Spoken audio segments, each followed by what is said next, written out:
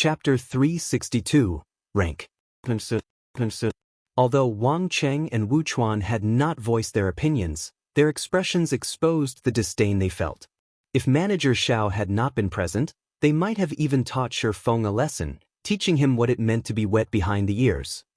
As to why the two would not dare take action in front of Manager Xiao, it was not because of Manager Zhao's position in the Big Dipper Training Center. Rather, they feared Manager Zhao's personal strength. Because Manager Zhao's strength frightened Wang Cheng and Wu Chuan, they would not make any casual remarks in front of him. Why else would geniuses like them remain silent at such a ridiculous statement? Manager Zhao's full name was Xiao Yan, and he was well known in Jinhai City. He had also been a professional fighter during his youth. However, after winning a championship, he retired as a professional fighter. He then joined the Big Dipper Training Center and developed himself there.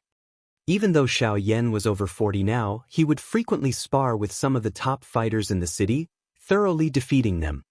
Uncle Xiao, why do you look so surprised? Zhao Ruoxi's lips curled up slightly when she saw Manager Yan's face. Since you don't believe me, why don't we place a bet? Zhao Ruoxi's mesmerizing smile left Manager Yan greatly confused. He could not figure out what the little girl before him was trying to accomplish. However, since Zhao Ruoxi wished to play, he certainly wouldn't mind humoring her for a while. When all was said and done, her father was a good brother of his, and he had pampered her like a little princess since she was a child. It seems that you have a lot of confidence in your classmate, Shi Feng, Ruoxi. In any case, since you've already made the offer, I'm guessing that you won't let your uncle say no. What do you wish to bet, then? However, I'll tell you this in advance. Your Uncle Xiao cannot get you the secret pavilion's information viewing rights. Manager Xiao laughed, having already prepared to lose. Hearing the words, secret pavilion, both Wang Cheng and Wu Chuan behind Manager Xiao were shocked. What was the secret pavilion? Anyone who played virtual reality games definitely knew about the secret pavilion. The secret pavilion was the creator of the experts list that recorded all the excellent individuals throughout the world. The secret pavilion's information gathering was unmatched throughout virtual gaming world. It had also been titled as omniscient. In the virtual gaming world, it was an exalted existence. Other than the experts list, one could also search for various information relating to the virtual gaming world through the secret pavilion's official website. However, depending on the type of information, the price varied. If one had a strong relationship with the secret pavilion, they could obtain different levels of information viewing rights. To those who played virtual reality games, that kind of access was a dream. Even Shi Feng, who taken aback by Manager Zhao's words. He had not thought that the Big Dipper Training Center would have a relationship with the secret pavilion. I know. I never said I wanted to bet the viewing rights anyway.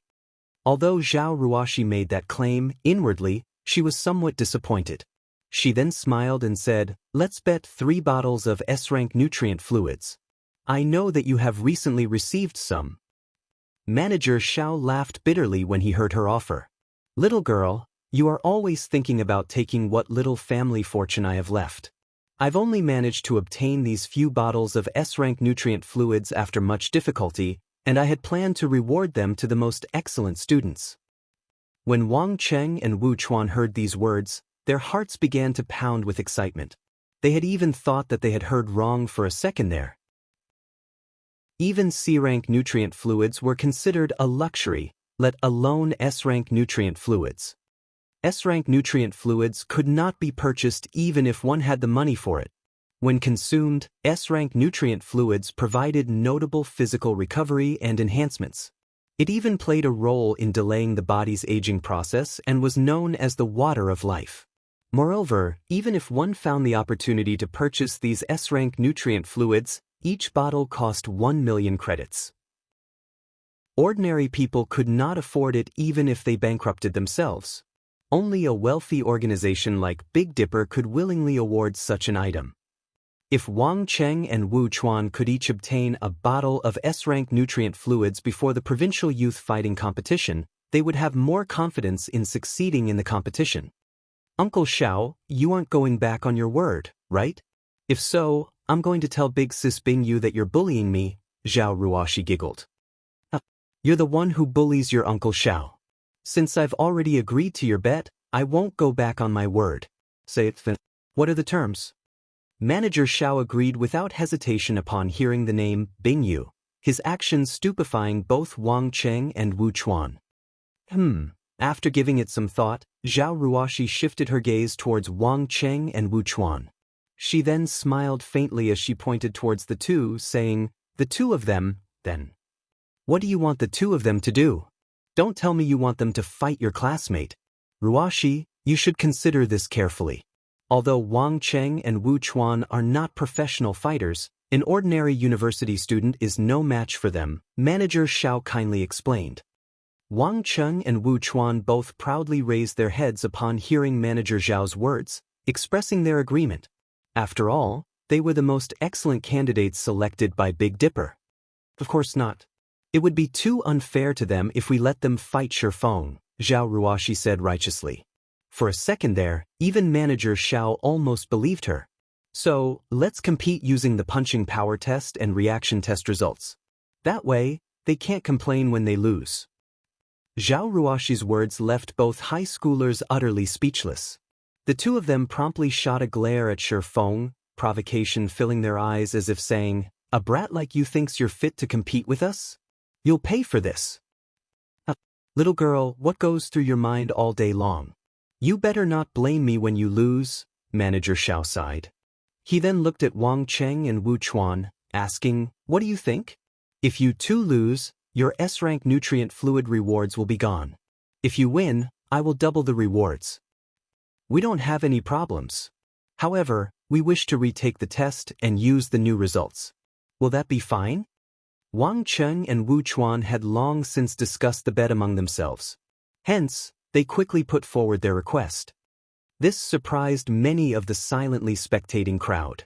They could not understand why the two students would request for a retest. After all, their previous test results were the best out of 3 tries. If they retook the test, they might not get better numbers. Only Manager Xiao understood the two students' intentions. Nodding his head, he said with a smile, "I knew you two little brats were holding back just now." The realization struck the spectators upon hearing Manager Zhao's words. They managed to get such high test results even while holding back? Are those two really high school students? Those two are simply too frightening. Many among the crowd expressed their shocks at this revelation. However, Shifeng was not the slightest bit surprised at this news. Only he was very surprised by Zhao Ruoxi's actions. He could not figure out just what she was trying to do. "I've earned you the chance to obtain 3 bottles of S-rank nutrient fluids. The rest is up to you now. Also, I prohibit you from losing." Zhao Ruoxi walked up to Shifeng and smiled, not giving him a chance to say no. After Zhao Ruoxi issued her command, Shifeng finally realized what she wanted to accomplish.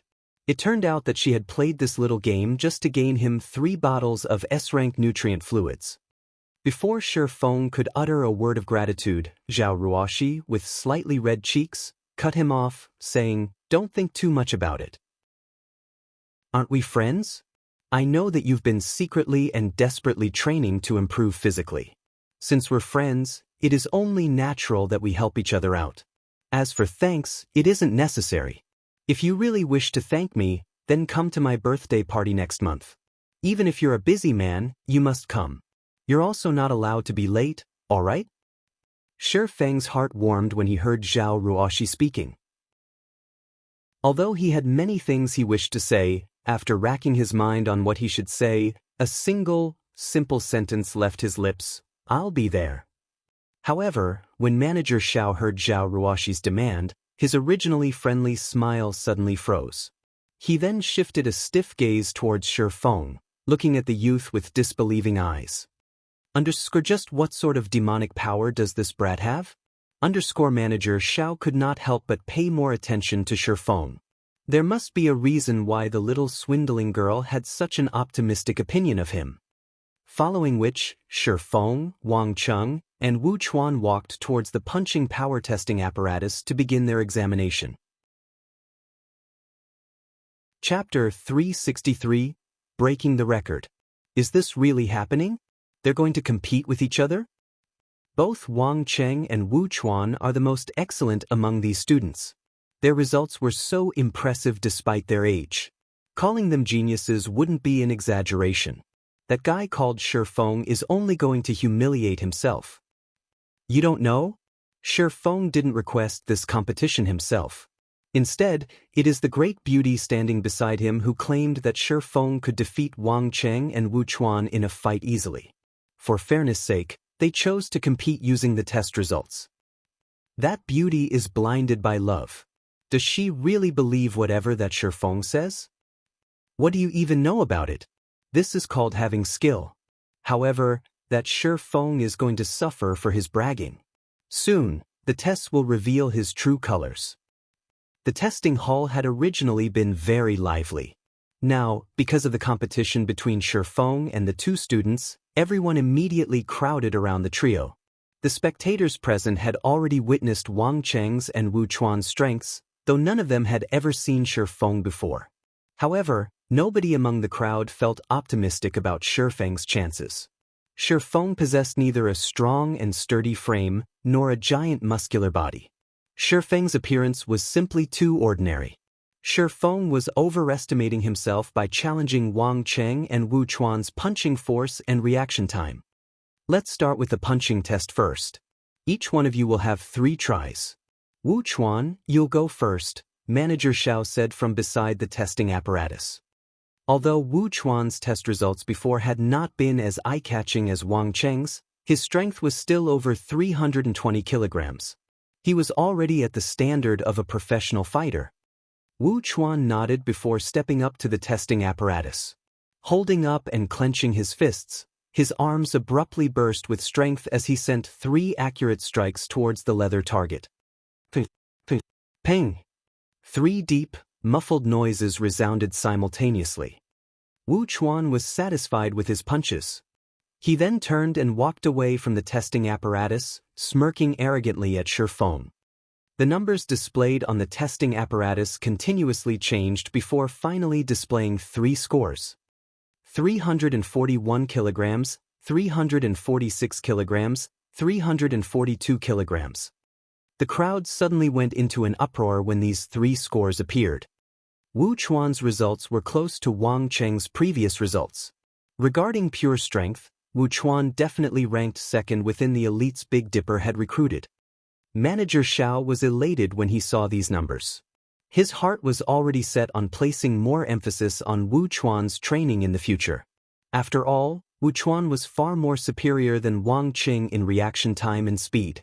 Overall, Wu Chuan was more powerful than Wang Cheng. Next, Wang Cheng. Manager Xiao shouted. Wang Cheng walked up to the testing apparatus and took up his stance. Immediately his muscles bulged, and the blood vessels across his arms also appeared. Wang Cheng sent 3 quick punches towards the leather target. Ping! The punching power testing apparatus suddenly released 3 crisp sounds, and even the machine itself trembled slightly. Meanwhile, the score the machine displayed broke through the 300 kilograms threshold and continued to rise. Within a moment, it shot the 360 kilograms threshold. Wang Cheng had surpassed even his previous highest record. Finally, the punching power testing apparatus displayed the final results. 385 kilograms, 391 kilograms, 388 kilograms. 3 scores. And each one surpassed Wang Cheng's previous record. Impressive! I didn't realize how much you had held back. Manager Xiao laughed upon seeing the scores. His fondness of Wang Cheng grew the more he looked at the young man. The standard of a top fighter in Jinhai City was 400 kilograms. Meanwhile, Wang Cheng was only a thread away from reaching that standard. Based on the youth's potential, after Big Dipper nurtured him, he should have no problems entering the top 10 in the provincial youth fighting competition. Zhao Ruoxi's confidence wavered when she saw the results. Wang Cheng's punching force had surpassed even Zhang Luowei's. Although there was only a difference of around 30 kilograms between Wang Cheng's previous record and his current scores, It was exceedingly difficult to increase one's force by even 1 kilogram after passing the 350 kilograms threshold. Many years of effort were required to increase one's force by 30 kilograms. It was impossible to achieve such a feat in a short amount of time. Although Shi Feng had defeated Zhang Luowei, Zhao Ruoxi guessed that the two of them were almost equal in terms of strength. Only, Shi Feng's combat techniques and experience far surpassed Zhang Luowei's. Thus, he had effortlessly defeated the renowned fighting genius. If she had known that Wang Qing had held back so much of his strength, she would never have chosen to compete using the test results. Next, Shi Feng. Although Manager Xiao did not know why Zhao Ruoxi had such a favorable opinion of Shi Feng, he knew that it was impossible for Shi Feng to surpass Wang Qing's record of 391 kilograms. Shi Feng walked up to the testing apparatus, smiling bitterly at the displayed 391 kilograms. Inwardly, Shi Feng thought he is just a high school student, yet even before undergoing systematic training he is already so strong. This should be the so-called genius. Originally, Shi Feng had simply come to the Big Dipper Training Center intending on checking his progress. Yet, he had somehow gotten caught up in this farce.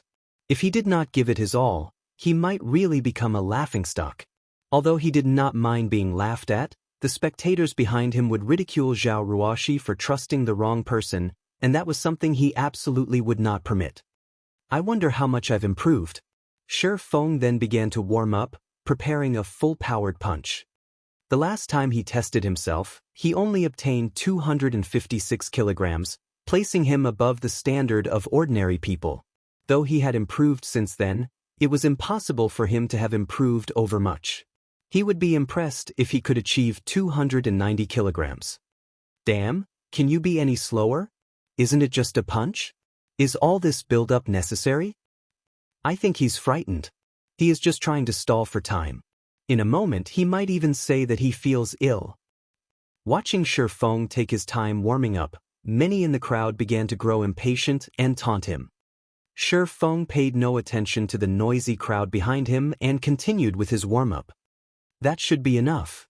After feeling his entire body loosen up, he clenched his fist and sent a quick punch at the target. Ping! The testing apparatus displayed a score of 302 kilograms. The heck?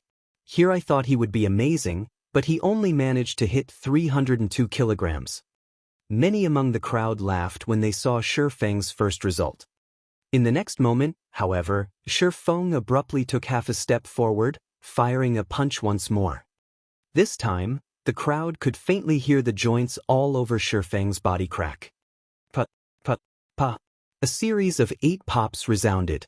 In addition to the sounds, some of the spectators with sharp eyesight noticed that, while Shi Feng launched his second punch, the hairs all over his body had stood on end. Following which, Shi Feng's punch landed on the target. Boom! This time, instead of a normal punch, Shi Feng had used the 1-inch punch. This move concentrated the power of his entire body into a single burst. It was an advanced technique that required a certain degree of control over their own body. The testing apparatus trembled slightly from Shi Feng's strike, and the score promptly changed to 437 kilograms.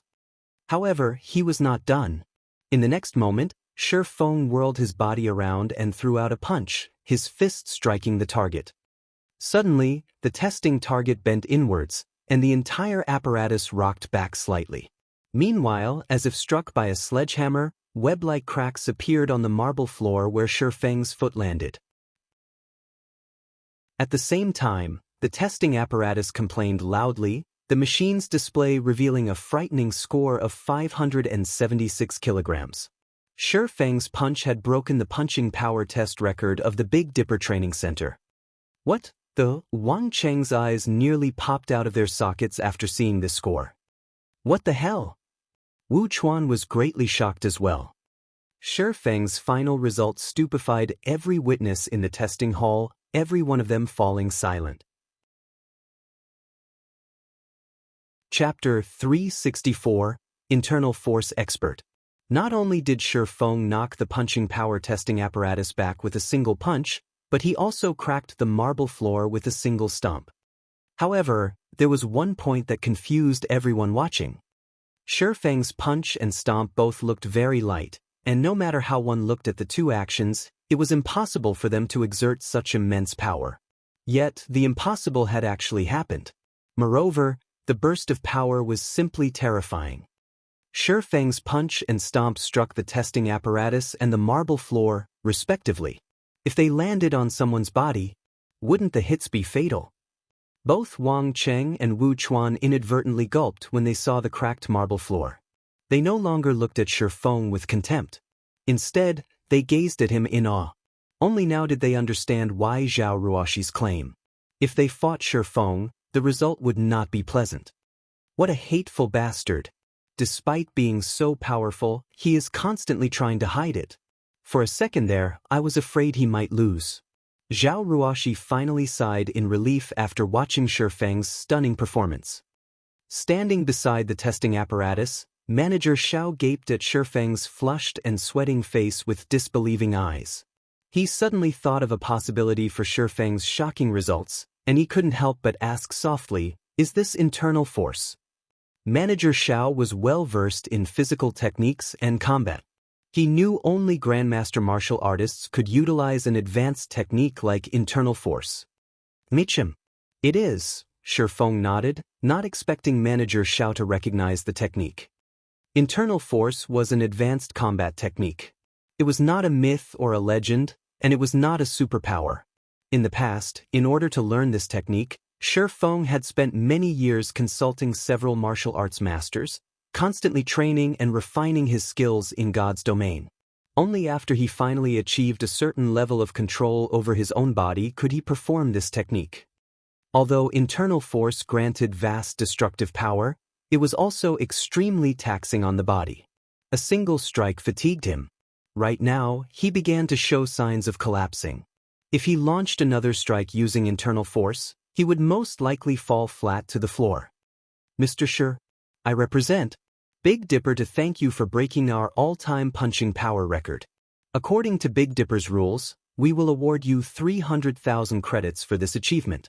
However, at my disposal, in addition to paying you 300,000 credits, Mr. Shi, in the future, you will be a platinum member of Big Dipper. You can enjoy a 60% discount on all expenses at Big Dipper. You will also receive a specially reserved platinum suite at the Big Dipper Training Center for your pleasure, Mr. Shi." After receiving Shifeng's nod of recognition, Manager Xiao was nearly speechless from excitement. He no longer looked down at Shifeng as a member of the younger generation. Instead, he treated Shifeng as his predecessor, even changing the way he addressed Shifeng. Since his youth, Manager Xiao had been infatuated with martial arts. He had never stopped training his body. Even now, his dream was to achieve a higher level in martial arts and successfully practice internal force. However, despite his many years of effort, he had never been successful. So, now that an internal force expert stood before him, how could he contain his excitement? Martial arts did not judge by age. Only one's achievements were important. Although he was young, Shifeng's capabilities with internal force signified him as Manager Zhao's predecessor in the man's eyes. Naturally, he would have to treat Shifeng with respect. "Uncle Xiao, since when were you so generous?" For a second, Zhao Ruoshi even thought she had heard wrong. At this moment her Uncle Xiao not only gazed at Shifeng with respect and reverence, but he also addressed her classmate as Mr. He even upgraded Shifeng from a normal membership to being a platinum member. There were less than 100 platinum members in all of Jinhai City. It was a symbol of status. Even she was only a gold member. Zhao Ruoshi could not understand what her uncle was thinking. "Little girl, Mr. Shi is a true martial arts expert. Why would you be surprised by this upgrade? On the other hand, why didn't you tell me that Mr. Shi was a martial arts expert, little girl?" "You've really caught me by surprise this time," Manager Xiao said sharply, shooting a glance at Zhao Ruoshi. "Didn't you say that you wanted Mr. Shi to teach these students? This isn't the proper place for such a discussion. Why don't we go to a meeting room and have a proper chat?" "Uncle Xiao, what about the results of the competition?" Zhao Ruoxi pointed at the score on the testing apparatus. Of course, Mr. Shi won this bet. There's no need to employ the reaction test anymore. I'll have the 3 bottles of S-rank nutrient fluids delivered to you later, Manager Xiao said. He then shifted his gaze to Wang Cheng and Wuchuan, asking, "Do you two have any concerns?" Both Wang Cheng and Wuchuan hurriedly shook their heads. Even a person as skilled as Manager Xiao treated Shi Feng with great respect. Shi Feng's strength and skill were obvious. If they continued to compete with him, they would only humiliate themselves. "Mr. Shi, now that this competition is over, let's go to a meeting room upstairs and talk. I have many things I would like to ask you," Manager Xiao said.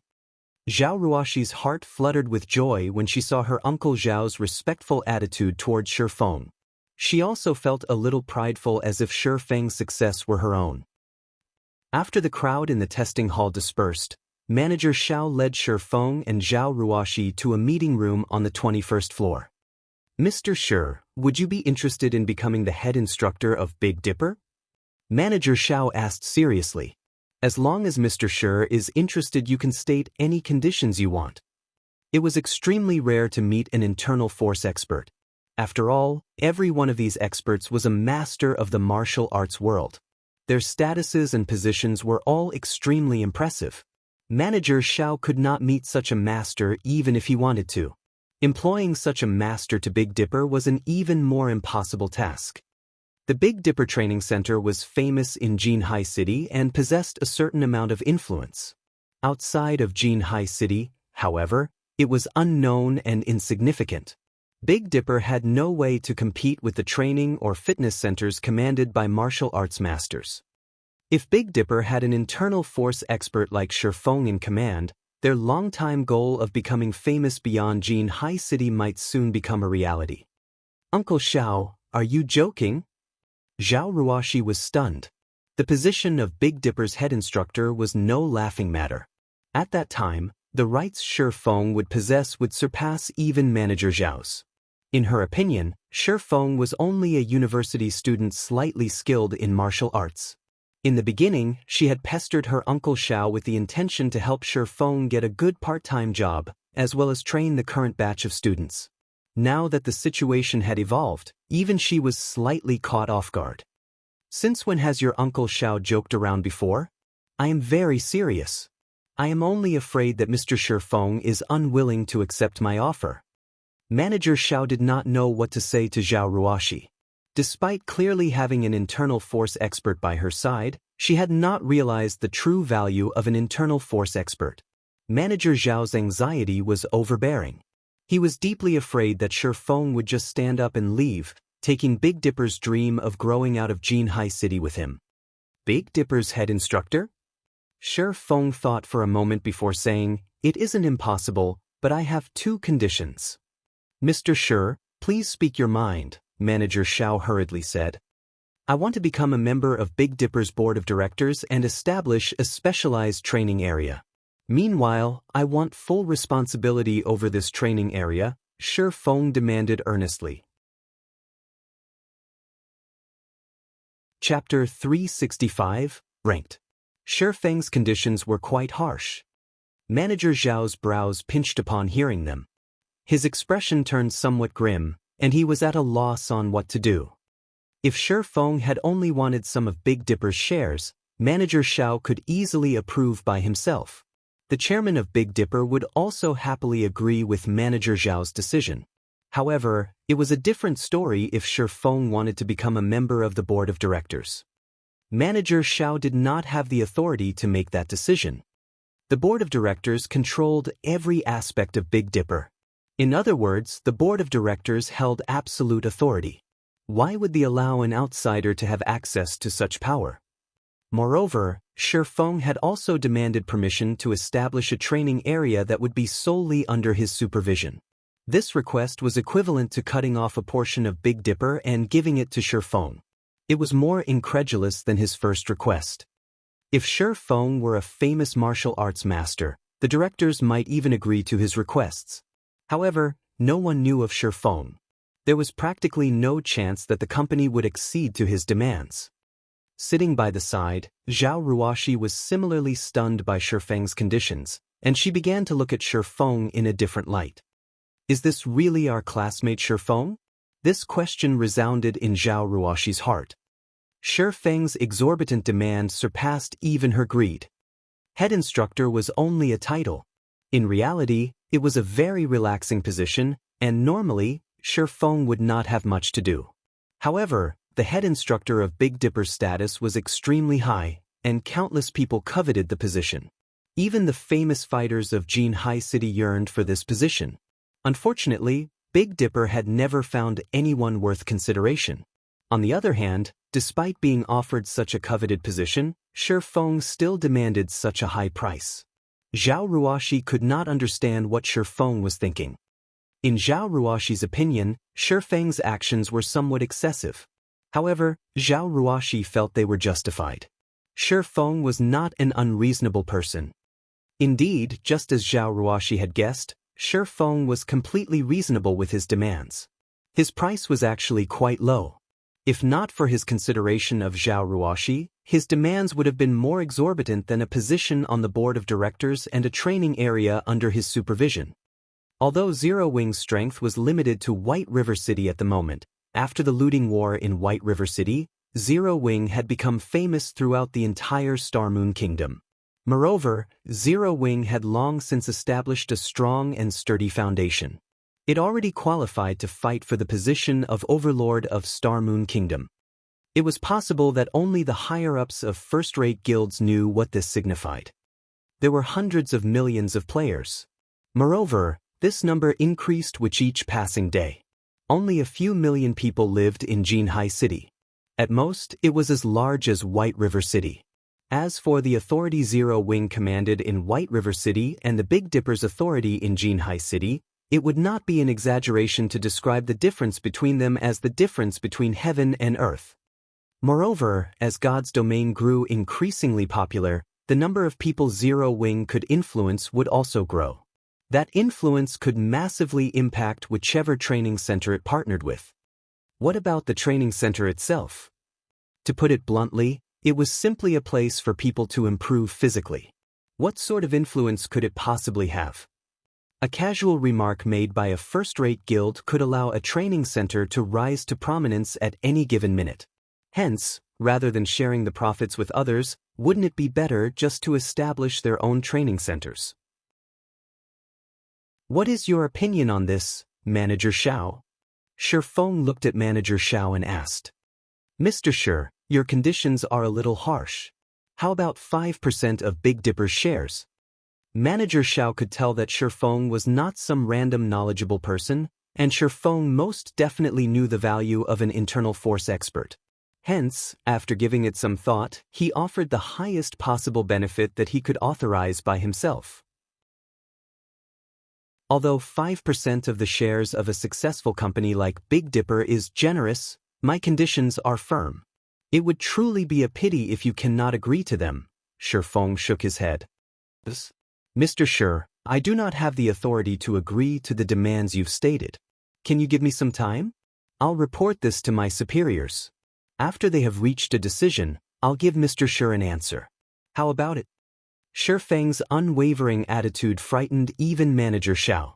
Originally, he had thought that a young man like Shifeng would jump with joy when offered the position of head instructor and 5% of Big Dipper's shares. However, he had never expected anything like Shifeng. Manager Xiao refused to believe that Shifeng was only a university student. 5% of Big Dipper's shares was a lot of money, enough to grant one a lifetime of luxury. However, Shifeng had insisted on his original demands. If Shifeng were not insane, then he was absolutely confident. Certainly. I'm not in a hurry for this matter. I'll wait for your reply, Shifeng smiled. He had not expected to deal with Zero Wing's training issues in a short amount of time. He still had many things he needed to do in God's domain. Zero Wing's workshop had also just opened, and he needed time to allow all these changes to settle in. He had simply come here today to test his physical limits. However, Shifeng also had Zhao Ruoxi to thank. If not for her, establishing a dialogue with Big Dipper's upper management would have been a struggle and taken some time. His current progress had already surpassed his expectations. Following which, Manager Xiao had consulted with Shi Feng on some matters relating to martial arts. Although Zhao Ruoxi was indifferent to such topics, when she saw how her uncle Xiao looked up to Shi Feng, she could not help but find the scene funny. If she related this matter to her father would definitely be shocked. After roughly 3 hours of lengthy conversation, Manager Zhao's admiration towards Shi Feng had grown by leaps and bounds. If not for the lack of time, Manager Xiao would have continued the conversation for 3 days and 3 nights. After Shi Feng left the Big Dipper training center, Zhao Ruoxi drove him back to his rented apartment. Meanwhile, Manager Xiao immediately contacted Big Dipper's chairman, his elder brother, Xiao Yu. Manager Xiao was prepared to discuss Shi Feng's demands in detail. As the sun set, a bright red luxury sports car stopped in front of Shi Feng's apartment complex. Shi Feng, you must store these 3 bottles of S-rank nutrient fluids properly. Unlike other nutrient fluids, S-ranks need to be kept below freezing. Otherwise, their effects will gradually weaken, and after 2 or 3 days, they will lose their effects completely. Also, you can only consume them once every 5 days. It would be detrimental to your body if you drink them more often. You must keep this in mind, alright? Zhao Ruoxi said, carefully handing over the metal briefcase containing the S-rank nutrient fluids. She reminded Shi Feng repeatedly, worried that he would carelessly waste the S-rank nutrient fluids as he had never consumed them before. Although 1 million credits was only a small matter to her, S-rank nutrient fluids were impossible to obtain even if one had the money. Shi Feng could not easily get more. Big Dipper was only lucky enough to procure a few bottles after much difficulty because of some of its connections. I understand, Shi Feng said, a bitter smile on his face. In reality, this was not his first time consuming an S-rank nutrient fluid. However, Zhao Ruoxi did not know about that. I'll take off then. Don't forget about my birthday party next month. I know where you live now, so if you're not there, I won't let you off lightly. Zhao Ruoxi brandished her little fist through the car's window. She then sped away in her hovering red sports car. At this moment, Shi Feng finally reacted. It turned out that Zhao Ruoxi had actually sent him home with such intentions. Although he was almost never on time, he shouldn't be that unreliable of a person, right? When Shi Feng turned around and was about to enter the apartment complex, he suddenly discovered someone squatting by the building's entrance. That person stared at Shi Feng with a wretched smile on his face. It was none other than Blackie. Brother Feng, you're simply too amazing. I don't see you for a few days, and already, you've managed to hook up with class monitor Zhao. You need to teach me some of your skills. If you don't, I'll tell Sister Fire Dance. Blackie said, giving Shi Feng a meaningful smile. Scram. Don't think that I don't know how frequently you hook up with some of the beauties in the guild. Shi Feng rolled his eyes at Blackie. Although Blackie had attempted to behave himself ever since he joined Zero Wing Workshop, a man's nature would not change easily. Currently, he was already growing closer with one of the female mages in the guild. Speak. Why are you here? Okay, I admit. I have important news that I needed to relay to you personally. After you hear it, don't get too excited, Blackie said excitedly. Clearing his throat, he happily announced, 1 hour ago, the Secret Pavilion published its latest experts list. Meanwhile, Brother Feng, your ID has been included. Right now, the entire Star Moon Kingdom is going crazy. Chapter 366, Virtual Gaming Cabin. Listening to Blackie's excited report, Shi Feng was speechless. Even if Blackie hadn't told him the news, he would have discovered it after he entered God's domain. There was not necessary for Blackie to hunt him down. Did you run all the way here just to tell me this? Shi Feng asked. Of course not. Sister Aqua said that using the advanced virtual gaming helmet constantly would affect your strength and growth in game. After all, the helmet only has a synchronization rate of 90%. The cabin, however, has a synchronization rate of 97%.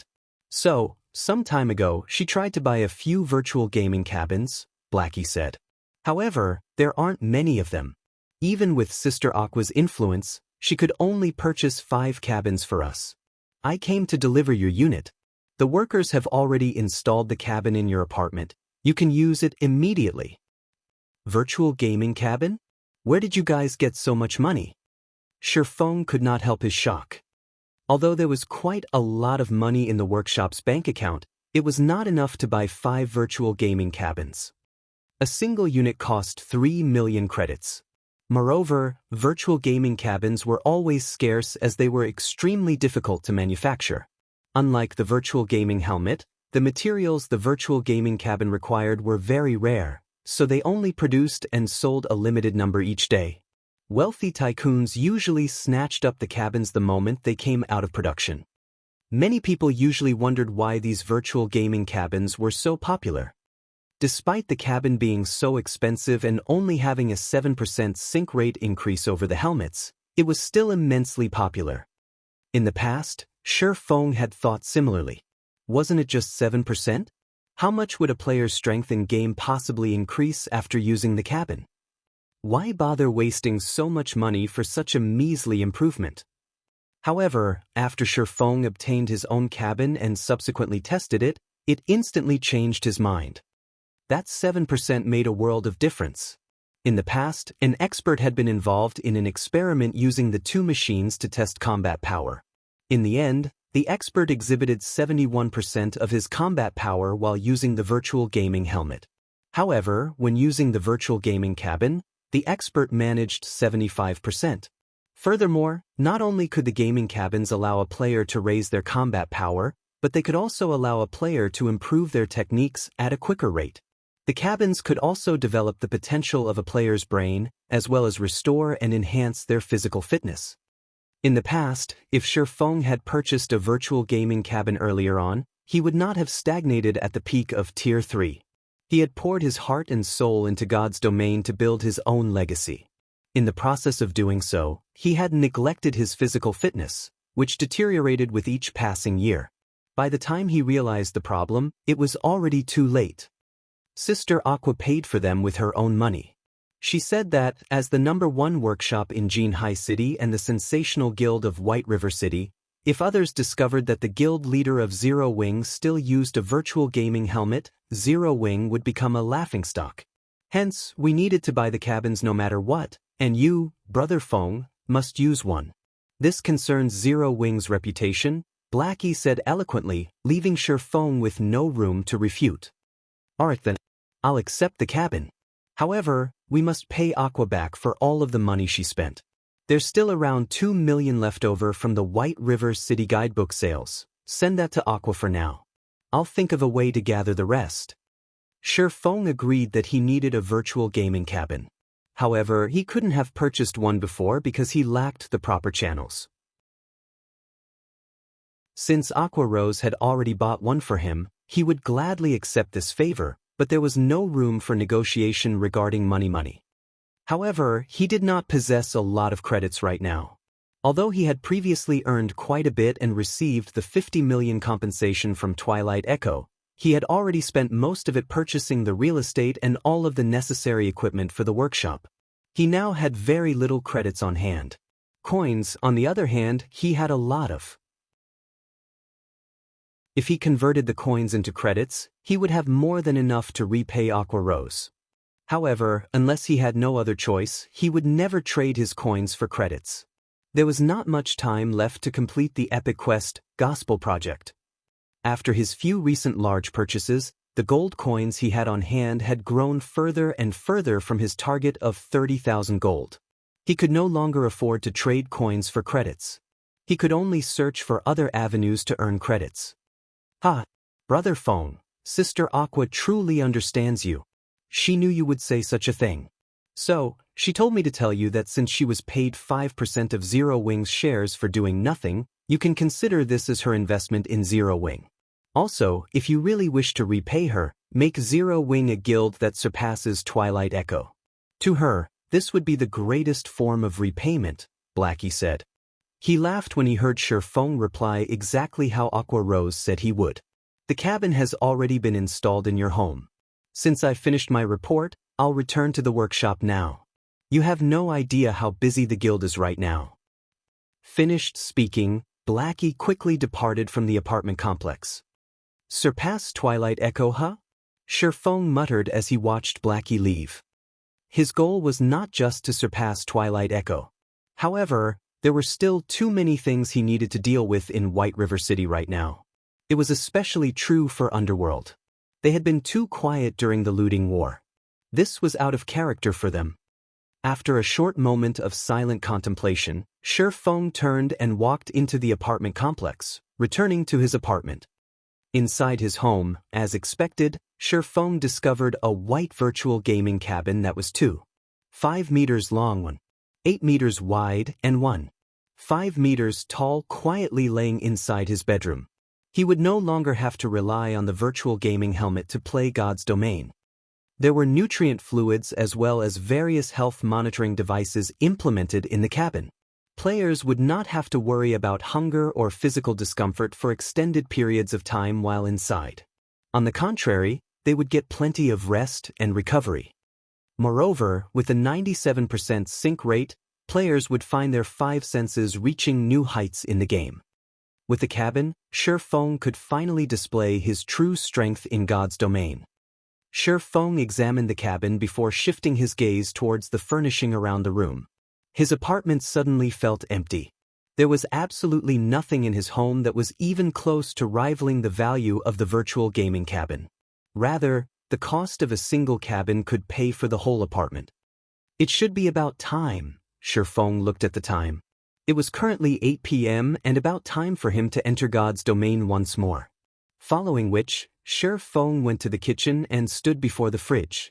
He then removed the bottles of S-rank nutrient fluids from the metal briefcase.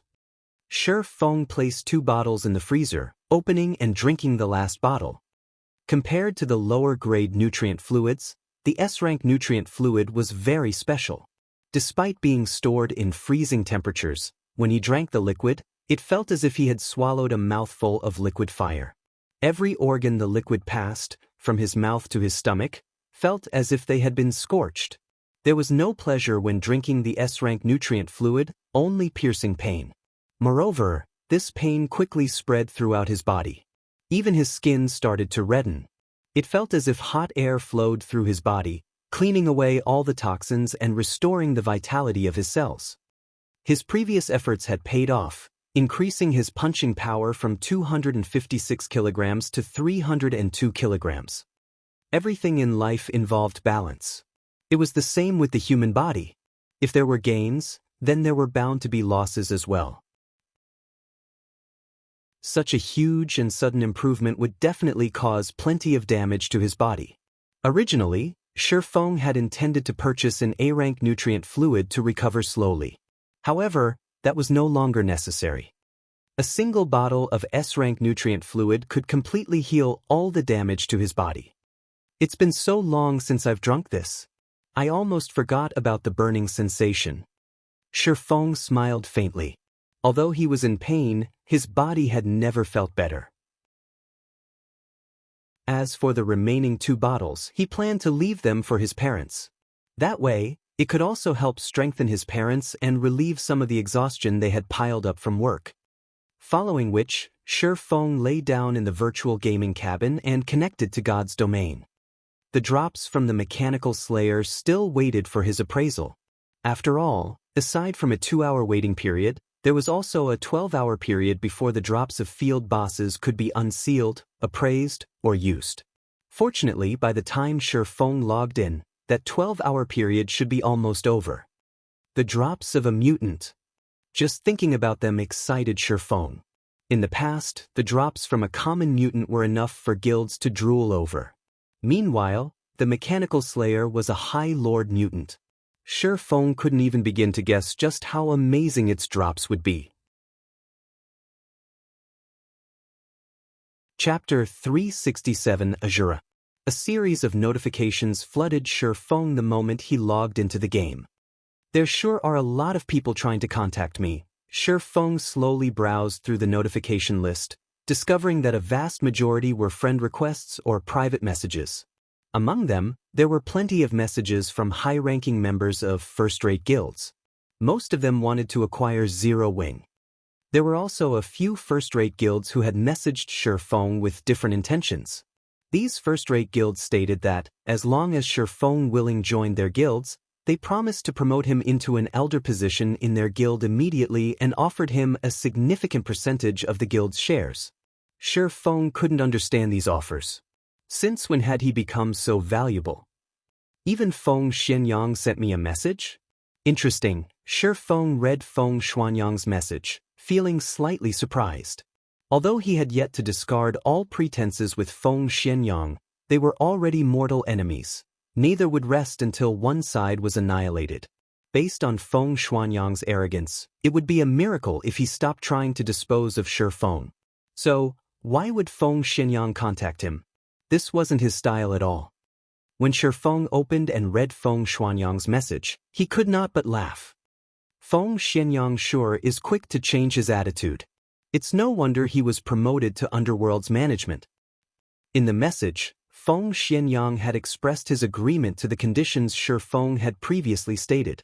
He was willing to invest 1 billion credits in Zero Wing in return for 10% of Zero Wing's shares. As for the finer details, they could discuss that further once Shi Feng contacted him. What the hell happened while I was away? Everything had happened too suddenly, and Shi Feng was at a loss. The looting war in White River City should not have warranted such a change in Feng Xianyang. There must be some other reason. Although Zero Wing had become a major force, in the end, it was limited to White River City. There are over 100 cities in the kingdom. To first-rate guilds, the gain or loss of a single city was insignificant.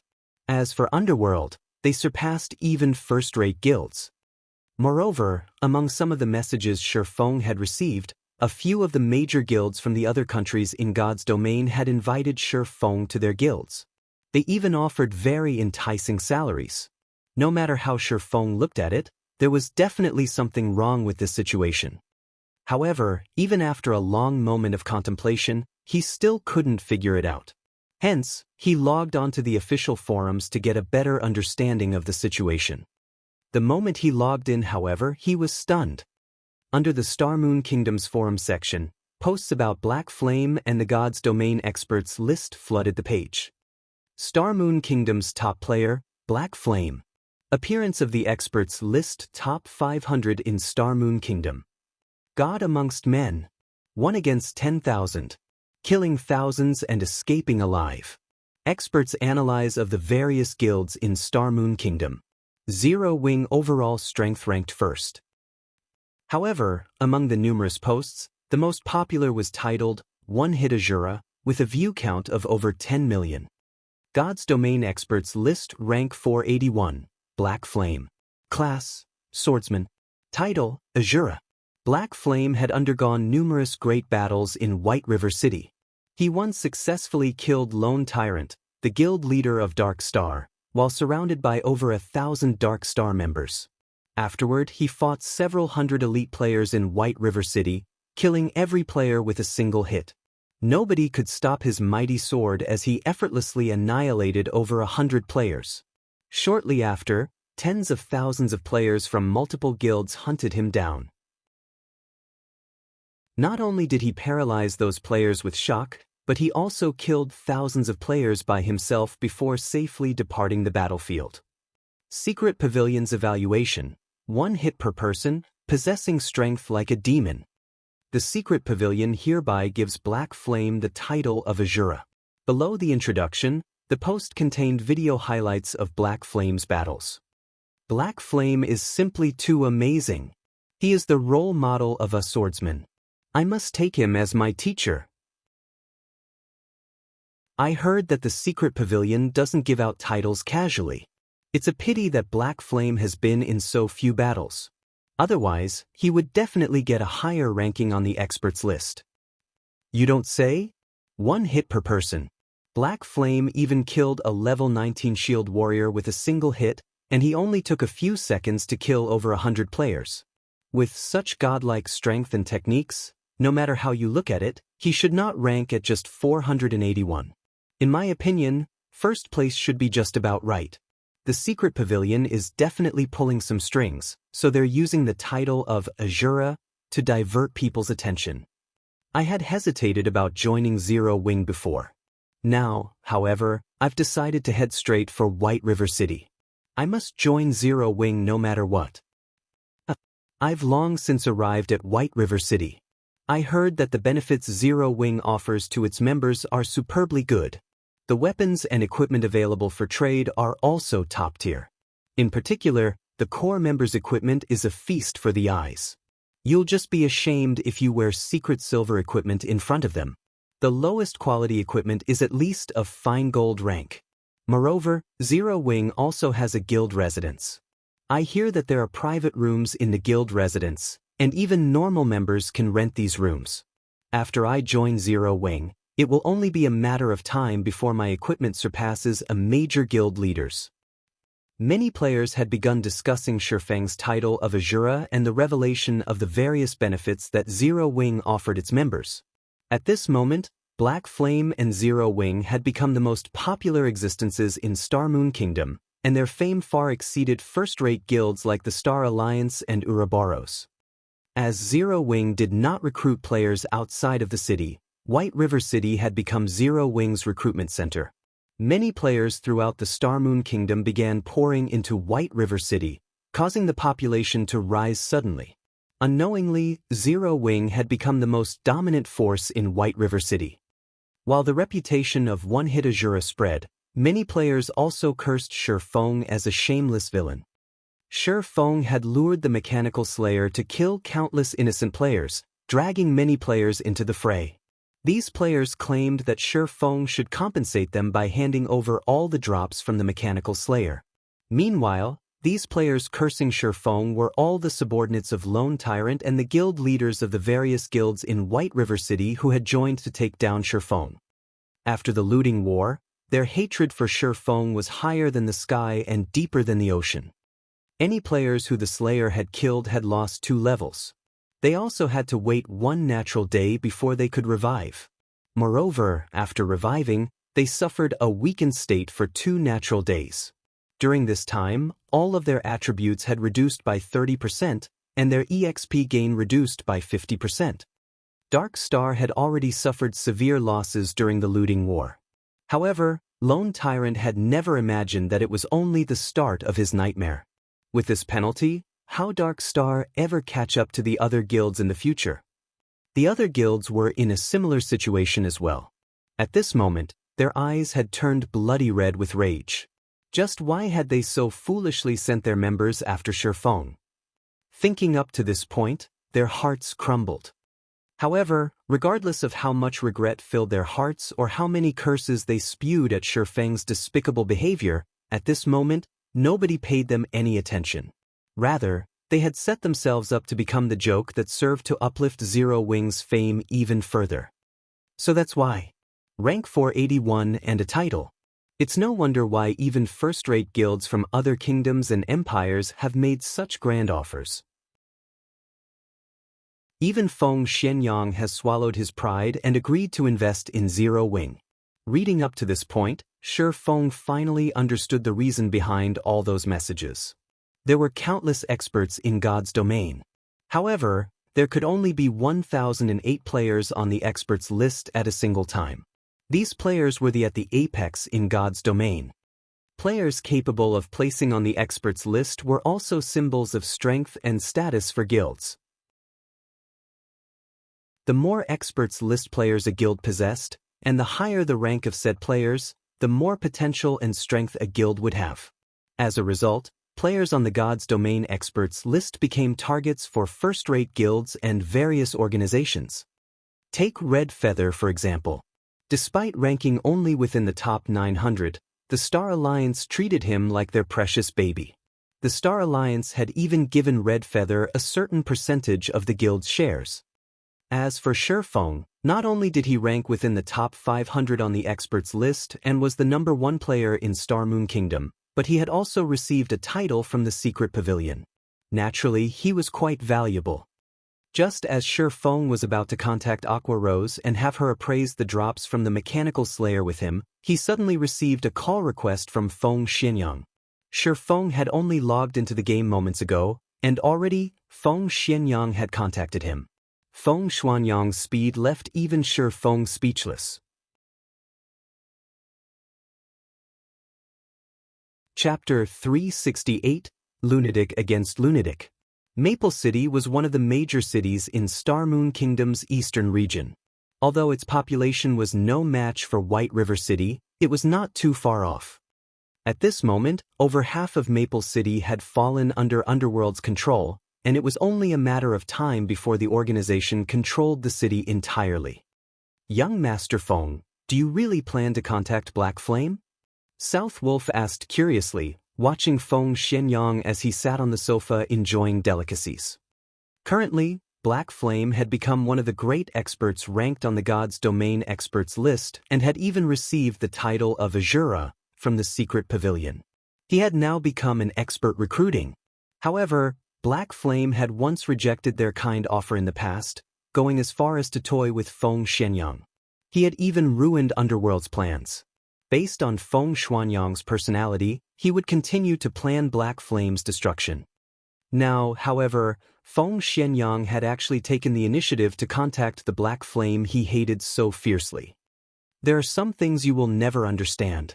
Based on our previous investigations, that mechanical slayer was a very special monster, Feng Xianyang said as he examined the compiled data in his hands, a playful smile appearing on his handsome face. A special monster? South Wolf was confused. That's right. According to the information I have here, any player killed by the mechanical slayer had to wait 1 natural day before reviving. Even healers' resurrection skills were ineffective on these players. Moreover, the penalty for death doubled. After these players revived, they also entered a weakened state for 2 natural days. During this period, all their attributes have decreased by 30%, and the EXP they can receive has decreased by 50%. Feng Xianyang reported pleasantly as he lightly shook his head. Do you understand what this means? South Wolf shook his head, growing more confused at Feng Xuanyang's words. Have you ever seen a monster with such strength? With God's Domain's basic settings, the stronger a monster is, the greater its loot will be. The mechanical slayer's loot must be stunning. There might even be many epic items among its drops. Meanwhile, Zero Wing is the largest beneficiary from the looting war. They claimed more drops than any other guild in White River City. Obtaining these drops could skyrocket Underworld's future development. However, it is simply too difficult for us to obtain them. Moreover, we don't have any concrete information about the loot. Trying to steal it from Zero Wing would not be easy. Hence, I've decided to invest in Zero Wing. Although we would have to spend a large sum of money, when I become one of Zero Wing's stockholders, I can easily obtain any information I want. Afterward, I can just set up a trap to steal those items and, slowly but surely, destroy Zero Wing from the inside. Isn't it just money? I have plenty of that. Feng Xianyang was determined to join Zero Wing. Nobody could resist the enticement of 1 billion credits. As long as he could get a hold of a small percentage of Zero Wing's shares, he could obtain all information relevant to Zero Wing fair and square. Previously, not only had Shi Feng acted so arrogantly before him, but Shi Feng had also caused his plans to support Dark Star to fall short. So, why would he ever let Shi Feng escape his punishment? South Wolf trembled upon hearing Feng Xuanyang's plans. Suddenly, South Wolf realized that he was still naive. His understanding of Feng Xianyang was still too shallow. Feng Xuanyang's plans were simply insane and terrifying. In South Wolf's opinion, Feng Xuanyang's plans weren't related to the mechanical slayer's loot at all. Feng Xianyang just wanted his revenge on Shi Feng. The drops were an excuse to take action. To think that Feng Xianyang was actually willing to spend 1 billion credits just to destroy Zero Wing and get his revenge. He was a lunatic. Young Master Feng, I'm not trying to overstep my boundaries, but we have gone looking for trouble with Black Flame many times before. We have hunted Zero Wing's core team. Now that we are trying to become the guild's shareholders, Won't he just reject us outright? South Wolf said softly. Of course, I have already considered that. Although we were behind the attacks on Zero Wing, Dark Star stood in the forefront. I have never personally made an appearance. Although Black Flame knows the truth, on the surface, we maintain our pretenses with each other. Moreover, the reason I've contacted Black Flame during his time of glory is that I want him to think that I noticed his potential and that I am willing to pay any price to obtain him. That way, I can smoothly become a shareholder of Zero Wing without arousing any suspicion. Feng Xianyang smiled coldly as he gazed into the wine glass in his hand. After taking a sip, he added, "Besides, is there anyone who would willingly refuse money? I've investigated Zero Wing's background. This guild does not possess any sort of funding. If Black Flame wishes to develop his guild further, he will inevitably need large sums of credits. To Zero Wing, 1 billion credits is like a heaven-sent fortune. If Black Flame is intelligent, he will set aside personal feelings and act logically. He has no reason not to accept my offer." South Wolf's heart suddenly pounded. He never expected that his guess would hit the mark. Feng Xuanyang's true goal had never been to obtain the drops of the mechanical slayer. Instead, he only ever cared about Zero Wing's destruction. To put it another way, Feng Xianyang planned to, incidentally, obtain the drops after he destroyed Zero Wing. As fear began to grip South Wolf's heart, Feng Xianyang contacted Shi Feng. "Oh, Vice Leader Feng, to what do I owe the pleasure of your call today?" Shi Feng asked rhetorically the moment the call connected. "Guild Leader Black Flame, regarding the matters we discussed during our last meeting, I have thought them through. Regarding a guild with boundless prospects like Zero Wing, Underworld is willing to pay 1 billion credits to become one of its shareholders. At that time, with the support of Underworld, Zero Wing will certainly grow to become the overlord of Star Moon Kingdom's eastern region. Guild Leader Black Flame, when will you have time to sign the contract with us?" Feng Xianyang asked, smiling. "It looks like you have finally realized Zero Wing's value. Although your previous conduct was slightly excessive, I will be magnanimous and forgive you this time. Let's first talk about the shares, then. If there are no problems after our discussion, we can discuss a time to sign the contract. After all, the shares of the utmost importance to Zero Wing," Shi Feng said, expressing his interest. However, the moment Feng Xianyang heard Shi Feng's words, he very nearly erupted into a flurry of curses. The wine glass Feng Xianyang had held, however, was less fortunate as it fell from his trembling hand and shattered on the floor. Shi Feng spoke as if he thought Feng Xianyang was a child who had done something wrong, and that Feng Xianyang was currently pleading for Shi Feng's forgiveness. Why wouldn't such blatant humiliation enrage the proud and arrogant Feng Xianyang? "Black Flame, I will endure today's matters. The moment I become a shareholder of Zero Wing, I will sign your death certificate."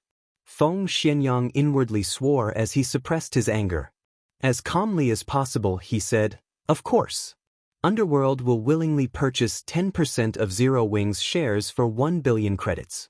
We will also supply Zero Wing with 100 gold coins every week, as well as send a large number of experts and talents from various fields, allowing the guild to become the overlord of White River City." 1 billion for 10% of the shares? Shi Feng shook his head. Revealing a cold smile, he said, "I think we may have a misunderstanding.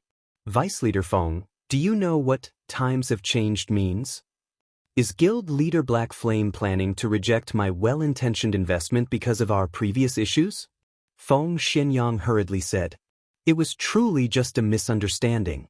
I had no knowledge of the actions against Zero Wing. Lone Tyrant was responsible for those attacks. Despite my explicit command barring him from taking action against Zero Wing, Lone Tyrant insisted on doing so. Underworld never intended to strike Zero Wing." "Vice Leader Feng, you misunderstand me. I'm not saying that I don't agree to Underworld's investment. However, 1 billion for 10% of Zero Wing's shares? Vice Leader Feng, don't you think you're being a little too greedy?" Shi Feng shook his head slightly. He said seriously, "Vice Leader Feng, greed can ruin one's life. However, Seeing Vice Leader Feng's sincerity, I will sell you 0.1% of Zero Wing's shares in exchange for 1 billion credits. What do you think?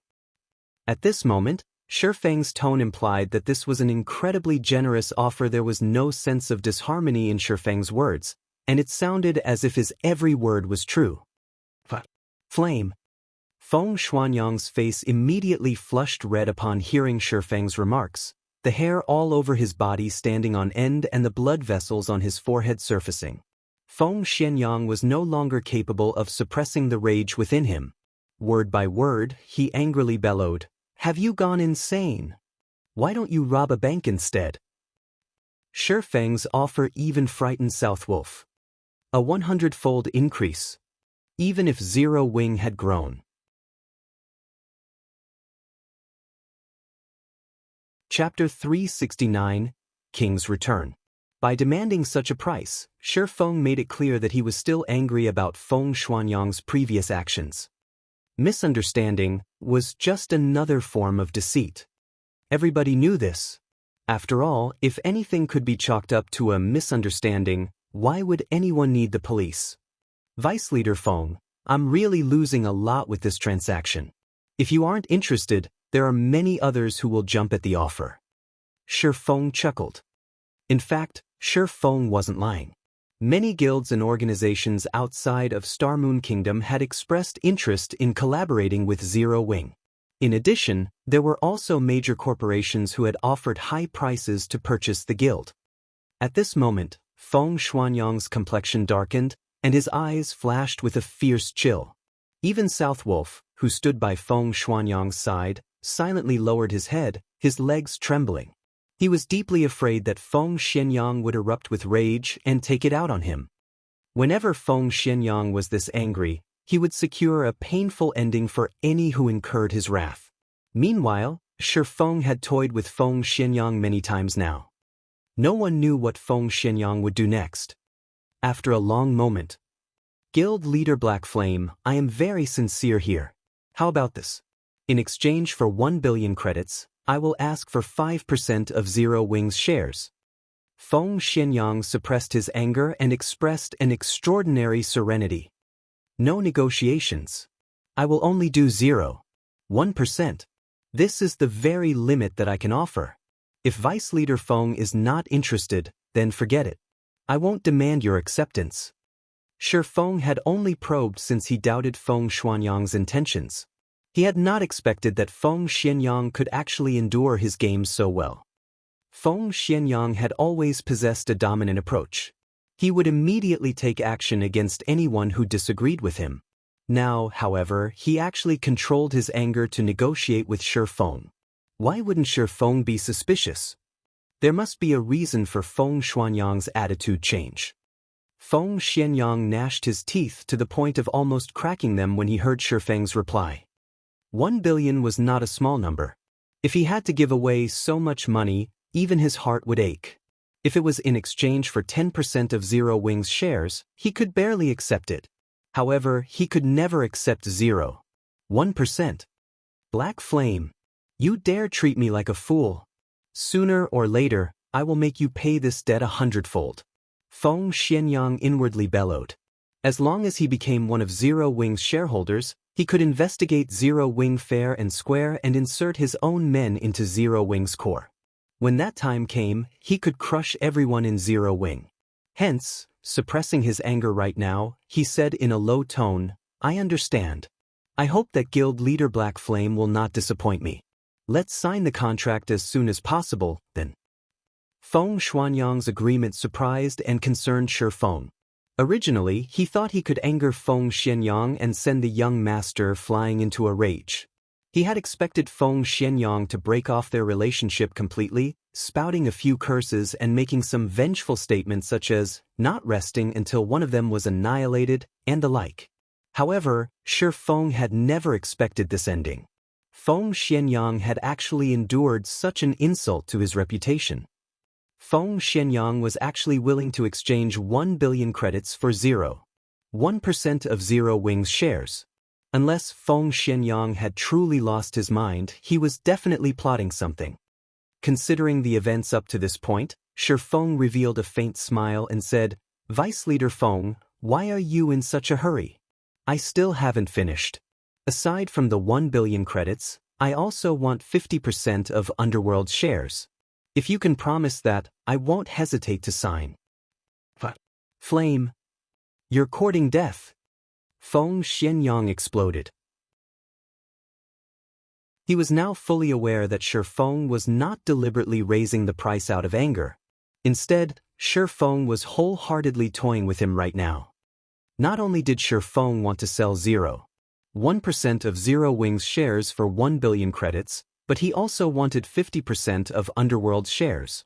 What was Underworld? It was a force that far surpassed a first-rate guild.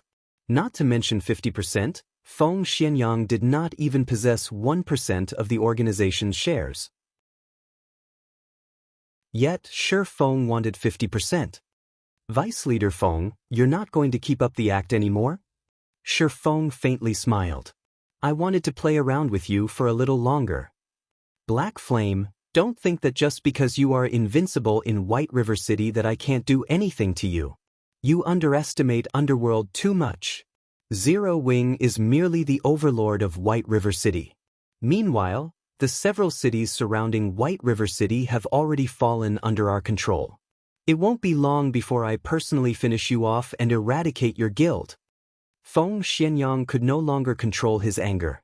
Like a berserk beast, he let out a lung-piercing roar, causing everyone who heard it to shiver with fear. "Black Flame, originally, you could have had 1 billion credits as your retirement fund. Now, you no longer have that chance. I will force you into a corner, bit by bit, and make you regret all your actions today." At first, Shi Feng was slightly surprised when he heard Feng Xianyang's fury.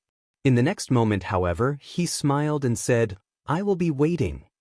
Afterward, Shi Feng disconnected the call.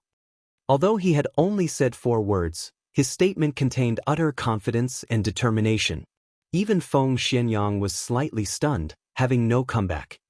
Feng Xianyang fully understood the meaning behind Shi Feng's words. Zero Wing is not afraid to start a war. If you think you're strong enough, bring it on. However, Feng Xianyang was confused. Just how had Shi Feng remained so calm even when facing 1 billion credits? "It seems that I need to speed up my plans," Shi Feng thought after he disconnected the call. His surprise during the call had not been due to fear. Instead, it was because he had not expected Underworld's background to be so powerful. They had acted so quickly and had already conquered the cities surrounding White River City. If it were not for Feng Xianyang losing his cool for a moment and revealing this information, Shi Feng would not have known how serious the situation was. However, Shi Feng could now release a sigh of relief. Fortunately, he had not discovered this too late. He could still prepare if he started taking action right now. It wasn't Underworld's iron grip on those several cities, rather they were under the absolute control of the guilds beneath Underworld. Otherwise, Feng Xianyang would not have tried to spend 1 billion credits to bury Zero Wing. Currently, the average player's level was still low, so interaction between cities was limited. However, when players reached higher levels, they would have to head to higher-leveled areas. Meanwhile, these high-level areas were close to the common borders between cities. At that time, Underworld could trap Zero Wing. With enemies on all sides, Zero Wing's members would not be able to level up safely as they would face the risk of an enemy ambush at any time. In the end, Zero Wing would slowly but surely be pushed into a corner. However, thanks to Feng Xianyang's temper tantrum, Shi Feng could act early to prevent such a situation. Otherwise, by the time everyone had leveled up, Zero Wing would be declawed. Considering the situation, Shi Feng hurried back to White River City. Upon his return, Shi Feng discovered that the area outside the teleportation hall had already been fully repaired. Meanwhile, many players wandered the streets. A majority of these players were independent. Whenever these independent players saw someone wearing Zero Wing's emblem, they would watch that person enviously, letting the Zero Wing member feel very proud. As for the members of Dark Star and other guilds, whenever they saw a member of Zero Wing, they would consciously avoid contact. These guild players were no longer as arrogant as before. Moreover, Shifeng discovered that the independent players walking around on the streets possessed very high levels. These independent players were clearly above the standard of ordinary players. Currently, many of these independent players were trying to form parties to raid high-level dungeons or grind in high-level areas. Before Shifeng had even left the teleportation hall, the atmosphere on the street changed. Practically everyone turned to stare at him. Isn't he one-hit Asura, Black Flame? Guild leader Black Flame has returned. Where? What? It's real. It's the real deal. He's just too handsome. I'm going to faint at this rate. Shifeng was not currently wearing his black cloak, so he was easily and quickly recognized. Suddenly, everyone on the street grew excited. Some female players looked as if they would pounce on Shifeng as soon as he passed, and many of them squealed in excitement. However, before these female players even had the chance to pounce on Shifeng, a group of players wearing dazzling equipment quickly swarmed over from a distance. The poorest quality weapons and equipment these players had were secret silver rank, and every one of these players was above level 20. They all wore a six-winged emblem on their chests, and the appearance of this group immediately attracted everyone's attention. This group of players was none other than Zero Wing's core team. In addition to these core members, there were also over 1,000 elite members behind them. These players moved in unison, and the extraordinary momentum they displayed caused the players to make way for them unconsciously. Meanwhile, all of these members of Zero Wing were here to receive Shifeng. Guild leader, welcome back. Aqua Rose, Fire Dance, and everyone else walked over, smiling faintly as they looked at Shifeng. This grand welcome left Shifeng utterly speechless. He could only silently nod in reply. Afterward, Shifeng walked back to the Starstreak trading firm with the crowd from Zero Wing. Throughout their journey, the players of White River City had all promptly moved aside. These players gazed at Shifeng with wonder as if welcoming the king's return.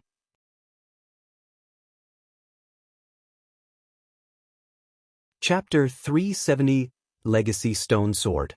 Starstreak Trading Firm, 3rd floor meeting room. At this moment, all of the core members of Zero Wing had gathered here. Compared to other guilds, Zero Wing was more fortunate as it had a meeting place exclusively for its own members. Normally, other guilds would have to use the temporary rooms available at the Adventurers Association. However, those temporary rooms could only hold a limited number of people at a time.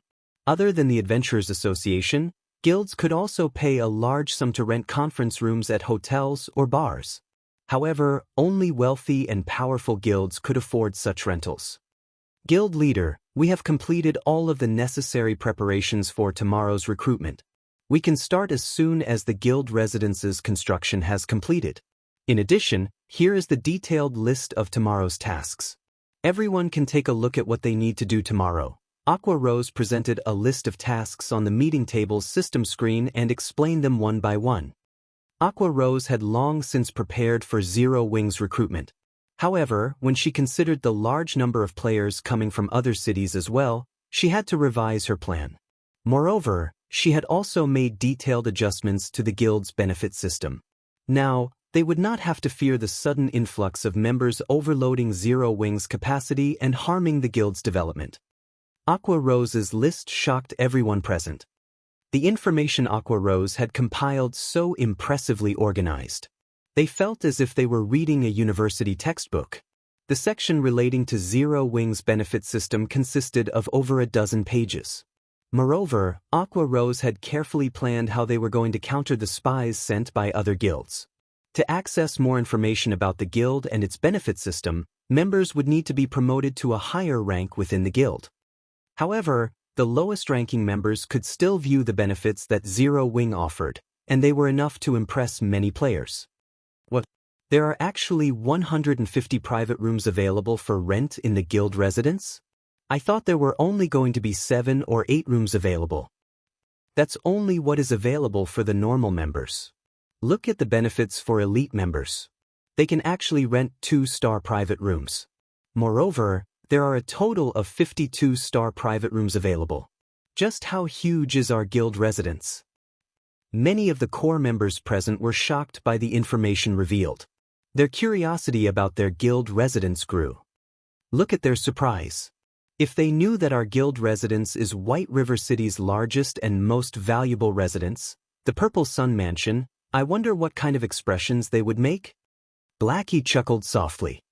Although Zero Wing's core membership had grown past 100, only a few actually knew where their guild residence was located. After everyone had their assigned tasks, Aqua Rose suddenly stood.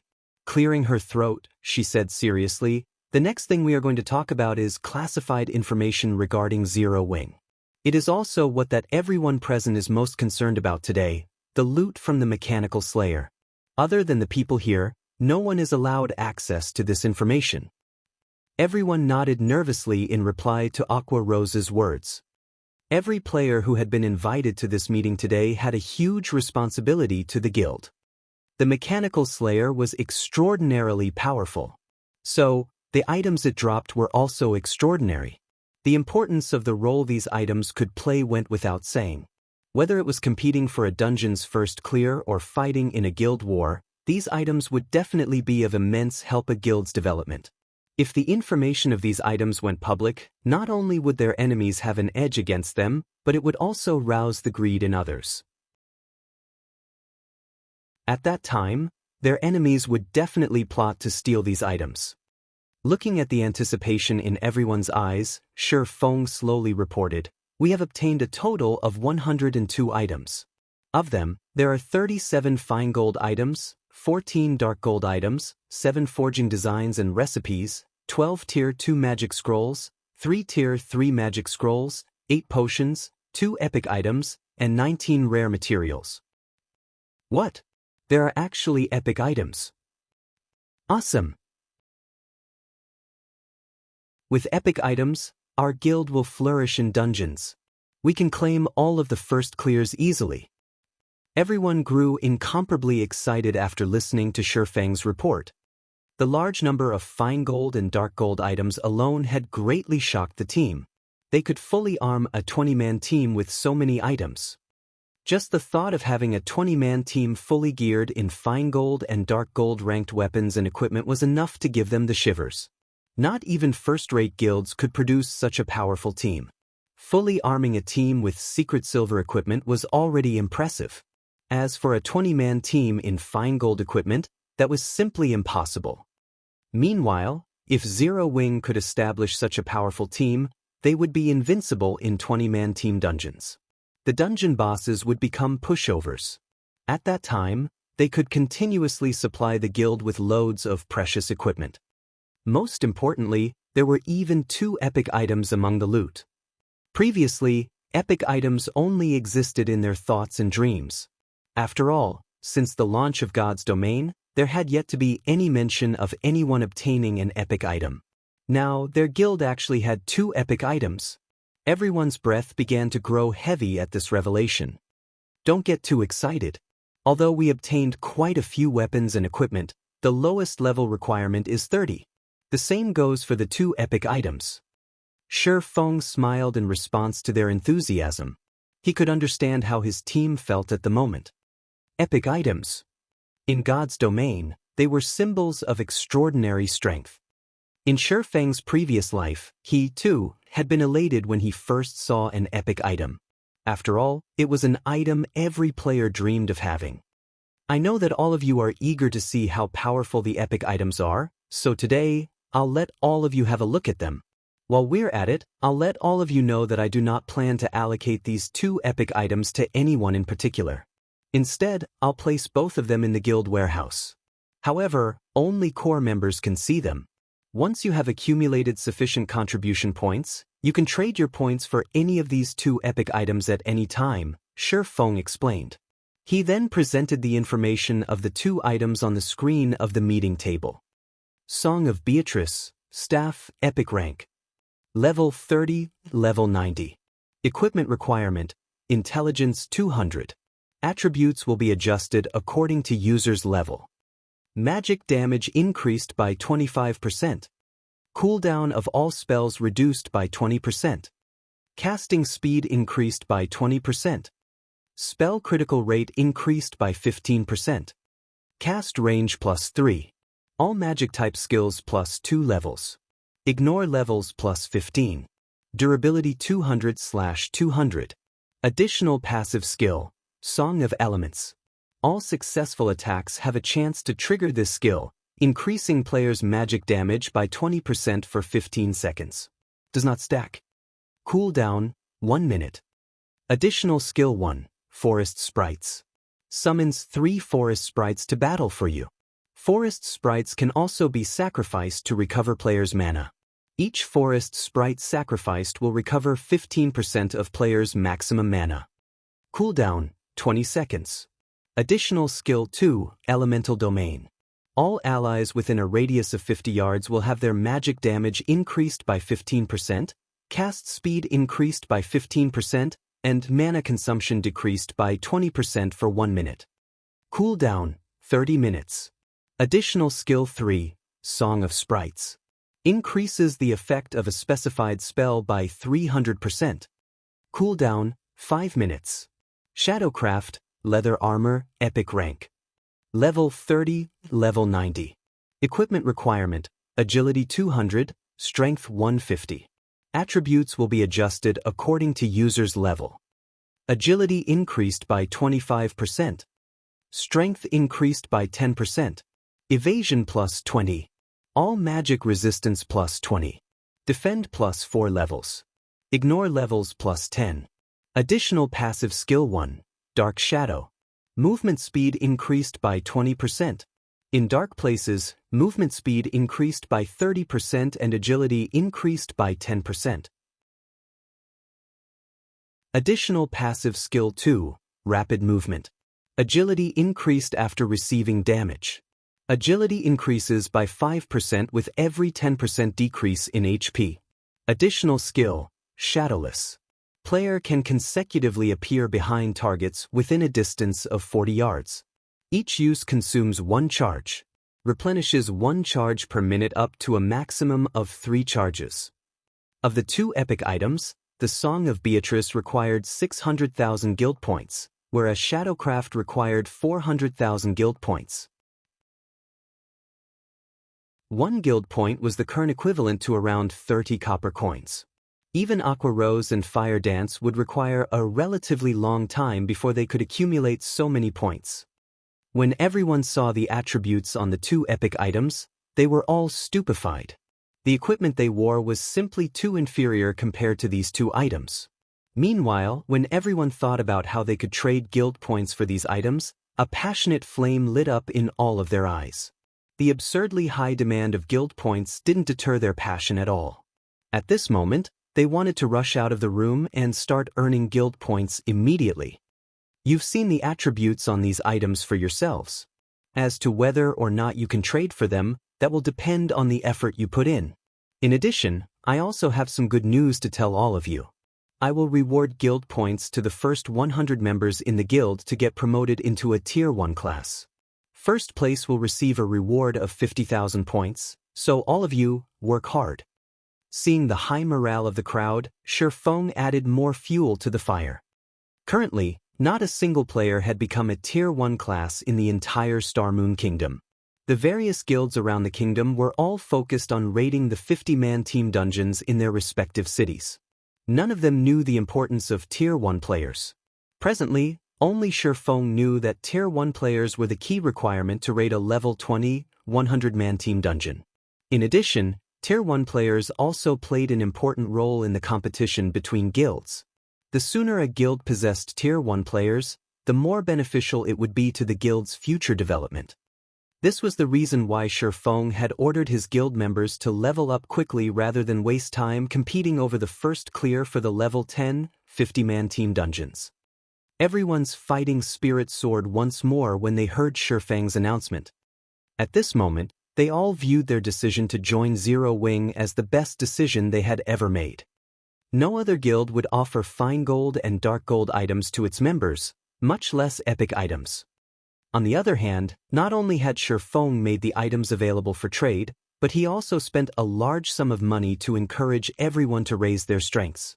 Players would never find these opportunities in any other guild. If they could earn the reward of 50,000 guild points, even if they didn't want the epic items, they could still gain several fine gold or dark gold items, greatly increasing their prowess. After the meeting ended, the core members headed towards the class association to receive their class change quest, afraid that the others would beat them to the top prize. It should be about time for me to upgrade my class as well. Shifeng smiled faintly. Shifeng had wanted to take on his class change quest for a while now. However, he celebrated the fact that he had not already done so. He would have regretted that decision. Before the meeting started, Shifeng had already appraised the drops from the Mechanical Slayer. In the looting war, Zero Wing had actually managed to obtain 103 items, not 102. There was one item Shifeng had not revealed. The item Shifeng hid was none other than the crystal-encased ancient sword. Shifeng had kept it hidden because that item was simply too frightening. Even if he added together the value of the other 102 items, it would not reach even 1/100th of the sword in the stone. If others learned about this item, it would definitely cause a sensation to sweep throughout God's domain, which was why Shifeng had decided to keep silent about it. The sword in the stone was neither a weapon nor armor. It was a legacy item. Moreover, the legacy it contained was no ordinary legacy. It was a legacy item even more powerful than the magic weapon Star's Reminiscence.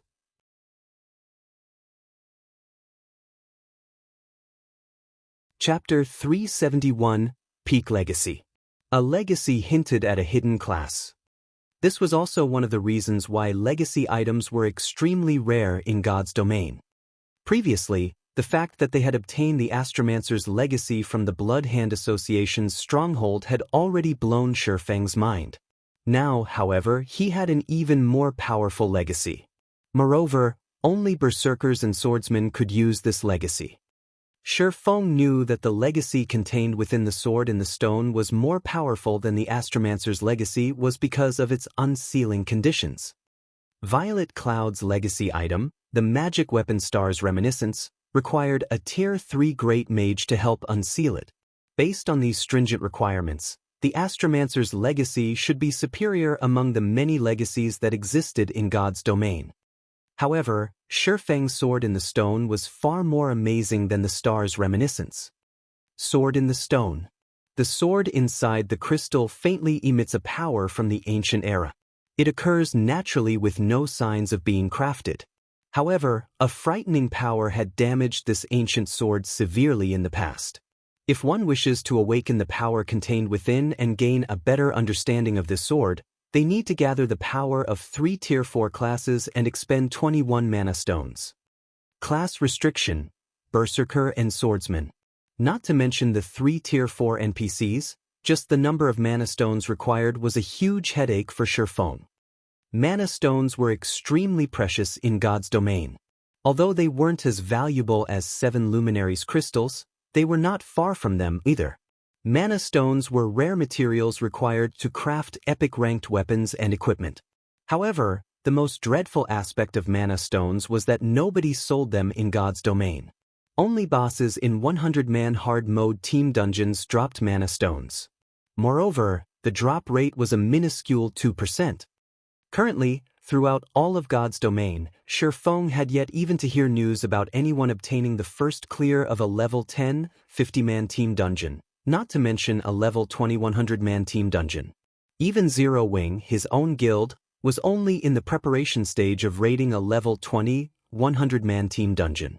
Only players who had gathered 100 Tier 1 players had a chance of success in the hard mode versions of those dungeons.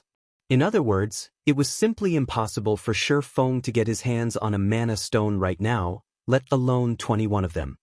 The difficulty of unsealing the sword in the stone far surpassed the magic weapon Star's Reminiscence. Hence, Shifeng was certain that the legacy contained within the sword in the stone was far superior to the Star's Reminiscence. At the very least, it should be one of the peak legacies of God's domain. I can only give it a try. Shifeng smiled bitterly as he gazed at the sword in the stone inside his bag. The awakening conditions of the sword in the stone were too high. Ever since Shifeng had appraised the legacy item, He had constantly been thinking of a way to fulfill those conditions. He could not afford to wait until Zero Wing obtained the first clear of a 100-man hard mode team dungeon before gradually collecting 21 mana stones. If the guild leader of any other guild stood in Shifeng's place right now, activating the class change quest of the Sword in the Stone would be nigh impossible. And ordinary players could never meet these conditions. Only after racking his brain did Shifeng think a way to awaken the Sword in the Stone early. Soon, Shifeng left the meeting room as well and headed to one of the forging rooms on the 4th floor of the Starstreak trading firm. They had obtained a total of 7 forging designs and recipes from the looting war. Of them, 3 were forging designs. All 3 forging designs produced different types of basic strengthened armor kits, which were respectively meant for plate armor, leather armor, and cloth armor. Although these basic strengthened armor kits were a lot weaker than the basic mana armor kit, their effects only half of the latter, they were still very valuable. After all, Shifeng was not a dedicated lifestyle player. He could not afford to spend a large amount of time producing the basic mana armor kits. Meanwhile, the supply of basic mana armor kits available on the market would not meet the demand. Hence, these 3 basic strengthened armor kit forging designs were extremely important. At this moment, a knocking came from the door of the forging room. "Guild leader, the ones you called for are here," Melancholic Smile said respectfully as she entered the room. While Shifeng had been busy, Melancholic Smile had grown to have the aura of a strong and capable woman. The current Melancholic Smile was already an advanced forging apprentice, and she was only a short distance from her promotion to a basic forger. Under Melancholic Smile's management, the Horizon Alliance, the lifestyle guild Shifeng had secretly established, had grown to house over 3,000 members. These lifestyle players had been recruited from various places. Currently, these members had crafted a majority of the products sold at the Starstreak trading firm. Not even Aqua Rose and Blackie knew about the Horizon Alliance. In the eyes of the public, the members of the Horizon Alliance were simply players that the Starstreak trading firm had hired. "Ah, come on in then," Shifeng nodded. Following which, a man and a woman entered the forging room. The woman who followed Melancholic Smile was none other than the forging genius Cream Cocoa. She had already become an advanced forging apprentice. Meanwhile, the man who entered with Cream Cocoa was a 40-year-old man called Roasted Ironheart. Because of his age, the guild's Roasted Ironheart had joined in the past had looked down on him. However, after he passed the test set by Melancholic Smile and became a member of Horizon Alliance, he had poured his heart into forging items and displayed frightening talent. Regarding forging techniques, he was even more talented than Melancholic Smile. Currently, he had already become one of the 5 great forgers of the Horizon Alliance. After the two entered, upon seeing Shifeng, Roasted Ironheart immediately grew cautious. Normally, Melancholic Smile was responsible for dealing with all matters within the Horizon Alliance. So, no one had ever met the true owner of the guild. The members of the Horizon Alliance only knew that their guild leader was extremely mysterious, and he had actually managed to form a relationship with the Starstreak trading firm. Not only did this great personage possess frightening wealth, but he also had great talents such as Melancholic Smile and Cream Cocoa working under him. The members of the Horizon Alliance all felt reverence and curiosity towards this mysterious boss of theirs. Today, as Roasted Ironheart finally met the mysterious boss behind the Horizon Alliance, his heart was filled with incomparable shock. Originally, Roasted Ironheart had believed that the force behind the Horizon Alliance was a wealthy tycoon. However, he would never have imagined that proprietor of this lifestyle guild was actually White River City's, no, the entire Starmoon Kingdom's #1 expert, the one-hit Asura, Black Flame. How could this revelation not shock him? Moreover, Black Flame was also Starmoon Kingdom's publicly acknowledged #1 forger. At this moment, Roasted Ironheart's mind was a complete mess. "There is no need to panic, I don't eat people." Shifeng could not help but console Roasted Ironheart when he noticed the man's trembling legs. Hearing Shifeng's words, Roasted Ironheart nearly slumped to the ground. The #1 expert of Starmoon Kingdom. the guild leader of Zero Wing. The great character that dominated White River City.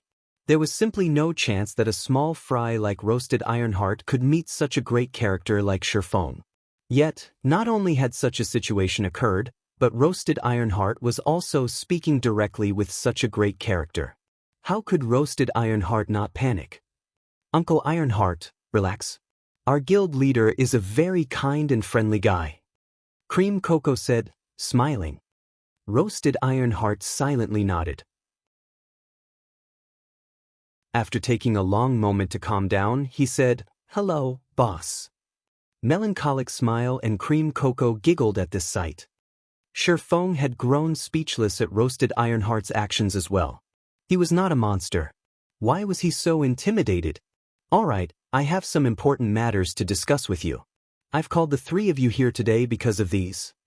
Saying so, Shifeng took out the 3 basic strengthened armor kit forging designs. Each of you will take one. Your task for this is to produce these items. The more, the better. As forgers, Melancholic Smiles group was stunned when they saw the forging designs. They understood the value of the basic strengthened armor kits. By producing these items, not only could they increase their promotion speed to basic forgers, but they could also use these items to dominate the forging market and create names for themselves. When the trio thought about how Shifeng was actually willing to let them learn such precious forging designs, their hearts were moved. I'll leave these forging designs to you, so research them properly. If you can achieve a 20% success rate, then you can start mass-producing them, Shifeng said. Although the basic strengthened armor kits were not as difficult to produce as the basic mana armor kits, advanced forging apprentices still had a low success rate. Melancholic Smile and the others would be lucky if they could successfully produce 1 or 2 pieces out of 10 tries. Guild leader, rest assured, we will accomplish this task. We definitely won't disappoint you. All 3 of them guaranteed. Following which, the 3 returned to their respective forging rooms and began their research on the forging designs. Meanwhile, Shifeng also departed from the Starstreak trading firm and hurried towards White River City's bank. He planned to start the first step of awakening the sword in the stone.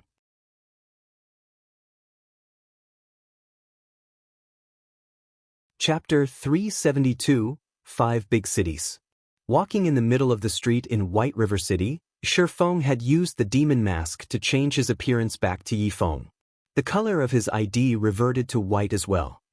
All this while, Shifeng had used his artificial ID of Black Flame. It had been a long time since he used his actual ID. In a rapidly changing game like God's Domain, not only were there tons of new players flooding into the game every day, but there were also many experts rising and falling with every passing moment. Meanwhile, the duration of Yifeng's disappearance from the public eye had been long enough for everyone in White River City completely forget about him. Throughout Shifeng's whole journey to the bank, not a single player he passed by had recognized him. Although some players had glanced his way, they had not done so because of Shifeng's identity. Instead, it was because of the equipment he wore. The magic weapon Abyssal Blade and the dark gold-ranked Purgatory's shadow hung from his waist. Even if Shifeng had removed the 2 weapons' glow effect, when one saw the intricate patterns carved onto the swords as well as the flowing lights flashing on the blades, no one believed they were ordinary weapons. White River City sure has changed. Even the average level of ordinary players is almost the same as Star Moon City. Making a casual observation, Shifeng discovered that a majority of the independent players wandering the streets were level 15 or 16 and armed with a few pieces of bronze equipment.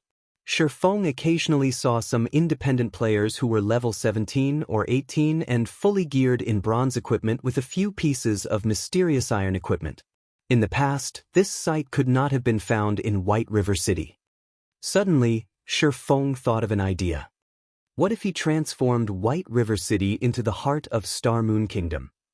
Originally, Shifeng had intended to develop a branch guild in Star Moon City once Zero Wing was sufficiently powerful to compete for the resources available there. After all, Star Moon City was the heart of Star Moon Kingdom. It was a gem that incited fierce competition among the many first-rate guilds. Star Moon City was also the hub for elites. The player population there was simply immense, with no other city within Star Moon Kingdom capable of being its rival. Meanwhile, controlling Star Moon City meant obtaining the large number of elite players and resources there. A guild's development in Star Moon City would be much faster than in any other city in Star Moon Kingdom.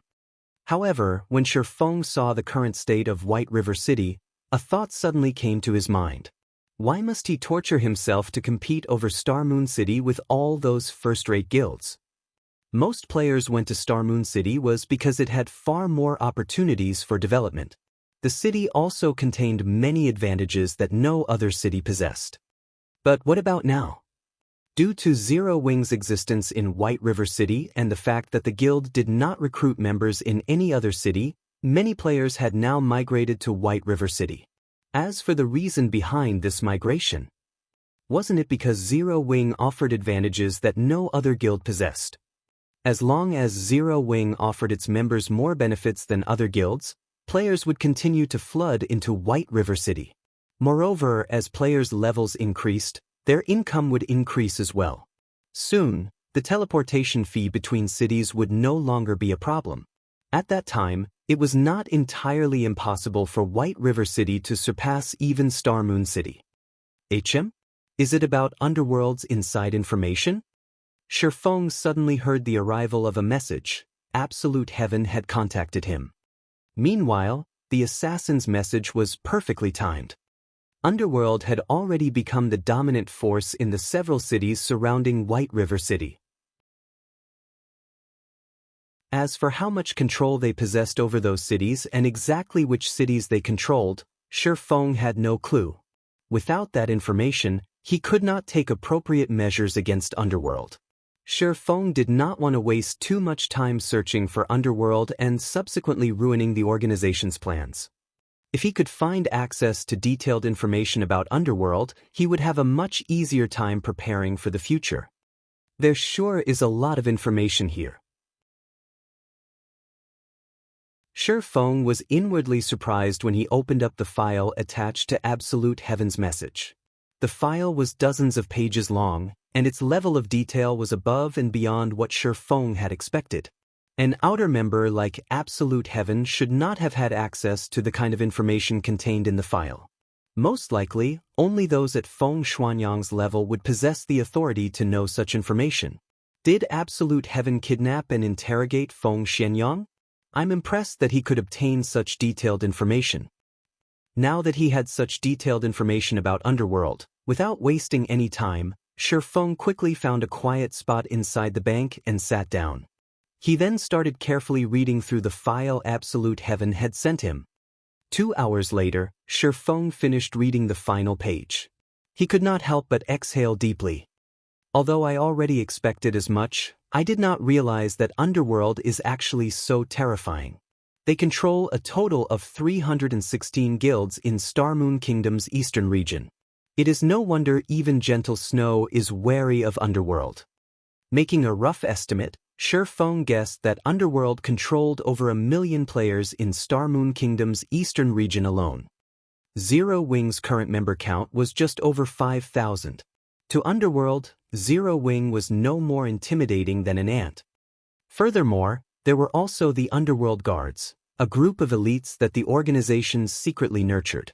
Although the Underworld Guards only had around 400 members, each one was an expert. If they formed a 100-man team, they could effortlessly annihilate hundreds of elite players out in the fields. In addition, Blue Frost City, Maple City, Gale City, Twin Lion City, and Cold Star City, the 5 big cities neighboring White River City, had all been dominated by the guilds under Underworld's control. Moreover, these guilds were not inferior to Underworld in the slightest. Without any powerful enemies, these guilds had grown rapidly. Of these guilds, Overwhelming Smile, the guild holding dominance over Gale City, was currently even more powerful than Dark Star had been during its peak. Without any obstructions, it was a matter of time before these powerful guilds became the overlords of their respective cities. Underworld really is a headache. This situation is much worse than what I had imagined. Shifeng wrinkled his brows and scratched his head, considering the situation carefully. Based on Zero Wing's current strength, moving out and dealing with just one of the 5 cities under Underworld's control would be a massive undertaking. As for dealing with all 5, it was simply impossible. Setting aside the disadvantages of fighting in enemy territory, Zero Wing would first need sufficient strength. With the current number of members Zero Wing possessed, it wouldn't even be a threat for any of these guilds.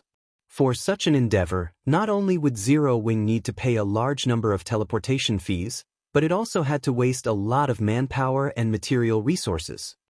As for Shi Feng himself, although he was strong as an individual, he wasn't strong enough to threaten an entire guild with tens of thousands of members.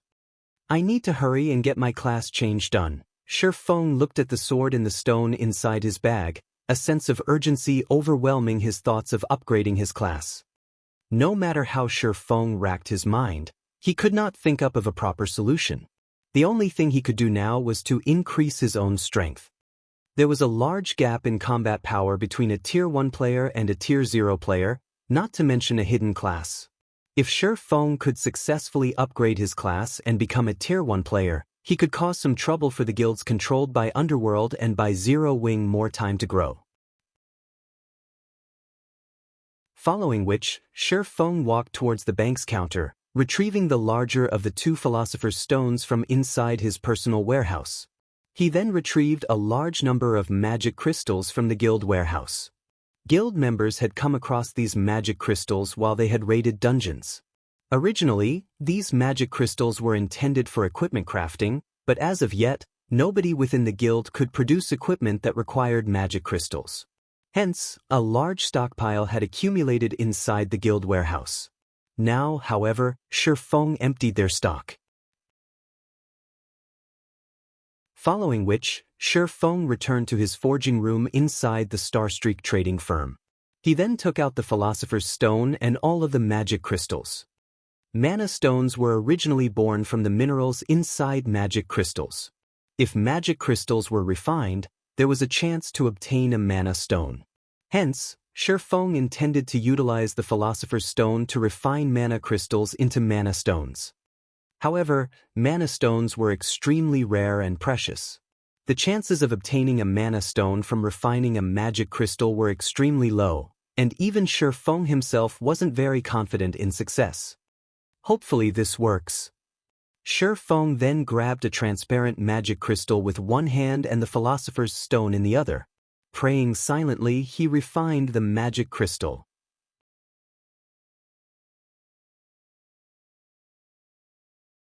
Chapter 373, Alchemical Synthesis.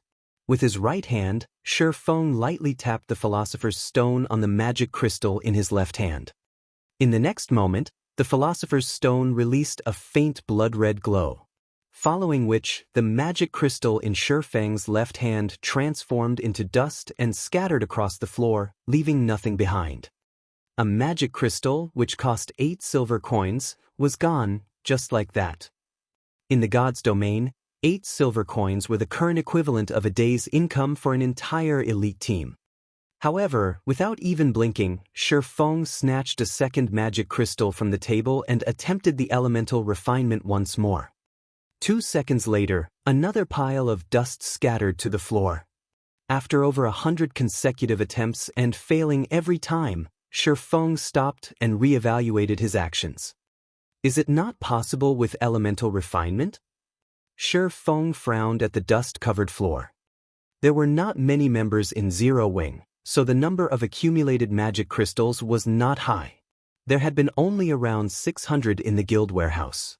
Meanwhile, Shi Feng had not obtained a single mana stone, even after refining over 100 magic crystals.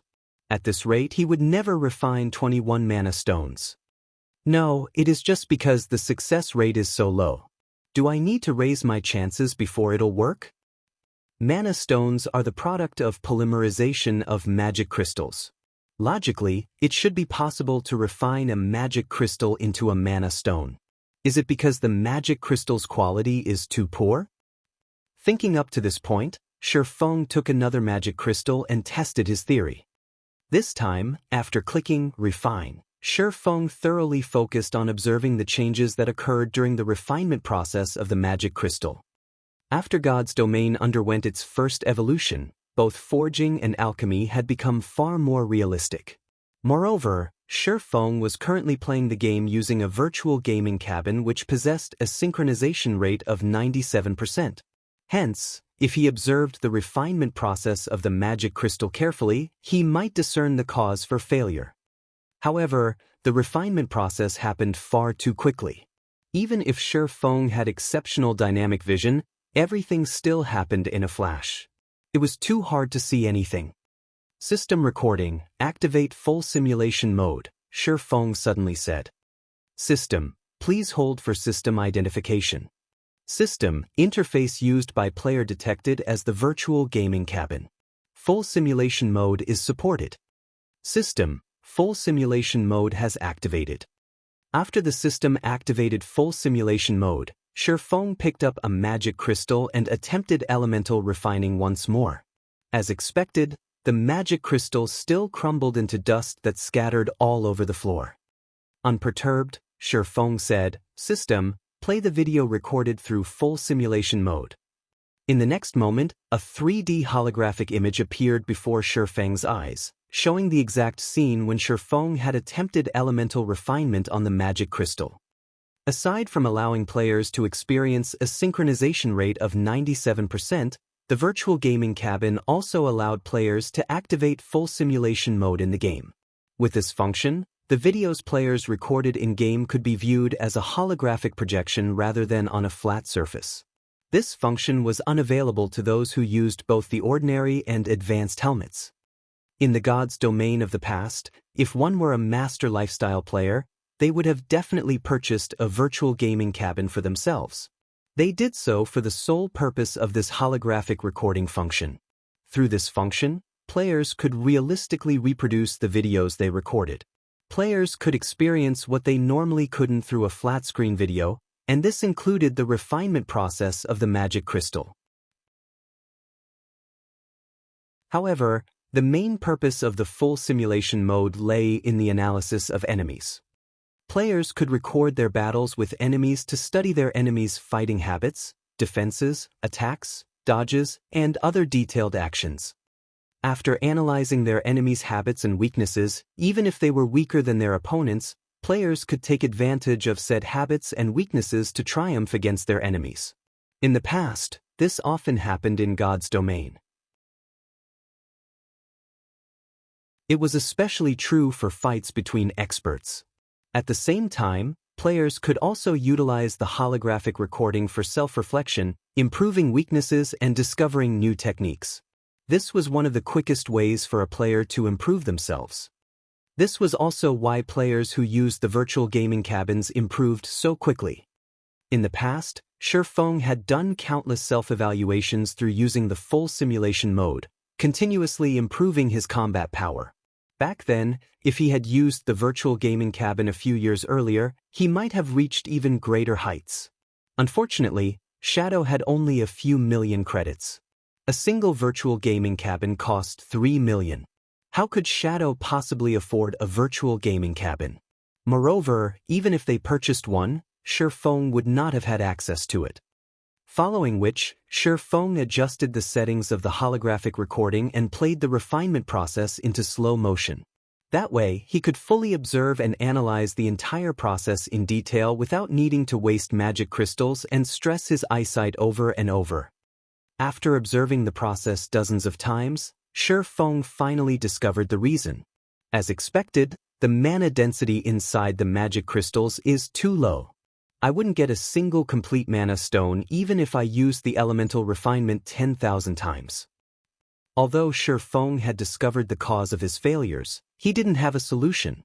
In God's domain, there was no difference in quality between magic crystals. In other words, it was simply impossible to obtain a mana stone through refining mana crystals. Shifeng could not help his frustration. If refinement could not work, then he had to go at it from another angle.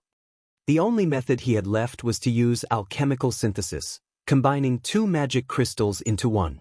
Once the accumulated mana inside the magic crystals reached a sufficient level, it would become a mana stone naturally. However, how could alchemical synthesis be easy? Even a Grandmaster alchemist would struggle with alchemical synthesis. The price they had to pay would also exceed the value of the final product. Normally, nobody would willingly take on such a risk. Meanwhile, Shi Feng was merely a forging apprentice. He was not even an alchemist to begin with. His chances of successful alchemical synthesis were abysmal. On the other hand, the Philosopher's Stone, an alchemy treasure, had such an ability. However, the Philosopher's Stone Shi Feng had right now was a defective product. He could only use alchemical conversion and elemental refinement, not alchemical synthesis. That's right. If one Philosopher's Stone won't do, what about two? Shi Feng suddenly recalled the fragmented piece of Philosopher's Stone that he had obtained from the god's grave. The Philosopher's Stone had been broken into 5 fragments, so its abilities had greatly weakened. However, the Philosopher's Stone was inherently of one body. As long as Shi Feng could gather all 5 fragments, he could restore the Philosopher's Stone. Although Shi Feng did not possess all 5 fragments at the moment, if he fused the 2 fragments he had, it should become much stronger than 1 fragment alone. I can only give it a try. Shi Feng had no other options. The Philosopher's Stone was his only hope. The Philosopher's Stone had broken into 5 fragments of different sizes, and the abilities each fragment possessed were different. The Philosopher's Stone Shi Feng had obtained from the god's grave was slightly smaller than the first one he had found. As it only possessed alchemical conversion, Shi Feng had not intended to use it. Thinking up to this point, Shi Feng rushed back to the bank and retrieved the other Philosopher's Stone from his warehouse before hurrying back to his forging room. Inside the forging room, Shi Feng carefully combined the 2 Philosopher's Stones. System: do you wish to fuse the 2 Philosopher's Stones? Shi Feng immediately clicked the fuse button. Suddenly, the 2 Philosopher's Stones transformed into a pool of blood-red liquid and fused. The liquid then solidified into a fist-sized blood-red pearl. It was no longer an uneven block of stone. After the fusion completed, Shi Feng picked up the newly formed Philosopher's Stone and checked its information.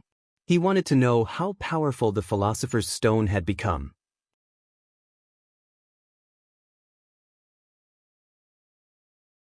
Chapter 374, Results Beyond Imagination. Good. Shi Feng sighed in relief when he read the information displayed. Philosopher's Stone, 36% completed. Epic rank special item, dropped upon death. A sacred item for alchemy, the Philosopher's Stone can be used to turn stone into gold, revive the dead, and more. However, the Sword Emperor, Knight, shattered the Philosopher's Stone into 5 pieces. However, the Philosopher's Stone possesses immense strength. As long as one gathers the 5 pieces, it will recover to its full strength. Active effect: due to being damaged, the Philosopher's Stone possesses less than 1/7 of its original strength. It can only be used for alchemical conversion, elemental refinement, alchemical synthesis, and elemental strengthening. Now that the Philosopher's Stone was capable of alchemical synthesis, Shi Feng should be able to obtain mana stones easily. Just as he was about to begin the alchemical synthesis, a system notification alerted Shi Feng. Moreover, it repeated 3 times. Star Moon Kingdom Region System Announcement. Congratulations to Overwhelming Smile for becoming the first team to conquer the hard mode Bone Ruin. Rewarding 10,000 guild reputation and 10,000 guild popularity. All players within the team will be rewarded 100 reputation points in White River City and 10 reputation points in Star Moon Kingdom. Star Moon Kingdom Region System Announcement. Congratulations to Overwhelming Smile for becoming the first team to conquer the hard mode Bone Ruin. Rewarding 10,000 guild reputation and 10,000 guild popularity.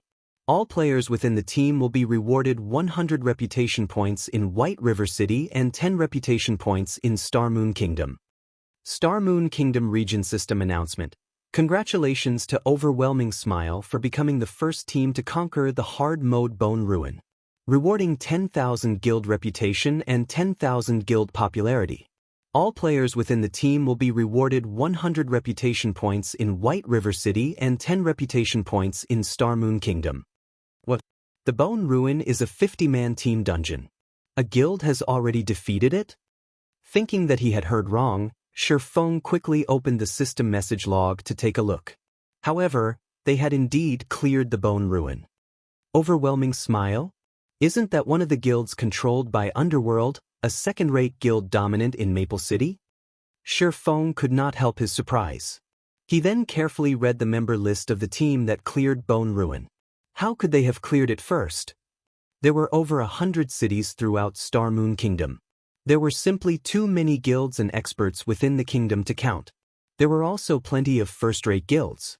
Among the countless teams, the one with the greatest chance of being the first to clear a 50-man hard-mode team dungeon belonged to Gentle Snow in White River City. On this, Shi Feng was certain. Immediately after Shi Feng had entered White River City, he produced the White River City Guidebook. Gentle Snow had even spent a large sum to purchase the most detailed version, gaining a huge advantage over the other guilds right off the bat. Moreover, to secure the first clear of the 3 great dungeons, Gentle Snow had assembled many of Ouroboros' experts in White River City. She even purchased multiple fine gold-ranked arclight shields and a large stock of basic mana armor kits from Shi Feng. Not even the core team of the most powerful first-rate guilds in Star Moon Kingdom could compete with Gentle Snow's team in terms of personnel or equipment. Yet, Gentle Snow's team had actually lost to a second-rate guild like Overwhelming Smile. Although Overwhelming Smile received plenty of support from Underworld in the form of money and experts, the first clear of 50-man hard-mode team dungeons was not easy to claim. If that were the case, Gentle Snow would have long since claimed the first clear of the Land of Death. Moreover, in Shi Feng's memories, Overwhelming Smile had always been a very ordinary guild. In the end, Assassin's Alliance took them out, and they were swept away by the torrents of God's domain. Just what sort of secrets is Overwhelming Smile hiding?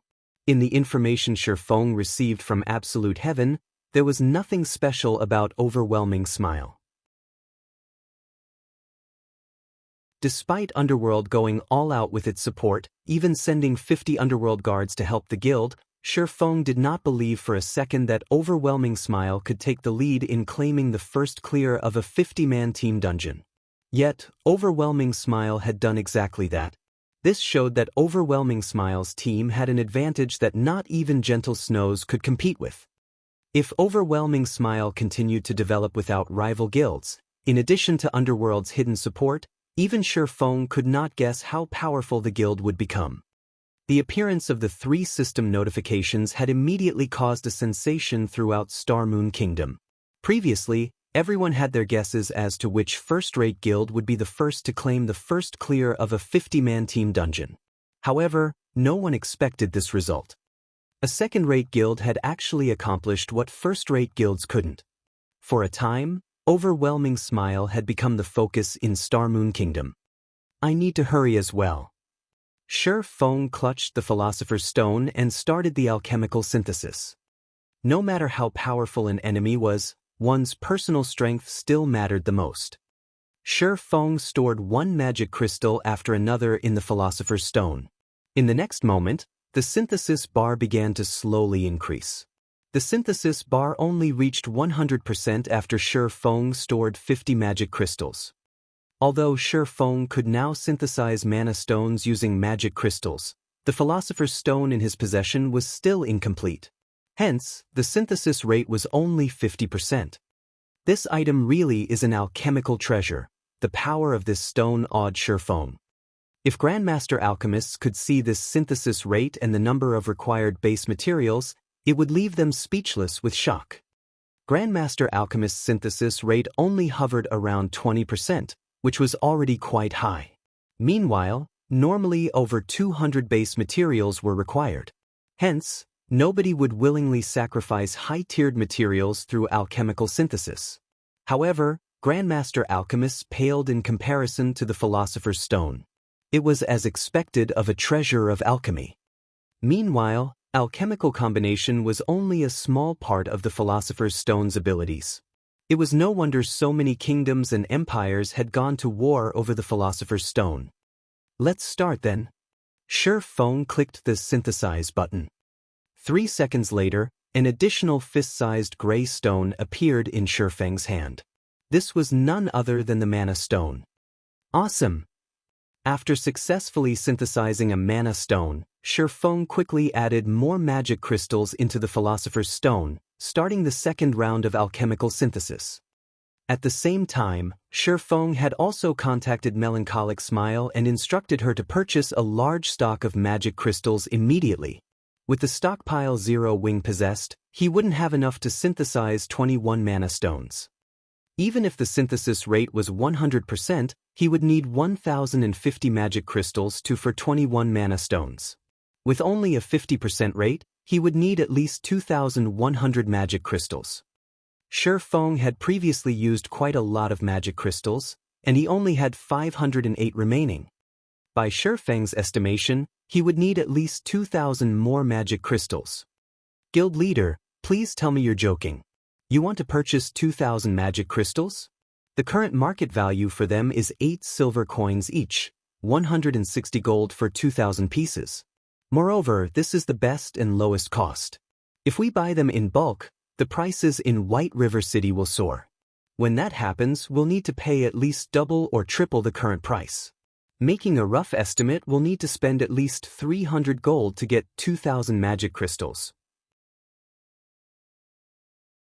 Although Melancholic Smile had always dealt with the purchasing of materials for the Horizon Alliance, this was her first time handling a transaction that involved over 300 gold. She struggled against her sudden anxiety. If converted to credits, 300 gold coins would be over 4 million credits. All her life, she had never even seen so much money. It doesn't matter. Just get it done quickly. Shifeng couldn't care less about the potential consequences. His class change quest took priority. Even if he had to spend 1,000 gold to purchase the 2,000 magic crystals, he would not hesitate. By the time Melancholic Smile's group of 3 could mass-produce the basic strengthened armor kits, it would only be a short time before he earned the money back. After half an hour passed, Melancholic Smile delivered 2,000 magic crystals to Shifeng. She had experienced the pleasure of being a wealthy tycoon. Meanwhile, during this period, Shifeng had also kept himself busy. After using 500 magic crystals, he had an additional 6 mana stones. In addition, he had also produced some basic mana armor kits for his guild, as well as slightly raising his own forging proficiency. Hopefully my luck won't be too bad. Shifeng took the 2,000 magic crystals and started the alchemical synthesis once more. He used 100 pieces, 200 pieces. The new stock of magic crystals continuously diminished. After using 1,650 magic crystals, Shifeng had finally managed to collect 21 mana stones.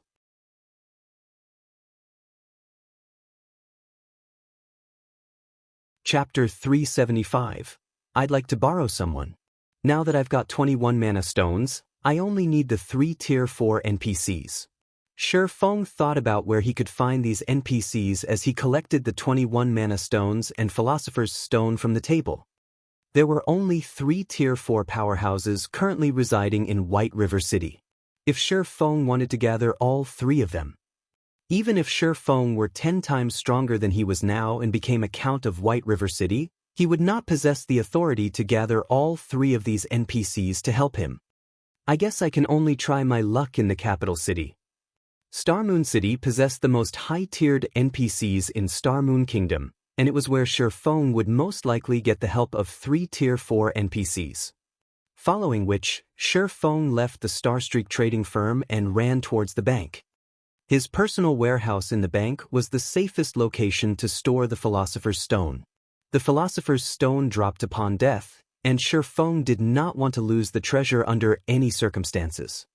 While walking down the middle of the street, Shifeng could hear many players discussing Overwhelming Smile. Say, how do you think Overwhelming Smile became so powerful? They actually claimed the first clear of a 50-man team dungeon so quickly. I heard that their guild didn't have many experts. Yeah, I'm confused too. Originally, I thought either Ouroboros or Zero Wing would be the first guild to claim a first clear. After all, the Snow Goddess, Gentle Snow, leads the team herself. Although Gentle Snow had neither accomplished any amazing feats nor is she a great expert ranked on the God's Domain experts list, everyone knows about her frightening battle records. She's probably no weaker than Black Flame. Now, however, both of these amazing guilds lost to a second-rate guild like Overwhelming Smile. I heard that the equipment dropped in a 50-man hard mode team dungeon is amazing. The attributes on the equipment are far superior than the equipment found in other dungeons. Now that Overwhelming Smile has equipment from Bone Ruin, they will have a much easier time raiding level 20 large-scale team dungeons. I heard that Overwhelming Smile has already become the overlord of Maple City. Moreover, they are currently mass recruiting players, and the benefits they offer are insanely good. There is also proof posted online showing that someone recently invested 1 billion credits for the guild's development. Just thinking about that much money makes me drool. I have never heard of any guild receiving such a large investment. I'm somewhat tempted to head over to Maple City to join them. Players on both sides of the street were talking about Overwhelming Smile. Overwhelming Smile had destroyed the previous momentum Zero Wing had garnered. Feng could only smile bitterly at this sudden shift. He had to admit that Overwhelming Smile's timing of obtaining the first clear of a large-scale team dungeon was perfect. Not only had Overwhelming Smile managed to spread their name throughout Star Moon Kingdom, but it had also suppressed Zero Wing's fame. However, this was only natural. Compared to individual strength, players were more concerned about dungeons. After all, dungeons were the main source of equipment in God's domain. It was especially true for high-quality equipment. Just after Feng returned the Philosopher's Stone to his personal warehouse, the system notified him of a voice communication request. It was Gentle Snow. "Miss Snow, how are you?" Feng greeted her warmly after answering the call. Although the situation of Overwhelming Smile's first clear had impacted Zero Wing, the one most affected by this result should be Gentle Snow. In order to claim the first clear of the Land of Death, she had paid a huge price. Other guilds could not compete with the advantages she possessed. Yet, just as she was about to harvest the fruit of her efforts, Overwhelming Smile stole the glory. "Guild leader Black Flame, I wish to discuss something with you." Gentle Snow's tone was indifferent. Only she understood her current state of mind. "Miss Snow, please, speak your mind," Feng said, smiling. "I'd like to borrow someone," Gentle Snow said. "Borrow someone?" Feng was confused. Ouroboros had many experts. They should not lack personnel. "That's right. I wish to borrow Feng." Gentle Snow nodded, resolving Feng's confusion. "As for the price, I am willing to pay 5 million credits." "Borrow Feng?" Feng nearly stumbled. Just what was going through Gentle Snow's mind. Borrow Feng? Didn't that mean she was trying to borrow him? Since when did he have such great charm to attract the attention of the Snow Goddess? Moreover, Gentle Snow even offered an astronomical price of 5 million to borrow him. That was the equivalent of a famous gaming expert's annual salary. And she only wanted his help with a single matter? Wasn't Gentle Snow's opinion of him a little too high? "I know that this is somewhat abrupt. Honestly, I initially considered asking you, Guild Leader Black Flame. However, not only are you the Guild Leader of Zero Wing, but you are also very famous in Star Moon Kingdom. The implications for obtaining your help are too grave to ignore. Hence, my only option is to ask for Feng's help, as he is only a member of Zero Wing. However, I doubt he will help me without your explicit permission," Gentle Snow explained. If she had any other choice, she wouldn't be asking. However, now that Overwhelming Smile had claimed the first clear of a large-scale team dungeon, this was her only option. Listening to Gentle Snow's request, Feng could guess that Gentle Snow needed experts. However, these experts could not be too famous, and the more hidden they were from the public eye, the better. Thus, she thought of the now-forgotten Feng. "Although I wish I could agree to your request, Feng is currently busy an extremely important task. I'm afraid he can't help you right now, Miss Snow. How about the other experts in Zero Wing?" Although Shi Feng wished to help Gentle Snow, his class change quest took priority. Other experts? Gentle Snow fell silent for a moment, considering the idea. She then said, "It is possible if they are as skilled as Yi Feng." "I'm afraid they have yet to reach that level," Shi Feng said definitely. Setting aside techniques, if speaking purely in terms of weapons, equipment, and skills, nobody within the guild could even come close to being a match to him. In terms of techniques, though, Fire Dance, Aqua Rose, Violet Cloud, and Cola might catch up to him in the future. It was especially true for Violet Cloud, who had improved leaps and bounds with each passing day. If Shi Feng hadn't had his decades' worth of experience campaigning in God's domain, Violet Cloud would have left him in the dust by now. "I'm afraid they won't do if they are not as strong as Yi Feng," Gentle Snow said, disappointed. However, when she gave it more thought, how could great experts such as Yi Feng be easy to find? She then asked, "Guild Leader Black Flame, how long will it take for Yi Feng to complete his task?" Normally, an ordinary class change quest required 2 to 3 days to complete. Meanwhile, Shi Feng's class change quest should be a lot more difficult. At the very least, he would require 3 to 5 days. "Around 5 days, Shi Feng said, giving a conservative estimate. 5 days, huh? Gentle Snow's brows wrinkled slightly. After thinking for some time, she slowly asked, "Guild Leader Black Flame, will 5 days really be enough?" Shi Feng nodded. Shi Feng could tell that Gentle Snow was carefully considering a very important decision. "I'll have to trouble Guild Leader Black Flame to pass on the message, then. I'll transfer 5 million credits into your account immediately." Gentle Snow sighed in relief upon hearing Shi Feng's confident answer. She then disconnected the call after thanking him.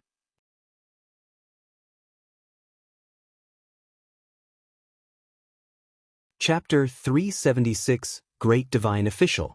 Based on Gentle Snow's tone, Shi Feng did not think that things were as simple as he had first imagined. After experiencing a decade of battles and socializing between various guilds in God's domain, Shi Feng was no longer the young and immature student that he had been in the past. This was merely the first clear of a large-scale team dungeon. At most, Ouroboros would lose the chance to earn some fame. Such a loss would not greatly affect the strength of the guild itself. In other words, Gentle Snow must have made some sort of personal bet regarding Overwhelming Smile being the first guild to claim the first clear of a large-scale team dungeon. However, she had obviously lost. 5 days, huh? It seems that I can't slack off. Now that Shi Feng had agreed to help, he would not go back on his word. Unfortunately, even Shi Feng was not completely confident that he could gain the help of 3 Tier 4 NPCs in Star Moon Kingdom. He needed to waste a lot of time to earn their assistance. It was not easy to ask NPCs for help. It was especially true for high-tiered NPCs. Following which, Shi Feng took out the pass to Blackwing City, teleporting immediately. Being a neutral zone as well as a famous city in God's domain, Blackwing City was many times stronger than Star Moon Kingdom. Naturally, a lot of high-tiered NPCs would reside there. If luck would have it, he might even meet a Tier 5 powerhouse. One could not meet such an NPC even in the capital city of Star Moon Kingdom. It had been quite some time since the launch of God's domain. The population of the game had increased rapidly. The number of players who had obtained Blackwing City passes had also increased. As Shi Feng walked down the wide streets of Blackwing City, he discovered far more players than before. Among these players, a majority were the upper echelons of guilds. Like Shi Feng before, these upper echelons were here to trade with each other. They mainly traded hard stones, taking advantage of the price difference to make a huge profit. However, as more players began visiting Blackwing City, the potential profits would start to dwindle. This was also why Shi Feng had stopped Aqua Rose from sending her subordinates to cooperate with other guilds. He planned to save the Blackwing City passes, only using them to attend the Blackwing City auction or purchase special tools such as the frost grenades. In reality, aside from being a trade hub, Blackwing City had one other fascinating feature: the city's beautiful scenery. In the past, when God's domain was in its middle stages, many upper echelons of guilds would frequently visit Blackwing City for leisure. Nothing could beat the stargazing tower of Blackwing City. The stargazing tower's interior was like a dream world. It looked absolutely stunning. In the past, many players even longed to spend the rest of their lives living inside the stargazing tower. "It's been a long time since I entered the stargazing tower," Shifeng muttered as he gazed at the distant tower that pierced the sky. The stargazing tower was one of the architectural symbols of Blackwing City. Meanwhile, the reason Shifeng had come to Blackwing City this time was none other than to visit the stargazing tower. Based on Shifeng's understanding of God's domain's history, the stargazing tower of Blackwing City was older than the city itself. Blackwing City was established here because of the stargazing tower. The stargazing tower was a monument that had existed in God's domain before the Great Destruction. As for exactly when it had been built, not even Shifeng knew that. If there were anywhere in Blackwing City where one could find 3 Tier 4 NPCs at the same time, aside from the City Lord's Mansion and Magic Tower, the stargazing tower would be it. The City Lord's Mansion was self-explanatory. As for the Magic Tower, it was the residence of many mage NPCs of God's domain who single-mindedly pursued the limits of magic. Meanwhile, high-tiered NPCs had guarded the stargazing tower since ancient times. Hence, all 3 of these locations housed many high-tiered NPCs. However, players could not easily gain access to the City Lord's Mansion and the Magic Tower. Only a sightseeing spot like the stargazing tower permitted players to enter and leave as they wished. The moment Shifeng set foot inside the stargazing tower, he was met with cute little elemental sprites hovering and dancing around in the air. The center of the main floor contained a spiraling staircase leading to the top floor of the tower. Despite the absence of sunlight inside the stargazing tower, a faint blue glow illuminated the interior. Moreover, the walls looked like the starry skies at night, glimmering starlight covering the pitch-black walls to create a mesmerizing sight. In addition, the stargazing tower also possessed another mysterious effect. Calming heart. Any player that entered the stargazing tower, even those filled with burning rage, would find tranquility inside this place. At this moment, however, Shifeng did not have the time to appreciate the view. Immediately, he ascended the spiral staircase until he arrived at the Weeping Moon Pavilion of the stargazing tower. Before Shifeng could enter the Weeping Moon Pavilion, the 2 level 180 Tier 2 Black Robe Knights guarding the entrance stopped him. Outsiders are not allowed entry into the Weeping Moon Pavilion. This humble one is called Yifeng, a demon hunter. "I wish to meet Lord Aslan Heartbrew. Can I trouble you to inform the Lord?" Shifeng immediately flashed his identity as a demon hunter to the 2 knights. As for his identity as the Viscount of White River City, it was utterly worthless here. "Look, another fool is trying to enter the Weeping Moon Pavilion. I bet that he's a newcomer who has just arrived in Blackwing City. Everyone in Blackwing City knows that the Weeping Moon Pavilion is the most important place in the stargazing tower. It's where many power NPCs reside. I heard that there are many high-level quests available inside as well, and many experts have attempted to get in. But even after wasting a lot of time to become citizens of Blackwing City, the knights guarding the entrance still chased those experts away. Does that newcomer think he can get in just by asking?"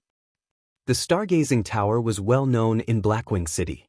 If a player visited the city often, they would know that the Weeping Moon Pavilion was off-limits to players. Hence, when the players inside the stargazing tower saw Shifeng's presumptuous actions, they all started ridiculing him.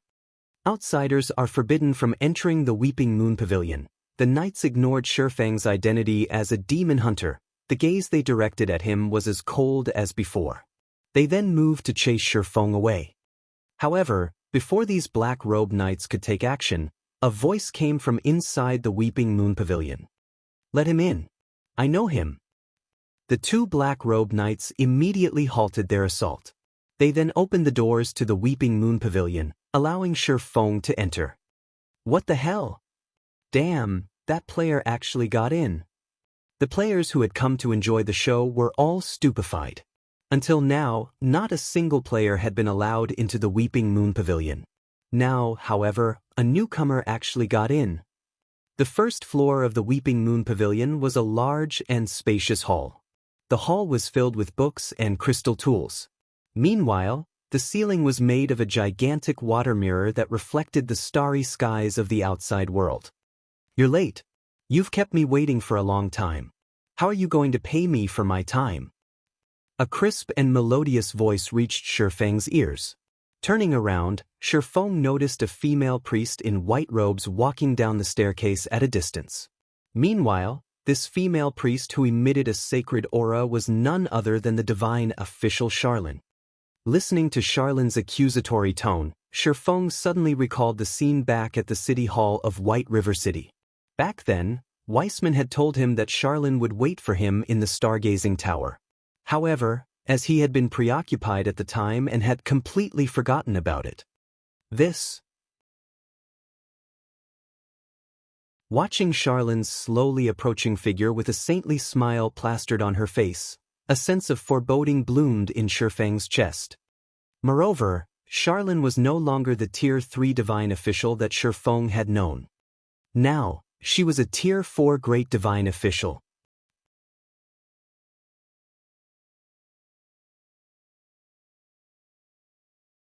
Chapter 377, Unknown. Shifeng stared at Charlene's information, dumbfounded by what he saw. From a level 8 NPC in Red Leaf Town, Charlene had first jumped to become a level 20 Tier 3 divine official. Then she grew from a level 20 Tier 3 divine official to a level 180 Tier 3 divine official. Now, she had grown even further, becoming a level 200 Tier 4 great divine official. She was now on the same level as the Tier 4 wizard, Weissman. "Lady Charlene, I heard that you have been looking for me. May I know how I may be of service to you?" Shifeng reluctantly asked after calming down. Whenever Shifeng encountered Charlene, he feared for his wallet. It was especially true when Charlene revealed that saintly smile of hers. Shifeng suddenly felt that he had come to the wrong place. If he had known that he would meet Charlene here, he would have definitely gone to Star Moon City instead. "I do have something I need you to help me with, but this matter can only be addressed inside the Weeping Moon Pavilion. Unfortunately, the Weeping Moon Pavilion does not permit entry to outsiders. You should know that I am taking a big risk by allowing you in. Seeing as we are acquaintances, I can help you pay half of the 1,000 gold security deposit, but you will have to pay the remaining 500 gold yourself. Otherwise, these black-robed knights will escort you out. Even I am helpless about this rule." Charlene sighed and shrugged, a helpless look on her face. Shifeng immediately cast a scornful glare at Charlene. Again. She was trying to take his money again. This was the first time he had heard about a security deposit for entering the Weeping Moon Pavilion. He had only brought around 700 gold with him this time. Yet, in just a moment, Charlene had relieved him of 500 gold. However, even though Shifeng's heart ached, he had no choice but to pay. Before Charlene, Shifeng was like a helpless little boy. Charlene's senses were simply too sharp, and she would sniff out his weaknesses every time they met. This time as well, in order to find 3 Tier 4 NPCs to help him, he had to enter the Weeping Moon Pavilion no matter what. Although he had other plans he could use to try to enter the Weeping Moon Pavilion, there was no guarantee that those plans would succeed. Moreover, those plans would demand a lot of his time. Reluctantly, Shifeng took 500 gold coins from his bag and handed them over to Charlene. "Why are you looking at me like that? This is only a security deposit. It's not like you won't get it back," Charlene said. At this moment, her eyes were completely glued to the glittering gold coins in Shifeng's hands. With a slight wave of her delicate finger, the gold coins flew into her pocket. Inwardly, Shifeng flipped her off. "Since this is a security deposit, why are you pocketing the money instead of the administrator of the Stargazing Tower?" As if having read Shifeng's thoughts, Charlene smiled faintly as she took out a silver moon emblem and pinned it to her chest. The words carved onto this silver moon emblem were, "Stargazing Tower Administrator." Damn, just how many jobs does she have? When Shifeng saw the silver moon emblem on Charlene's chest, Shifeng understood one thing. He would never see that 500 gold again. There was not even a trace of hope of getting his money back. In which case, he had not just paid a security deposit, but an entrance fee.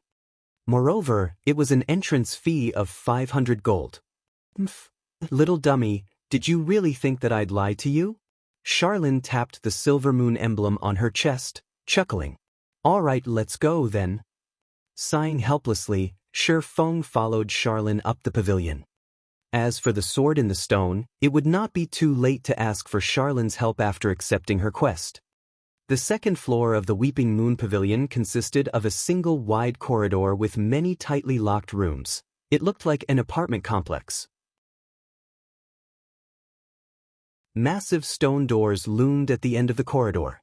Numerous images were carved onto the stone doors, and each image carried its own meaning and story. Xianxia pointed towards the distant stone doors, smiling as she said, "Beyond those doors lie the deepest secret of the stargazing tower. Do you want to go in and have a look?" Can I? Feng had always been curious about the stargazing tower. In God's domain, any monument that survived the ancient era was a massive treasure, not to mention a monument that had survived the Great Destruction. If a player could explore the secrets hidden beyond those stone doors, their path towards godhood would definitely become much easier.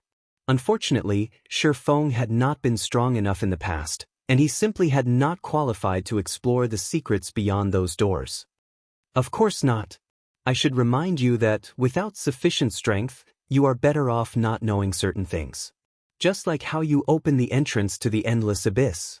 Now, not only do you carry a stigmata on your body, but you also plan to gather the 7 treasures. You're looking to get yourself killed.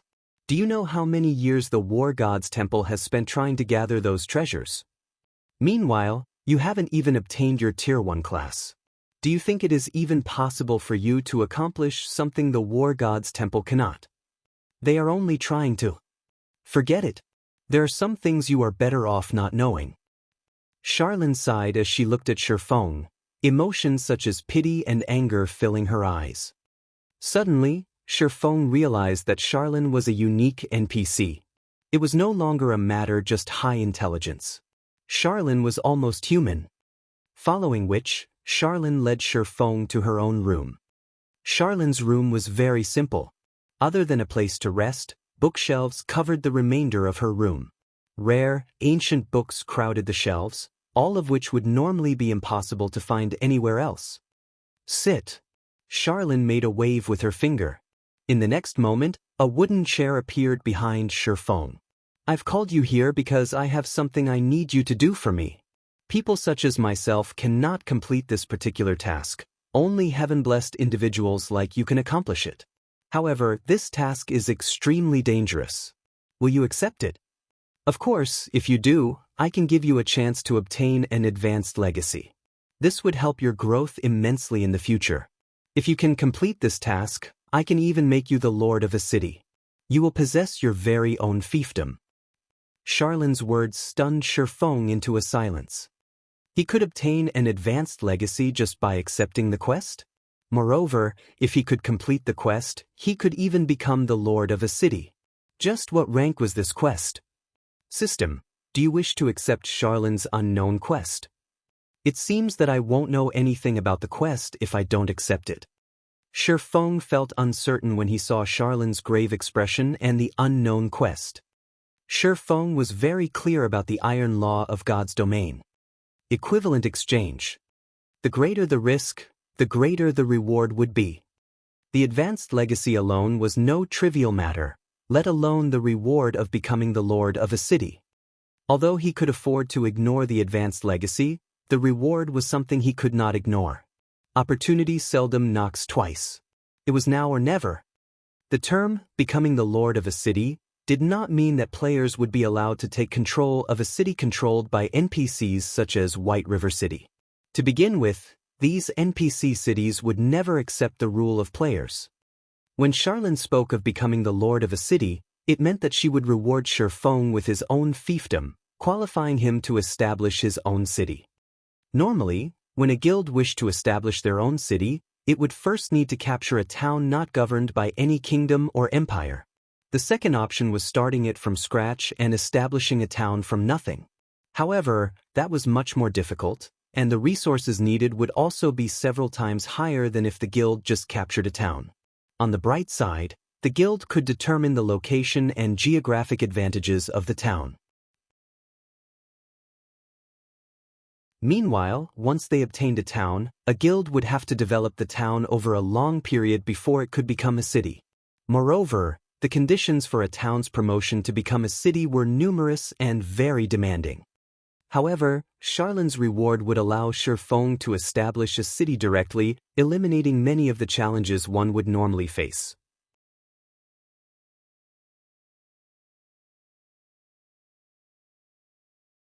Chapter 378, Immortal Crown.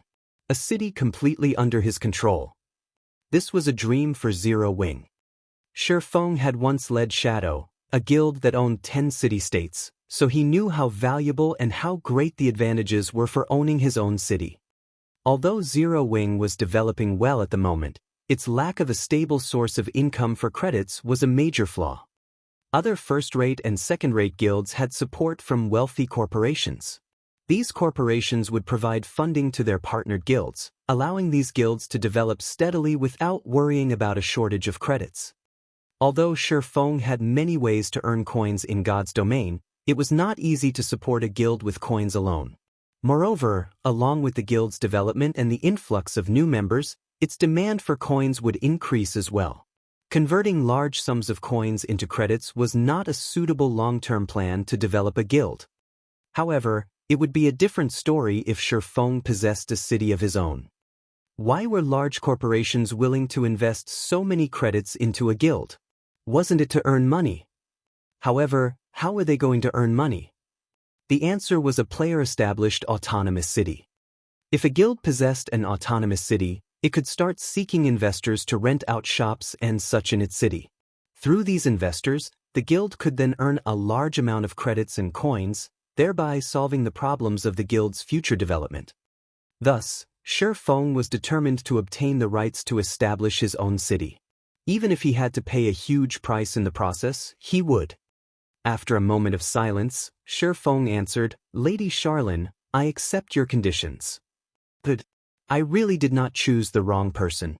Since you've agreed, the contract between us will be established from this moment onward." Charlin nodded and drew a silver rune in midair. She then imprinted the rune on the back of Shifeng's hand and said, "This is a spirit seal, and it can be used to absorb immortal souls. What I want you to do is to collect 10,000 immortal souls." "Collect immortal souls?" Shifeng said, unable to suppress his shock. "You want me to kill 10,000 heaven-blessed individuals?" When NPCs spoke of heaven-blessed individuals, they were referring to players. Players were immortal existences in God's domain, and they could resurrect infinitely at the cost of some levels and EXP. This was all due to the souls of players being immortal. Meanwhile, Shifeng could only obtain the immortal soul from the corpse of a player. Moreover, Shifeng needed to meet a few requirements before he could absorb the immortal soul of another player. First, he could not be 5 levels higher or lower than the target player. Second, he needed to kill the target player personally. Lastly, upon the target player's death, the distance between Shifeng and the player could not exceed 10 yards. If he failed to meet any of these conditions, he would not absorb the player's immortal soul. For the NPCs of God's domain, absorbing the immortal souls of heaven-blessed individuals was taboo. If Shifeng were discovered doing so, no one, NPCs or players, would hold back from killing him. As to why players would try to kill Shifeng as well, it was because any players who lost their immortal souls would be barred from logging into the game for a long time. It was a punishment more severe than the penalty for death. Hence, there was no leeway for Shifeng if he were caught in the act. "I never thought you would know about immortal souls." "That's right. I require you to kill heaven-blessed individuals and collect their immortal souls," Charlin stated, slightly surprised that Shifeng actually knew about immortal souls. However, she had not planned to hide this fact, to begin with. "I know that I am making things very difficult for you by requesting such a thing, but we cannot repair the immortal crown without immortal souls. The Immortal Crown was originally a divine artifact used to suppress all evil beings. However, the crown was damaged the last time it was used to suppress the Endless Abyss. Meanwhile, the Stargazing Tower has already collected the other materials required to repair the Immortal Crown, and right now, we are only missing immortal souls. Initially, I called you here to help me collect immortal souls gradually. However, I had not expected the Endless Abyss to escape its confinement so soon. The Endless Abyss is simply too powerful. Without the Immortal Crown, we have no chance of resisting the invasion of the Endless Abyss. Since you started this scourge, naturally, you will have to take responsibility for it. In order to repair the Immortal Crown quickly, we need a large number of immortal souls. However, I do not want others to know of this, so I have no choice but to ask you to complete this task by yourself. The magic array that keeps the Endless Abyss in place will not last long. By my estimation, it will hold out for another 3 months. In 3 months, we will have no choice but to face the Endless Abyss directly. Hence, you must collect 10,000 immortal souls within that time. However, it won't be easy, which is why I asked you to meet me here. There are many legacies within the Stargazing Tower. As long as you can pass the test of one of those legacies, you will have a much easier time collecting the immortal souls. System: you have accepted the epic hidden quest, Immortal Crown. Quest details: you are required to collect 10,000 immortal souls within 3 months. If you fail to do so, your soul will be cursed and barred from logging into God's domain for 1 month. In addition, your soul will enter a weakened state for 3 months, decreasing your attributes by 90% during this period. Shifeng's head started to ache after reading this quest notification. To put it simply, failure meant hell. Failing this quest would deal a heavy blow. If he could not log into God's domain for a month, just how far would he fall behind? Also, even after he could log back into God's domain, with all of his attributes decreased by 90%, how was he even supposed to play the game? With your current level, you already qualify to accept an advanced legacy. Will you the advanced legacies trial right now, or do you wish to challenge it after taking some time to prepare? Charlene asked patiently as she watched Shifeng. Oh, I should remind you that advanced legacies are extremely precious. Even with my status, I can only give you 1 chance. You must be careful. If you are not confident in succeeding, it is best to challenge it at another time. The trial of an advanced legacy is no less difficult than an epic quest. If you think that an advanced legacy will be too difficult for you, I can offer an intermediate legacy. Not only will the difficulty decrease, but you will also have 3 chances to complete it. Charlene explained the options patiently. Shifeng understood her intentions. In God's domain, a class change was the equivalent of obtaining the legacy of a higher-tiered class. Meanwhile, a majority of the players in God's domain would normally receive their class change quest from the class association in their respective city. By doing so, players would be challenging basic legacies. Intermediate legacies were 1 rank above basic legacies. Intermediate legacies were relatively rare in God's domain, and normally, these legacies allowed players to obtain a common hidden class. Advanced legacies were 1 rank higher. Advanced legacies were extremely rare, and players could take on a rare, hidden class. Astromancer was one of these rare, hidden classes. Peak legacies were 1 rank higher than advanced legacies. In God's domain, peak legacies were like phoenix's feathers. Even the Stargazing Tower should not possess such a legacy. In Shifeng's decade of playing God's domain, he had only seen a few people obtain peak legacies. After giving it some thought, Shifeng said earnestly, Lady Charlene, can I pass this chance to another person? To Shifeng, an advanced legacy held little significance. After all, he possessed the sword in the stone, a legacy item containing a peak legacy. How could he give up on a peak legacy to accept an advanced legacy?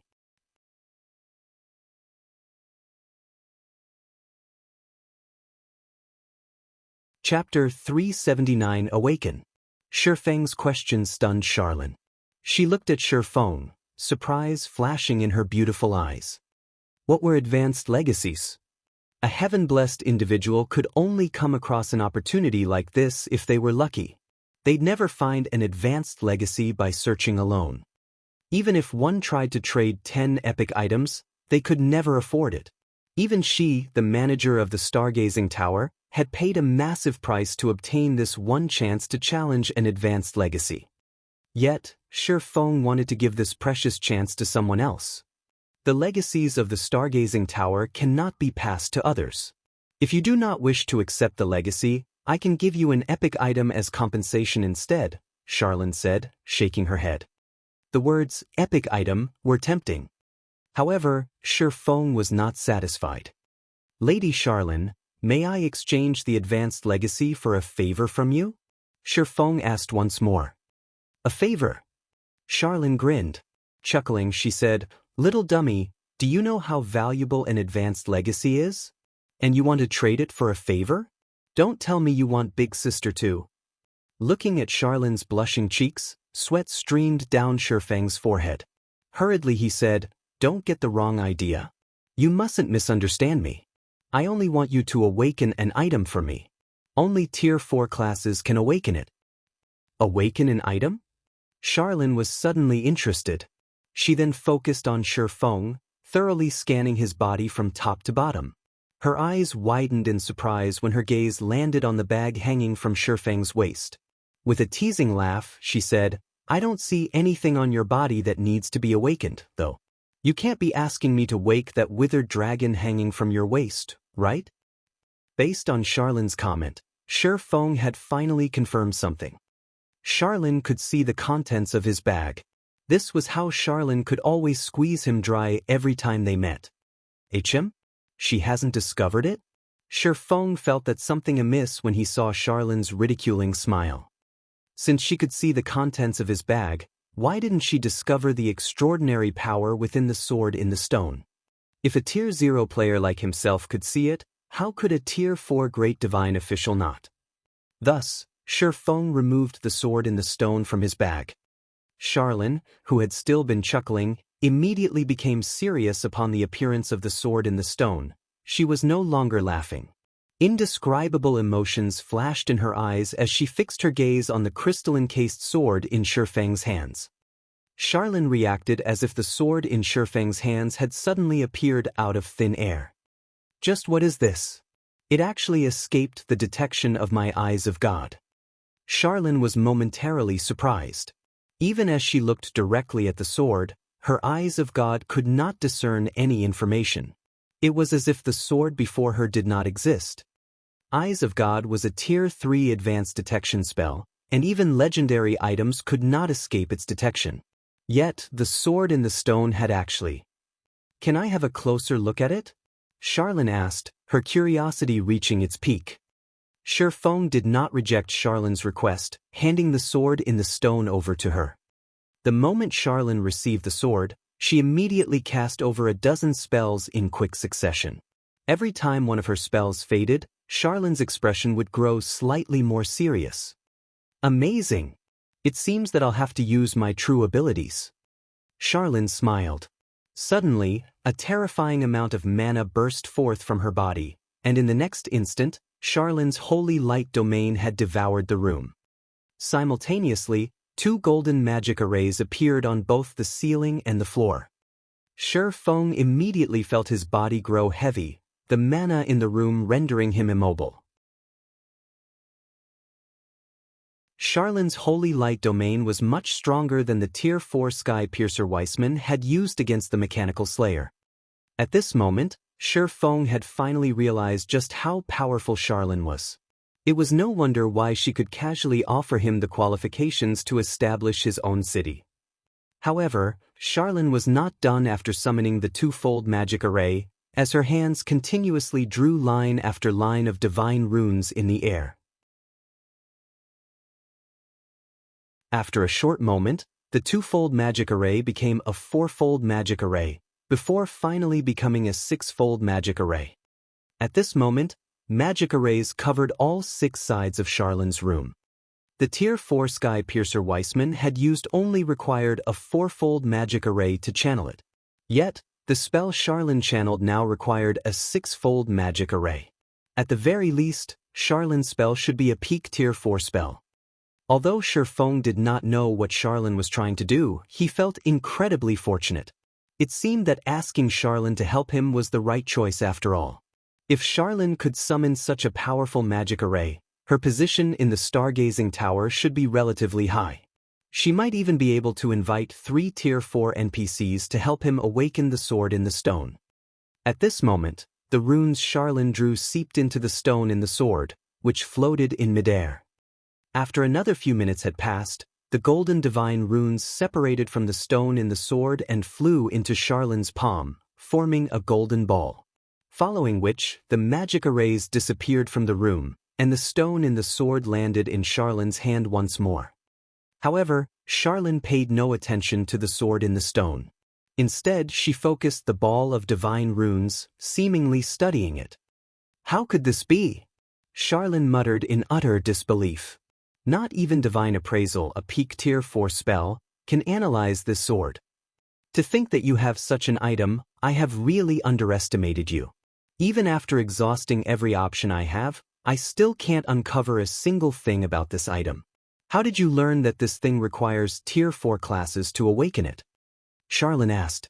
By this time, she had completely given up on analyzing the stone in the sword. Shifeng wondered the same thing. I have simply used omniscient eyes. Charlene couldn't uncover even basic information about the sword in the stone. Just what kind of item was this? Omniscient eyes? Impossible. I couldn't analyze the sword even when I tried using the eyes of God. Charlene shook her head, slightly surprised by Shifeng's answer. However, she suddenly thought of a possibility. Don't tell me you have a golden stigmata. Shifeng nodded. No wonder. Charlene revealed a faint smile. Why didn't you tell me earlier, little dummy? Throughout God's domain, the omniscient eyes of the golden stigmata is only inferior to the eyes of truth. I really did not expect the war god's temple to be so generous as to give you a golden stigmata.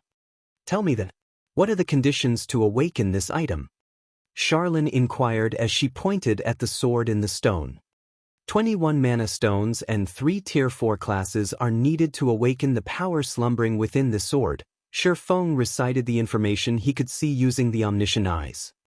Little dummy, don't tell me you have 21 mana stones inside that bag of yours. Even Big Sister here doesn't have that many of them. Charlene's eyes glowed as she looked at Shifeng. Stretching out her jade-like hand, she said, Out with them then. I only have 21 pieces. Shifeng instantly panicked. What kind of person do you take me for? Charlene rolled her eyes at the sight of Shifeng's caution. She then said, Relax, I won't rob you. I just want to awaken the power inside this sword. It needs 3 tier 4 classes to awaken this sword, Shifeng reminded, unwilling to hand over the mana stones. I know. However, do you think tier 4 powerhouses have the time and energy to help you? Charlene said, disgruntled. This sword is no trivial matter. Fortunately, you met me. Otherwise, even if you found 3 tier 4 powerhouses, they wouldn't help you. Their answers wouldn't change even if you offer each of them a fragmented legendary item.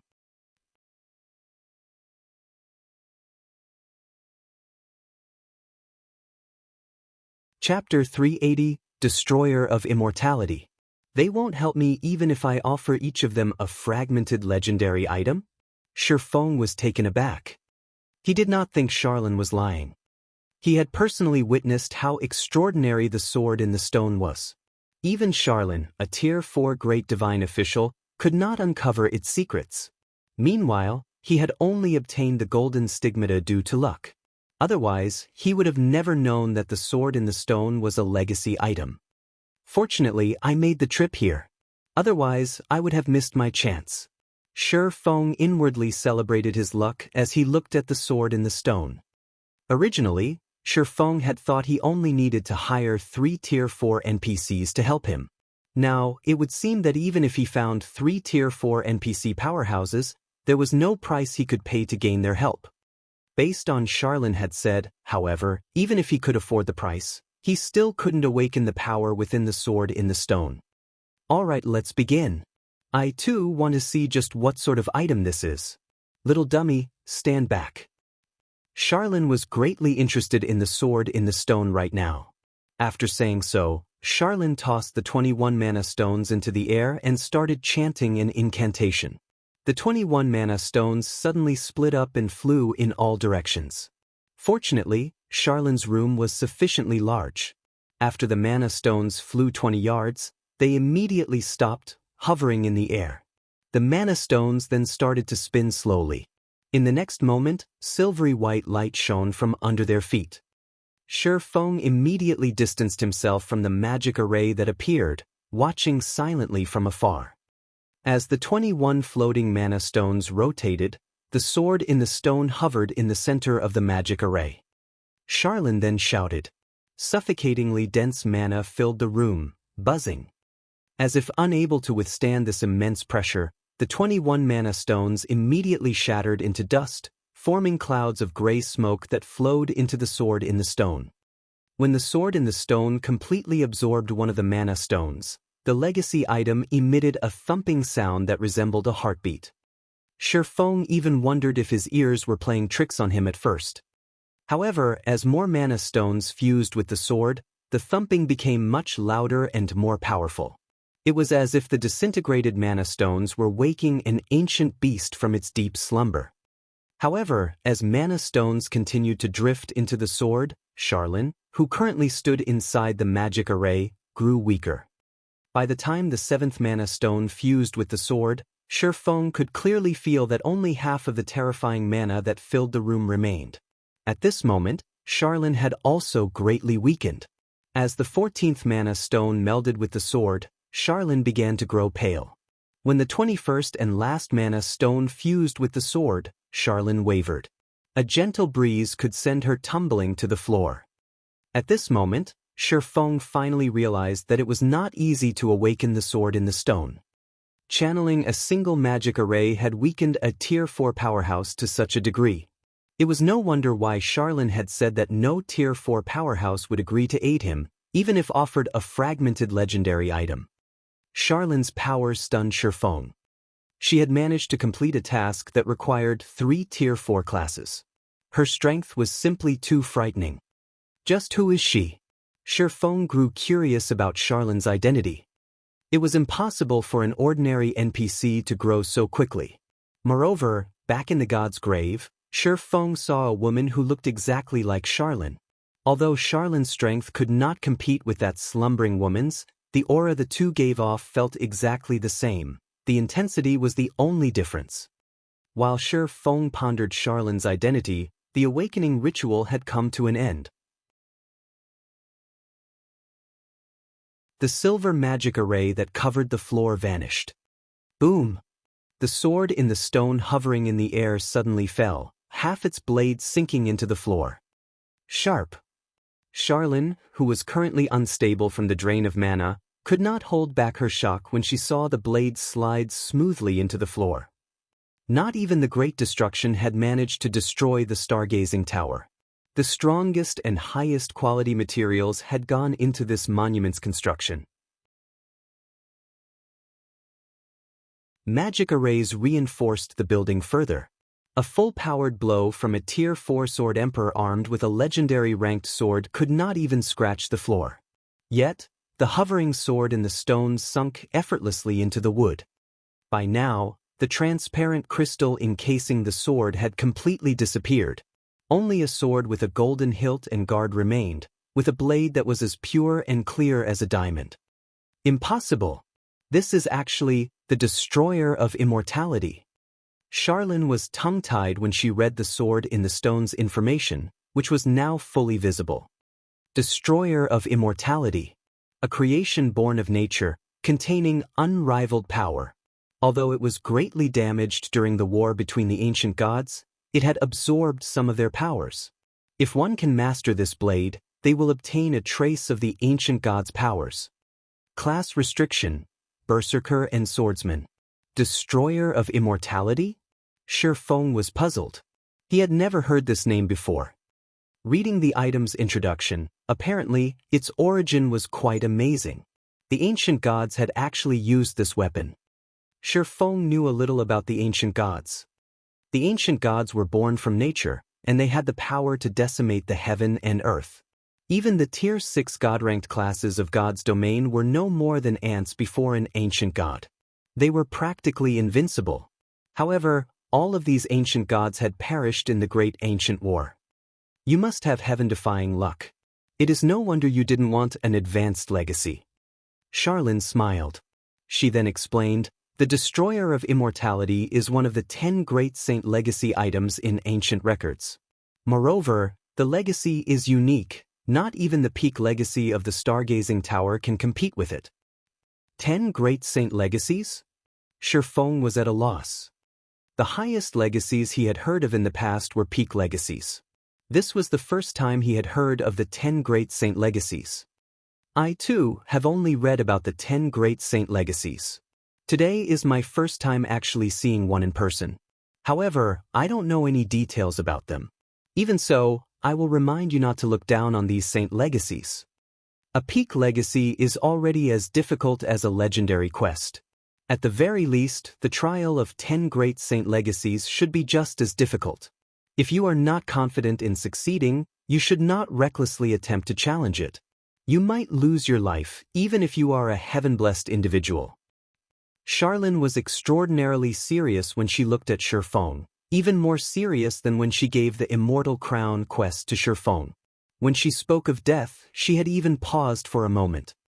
Shi Feng could clearly discern the kindness in Charlene's tone, and he, too, knew how dangerous and difficult the trial of a saint legacy would be. God's domain's law of equivalent exchange held true everywhere. Naturally, there was danger in challenging the trial of a legacy. Take basic legacies for example. If a player failed to clear the trial of a basic legacy, they would lose 3 levels, be weakened for 3 days, and be barred from accepting the trial again for 10 days. Meanwhile, the penalty for failing an intermediate legacy was much harsher. Players would lose 5 levels, be weakened for 7 days, be barred from accepting the trial for 20 days, and permanently lose a small portion of their attributes. For advanced legacies and peak legacies, Shi Feng was 90% certain that he could complete an advanced legacy. As for a peak legacy, Shi Feng had around 50% to 60% certainty of success. However, the legacy he had eagerly looked forward to turned out to be one of the 10 great saint legacies. Shi Feng had never even heard of a saint legacy, so he was not too sure how well he would fare.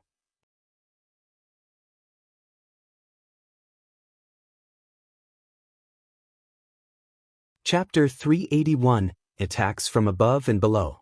Charlene was a Tier 4 Great Divine Official. The information she had access to would definitely surpass a player like Shi Feng. The fact that she knew about the Destroyer of Immortality proved this point. Should I wait a little longer? Shi Feng pondered in silence as he looked at the translucent sword that penetrated the ground. Now that the Destroyer of Immortality had awakened, he could take on the legacy trial anytime he wanted to. He could slowly build his strength before challenging the trial. That way, he would have a higher chance of successfully clearing it. After all, as one of the 10 great saint legacies, the consequences of failure would be severe. It might turn out just as Charlene had guessed. Death. Heaven-blessed individuals were immortal existences, being able to resurrect infinitely. Yet, despite knowing this, Charlene had still made such an ominous claim. This proved that the penalty of failure would be unbearable, and players would have no choice but to delete their accounts and start all over again. The wisest choice for Shi Feng right now was to first increase his strength before challenging the Saint Legacy's trial. However, after campaigning in God's domain for a decade, Shi Feng understood one thing clearly. Life in God's domain was like a boat sailing against the current. Either he kept going forward, or he would fall behind. Pursuing stability constantly was not enough. Sometimes, one needed to take risks to achieve a breakthrough. Moreover, Shi Feng did not have too much time to waste. Risks and opportunities coexisted. The sooner he obtained the Saint Legacy, the smoother his path towards godhood would be. Originally, Shi Feng had not been certain that he could become a Tier 5 class in this life. To do so, he had to plan and prepare carefully. As for becoming a Tier 6 God-ranked class, that was nigh impossible. That was the apex of God's domain. How could something like that be so easy to achieve? Shi Feng was aware of his own capabilities. His current performance right now was only amazing due to his decade of experience playing God's domain. It was not possible to walk the path toward godhood just by having a few additional years of experience. However, if he gained one of the 10 great saint classes earlier on, coupling it with careful planning and preparation, he would have a better chance of becoming a god. Shi Feng stepped up to the destroyer of immortality. He then grabbed the golden hilt of the sword. When he tried to pull the translucent blade out of the ground, however, it did not budge. No matter how much strength Shi Feng exerted, the sword remained firmly stuck in the floor.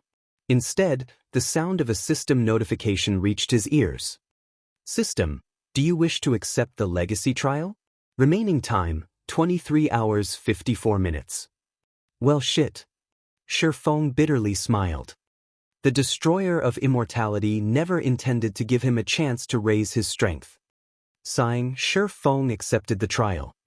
Suddenly, the destroyer of immortality released a divine golden light, enveloping Shi Feng. In the next moment, both the destroyer of immortality and Shi Feng vanished from the room. Space transfer. Charlin's eyes flashed with surprise at both Shi Feng's and the destroyer of immortality's sudden disappearance. A powerful barrier protected the stargazing tower, and all forms of teleportation magic were rendered ineffective here, regardless of whether said magic was used to enter or leave the tower. Yet, the destroyer of immortality had effortlessly accomplished this feat. Hopefully, that little dummy can pass the trials. Charlin smiled faintly, gazing at the spot where Shi Feng had stood a moment ago. Awakening that sword drained me to such a degree. I'll have to rest for a long time. I let him off too lightly by taking only 500 gold. The next time we meet, I'll collect this debt, with interest. At this moment, Shi Feng was at a complete loss. In the blink of an eye, he arrived in a dimly illuminated field. Swords were everywhere, from the sky to the earth. This place was literally a world of swords. In the distance, Shi Feng could see a mountain piercing the sky. A faint, silver glow radiated from the mountain's peak, and it was the only source of light in this dim world. System, you have discovered the origin sword domain. System, you are in a unique realm. All forms of communications have been sealed. You are unable to make contact with the outside world. It would seem that this origin sword domain is independent of God's domain. Shi Feng tried to call up the system map. However, the map was blank. Shi Feng then took a look at his surroundings. As far as the eye could see, other than the mountain in the distance, there was nothing but flatlands. Moreover, the further one traveled from the mountain, the darker it would become. It looks like the only exit is at the peak of that mountain. Shi Feng then examined the swords stabbed into the ground, all of which were immovable. Some even resembled buildings and plants. Unlike flowers and trees, however, Shi Feng would receive damage if he touched these blades. To put it simply, he needed to avoid these swords as he advanced. As for the swords suspended in the sky, so long as he did not fly, they weren't a threat. However, this world only took a moment to correct that assumption. After Shi Feng took a few steps forward, several swords descended from the sky. One of them just happened to slice past his arm, causing -200 damage. Crap. Raining swords. Shi Feng looked at the swords around him, realizing why so many swords pierced the ground. Moreover, the swords that descended from the sky dealt a lot more damage than the swords on the ground. I'm guessing this trial requires players to avoid the swords on the ground while dodging the swords descending from the sky? Shi Feng remained still for the moment. He silently observed his surroundings, searching for the best path towards the mountain. He chose to stand still because the moment he moved, the swords in the sky would start to fall. Most likely, the swords in the sky were set to fall based on the player's movements. Sure enough, This world is trying to kill me. After waiting for a moment, Shi Feng discovered that the swords in the sky had not fallen.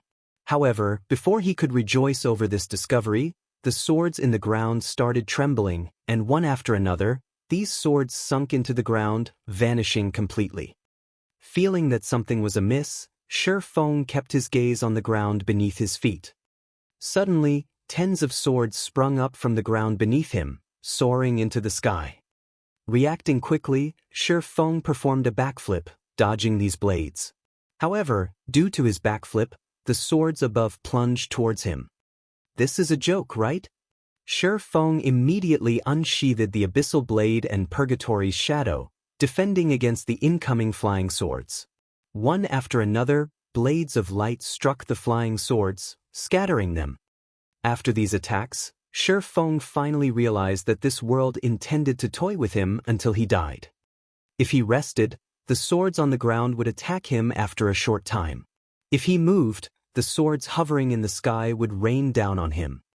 Such an attack pattern allowed him little to no time to rest or recover, keeping him on guard. Shi Feng also discovered something else. The swords that descended from the sky were growing more accurate and faster as he advanced. Is this place trying to exhaust me to death? Shi Feng's lips curled up slightly with amusement. Immediately, he switched out the aura of space on the seven luminaries' ring for the aura of wind, increasing both his movement speed and attack speed by 40% and agility by 30%. He then dashed towards the distant mountain. The moment Shi Feng moved, the countless blades in the sky began their assault. They all turned their blades towards Shi Feng and shot towards him. However, Shi Feng was like a gust of wind. Relying on his movement speed alone, he avoided most of the attacks. In addition, his increased attack speed allowed him to strike down the remaining swords effortlessly as he darted onward. However, after running for a few minutes, the ground in front of Shi Feng suddenly split apart. In the next moment, bone knights in silver armor crawled out of the fissure, every one of them emitting frightening killing intent as they rushed towards him. Skeleton Warrior, Undead Creature, Elite Rank.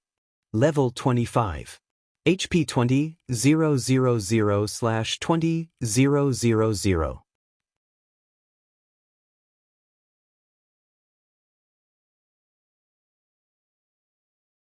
Chapter 382, Legacy Chapter.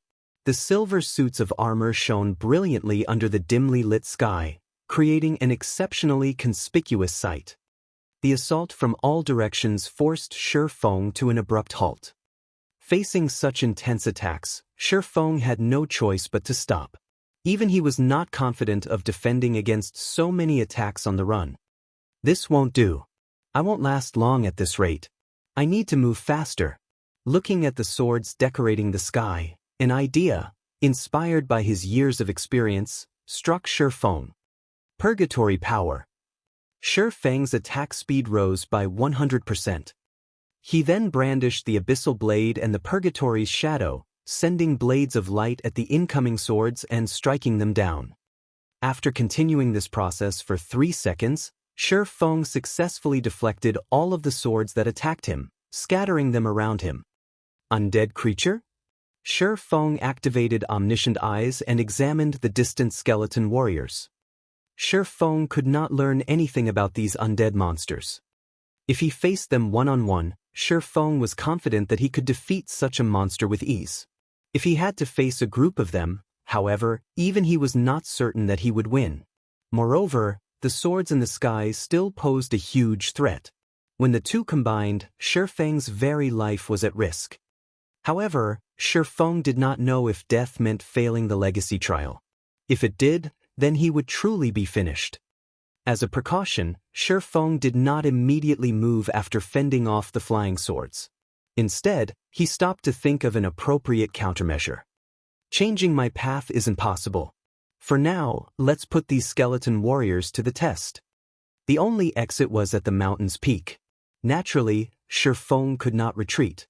However, charging forward rashly and accidentally losing his life was unwise. Hence, Shi Feng activated Phantom Kill, sending his doppelganger charging towards the skeleton warriors to test their strength. By doing so, not only could he buy himself time to come up with a defense against these undead monsters, but he could also avoid falling into any traps. After all, this was the trial of one of the 10 great saint legacies. He could not afford to be careless. The doppelganger possessed 70% of Shi Feng's attributes. It was more than enough to deal with a single skeleton warrior. The doppelganger dodged the swords from above while approaching the skeleton warriors. However, when only a distance of 40 yards remained between them, the skeleton warriors still showed no signs of taking action. Instead, the monsters only focused on the doppelganger's every movement, killing intent oozing from their entire bodies. It looked as if they would explode at any moment. Disregarding the skeleton warrior's lack of a reaction, the doppelganger threw the blazing meteor at the closest undead creature. The weapon struck the monster's thigh, causing -816 damage. It would seem that the skeleton warriors only possessed mediocre defense. However, the instant the skeleton warrior was struck, it started moving and charged at Shi Feng's doppelganger. The skeleton warrior that had been hit was not the only one to move. The surrounding dozen or so undead creatures charged at the doppelganger as well. Although the skeleton warriors wore full sets of silver armor, their movement speed was extremely fast. It took them less than 5 seconds to close the 40-yard gap. However, Shi Feng's doppelganger did not stay idle as these undead creatures charged. Instead, it attacked with the blazing meteor again as it retreated swiftly. In terms of speed, the doppelganger clearly held the advantage. Despite needing to dodge the constant stream of attacks from the sky, it was still a thread faster than the skeleton warriors. As this game of cat and mouse continued, the HP of the skeleton warrior leading the charge gradually decreased. Everything proceeded smoothly, and Shi Feng, who stood in the distance, did not discover any other traps hidden in this field. Moreover, the skeleton warriors possessed low intelligence. Aside from carrying out some basic defensive maneuvers, the group of undead creatures single-mindedly chased the doppelganger. After a short moment, the doppelganger killed its first monster. Although a skeleton warrior had died, other than a tiny amount of skill proficiency, Shi Feng received nothing at all. He did not receive even a tiny amount of EXP. Even after the dozen or so skeleton warriors were wiped out, Shi Feng did not receive anything. Fortunately, he didn't really care. He was in a legacy trial right now. His only goal was to clear the trial. As for whether or not he could earn EXP or items, that was not very important. With the doppelganger's probing, Shi Feng's advance became much easier. There were no other traps in the surrounding area. The skeleton warriors also did not possess high intelligence or troublesome skills. As long as he dealt with the attacks from the sky properly, he could deal with these skeleton warriors by kiting them. What the doppelganger could do, Shi Feng could do better. Shi Feng's movement speed was too fast. Unlike the doppelganger, not only could Shi Feng attack using the blazing meteor, but he could also cast AoE skills such as Thundering Flash and Earth Splitter to deplete the skeleton warrior's HPs while maintaining the distance between them. When the arcs of lightning weaved across the skeleton warriors, they dealt damages of -1,242, -1,784, and -2,439 to the undead creatures. Some of the skeleton warriors who received critical hits lost over half their HP. In less than 10 minutes, Shi Feng had reduced the hundreds of skeleton warriors into piles of pearly white bones scattered across the plains. HM? What's going on with these bones? Just as Shi Feng was about to depart from this field of bones, he noticed the bones begin to tremble. The bones then gathered. In the blink of an eye, these bones transformed into an entirely new monster. This monster was 3 times the size of the skeleton warriors from before. It wielded a skeletal giant axe in one hand and a thick black chain in the other. Dark green flames burned in its empty eye sockets. Emitting an angry roar, it charged at Shi Feng with massive, thudding steps. With every step this monster took, the land beneath its feet would crack and shatter. One could see just how powerful this monster was. Skeleton giant, undead creature, chieftain rank. Level 30. HP 250, 000/250, 000. Why is it a level 30 chieftain? Shi Feng was stunned. He instantly activated Windwalk and escaped. There was no way he could face a level 30 chieftain head-on while dealing with the incoming attacks from the countless swords in the sky. Moreover, with the skeleton giant's strength, a direct hit with its axe was all it needed to end Shi Feng's life. Even if Shi Feng dodged the monster's attack, the descending swords were no laughing matter. Each sword could deal -200 damage. Currently, Shi Feng's HP was only slightly over 3,000. If 16 swords to hit him, he would lose his life all the same. Although the skeleton giant was colossal, it was frighteningly quick. Despite having activated Windwalk, Shi Feng still could not shake off the skeleton giant, the distance between them never increasing. However, Shi Feng also had to endure the rain of swords as he escaped. To avoid the blades, he was oftentimes forced to take action and strike back, affecting his speed as a result. Sometimes, in order to dodge a more densely packed attack, Shi Feng had no choice but to dodge sideways, making a 90-degree turn. However, after Shi Feng turned, the skeleton giant behind him would stumble. Its speed greatly fell when it changed directions, allowing Shi Feng to widen the gap between them. Moreover, due to the skeleton giant's large frame, the sudden turn helped Shi Feng block a few of the flying swords. When the sword struck the skeleton giant's body, the monster also received -200 damage from each attack. How could I forget? Due to their joints, skeletal monsters have difficulty dodging and turning. Shi Feng smiled faintly upon seeing the skeleton giant's situation. Not only was the skeleton giant slow to react, but it would also receive damage from the swords above. Moreover, the skeleton giant's huge frame made the perfect shield. Considering the situation, a plan formed in Shi Feng's mind. Following which, he made a 180-degree turn and charged directly at the skeleton giant's back. To deal with Shi Feng, the skeleton giant had no choice but to turn around as well. Although its body spun relatively quickly, its feet could not keep up with its body. By the time the skeleton giant had stabilized itself and started swinging its giant axe, Shi Feng had arrived beside its feet. As the swords in the sky cascaded down toward Shi Feng, due to the skeleton giant being in the way, the monster suffered the full brunt of the rain of swords. Now, not only did the swords in the sky no longer pose a threat to Shi Feng, but they also benefited him. Seeing as his plan's success, Shi Feng began to attack the skeleton giant. Meanwhile, no matter how many times the skeleton giant turned its body, Shi Feng would always appear behind it.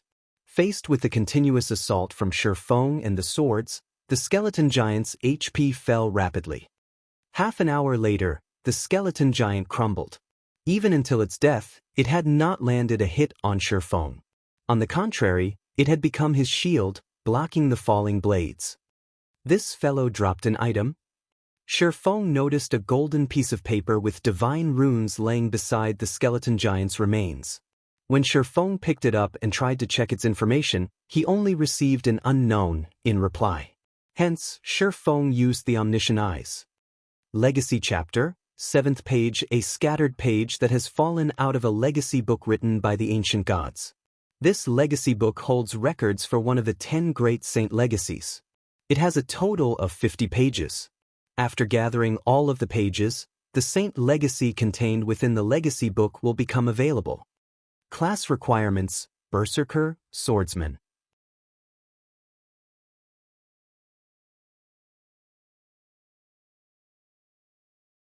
Chapter 383, Blade Demon. So, this is it, huh? Reading the item's information, Shi Feng got a general understanding of the situation. Even if he ran to the mountain and reached its peak, that wouldn't mean he passed the trial. He needed to collect all 50 legacy chapters to pass. However, now that he knew what he needed to do, this trial would be much easier to defeat. He just had to search for skeleton warriors and kill skeleton giants to obtain legacy chapters. So, Shi Feng began hunting around the fields for skeleton warriors. Although the swords in the sky were a nuisance, Shifeng gradually understood their attack patterns and could dodge them more efficiently. Soon, they were no longer much of an issue. Even when dealing with a large group of skeleton warriors, these swords would nick him a few times at most, dealing negligible damage. After killing 12 skeleton giants in a row, Shifeng discovered a problem. Not every skeleton giant would drop a legacy chapter. In fact, the drop rate was very low. After killing 12 skeleton giants, he only obtained 2 legacy chapters. None of the monsters Shifeng killed gave him any EXP either. He also needed to dodge the swords from above constantly. Hunting these skeleton giants was truly exhausting, both physically and mentally. If not for the fact that one of the 10 great saint legacies beckoned him, Shifeng would never tolerate such a strenuous and unrewarding task. While Shifeng searched for skeleton warriors all around the mountain, an incident occurred in White River City. Dark Star, a guild that White River City had already forgotten, suddenly declared its dissolution. This news came as a great shock to everyone. Some of the guilds who had previously allied themselves with Dark Star simultaneously announced their dissolution as well. Originally, everyone had thought that White River City was on the path of becoming the overlord of Star Moon Kingdom. However, no one could have expected the following development. Half a day after the dissolution of these guilds, a branch guild of Overwhelming Smile suddenly appeared in White River City. More shockingly, Lone Tyrant, who was originally the guild leader of Dark Star, had become the vice leader that led Overwhelming Smile's branch guild. Furthermore, the benefits that Overwhelming Smile offered were impressive, at least twice as valuable as what Dark Star had previously offered. It was a blatant display of wealth. The members of the dissolved guilds promptly joined Overwhelming Smile's White River City branch. Within half a day since Overwhelming Smile's branch guild's establishment, its member count had already reached 30,000. Moreover, that number was still increasing. It continuously recruited new members, thinking of ways to steal players from Zero Wing. Big Sis Aqua, Overwhelming Smile thinks too little of us. Instead of recruiting in their hometown of Maple City, they ran all the way here to fight us over members. The guild leader also suddenly disappeared and cannot be contacted.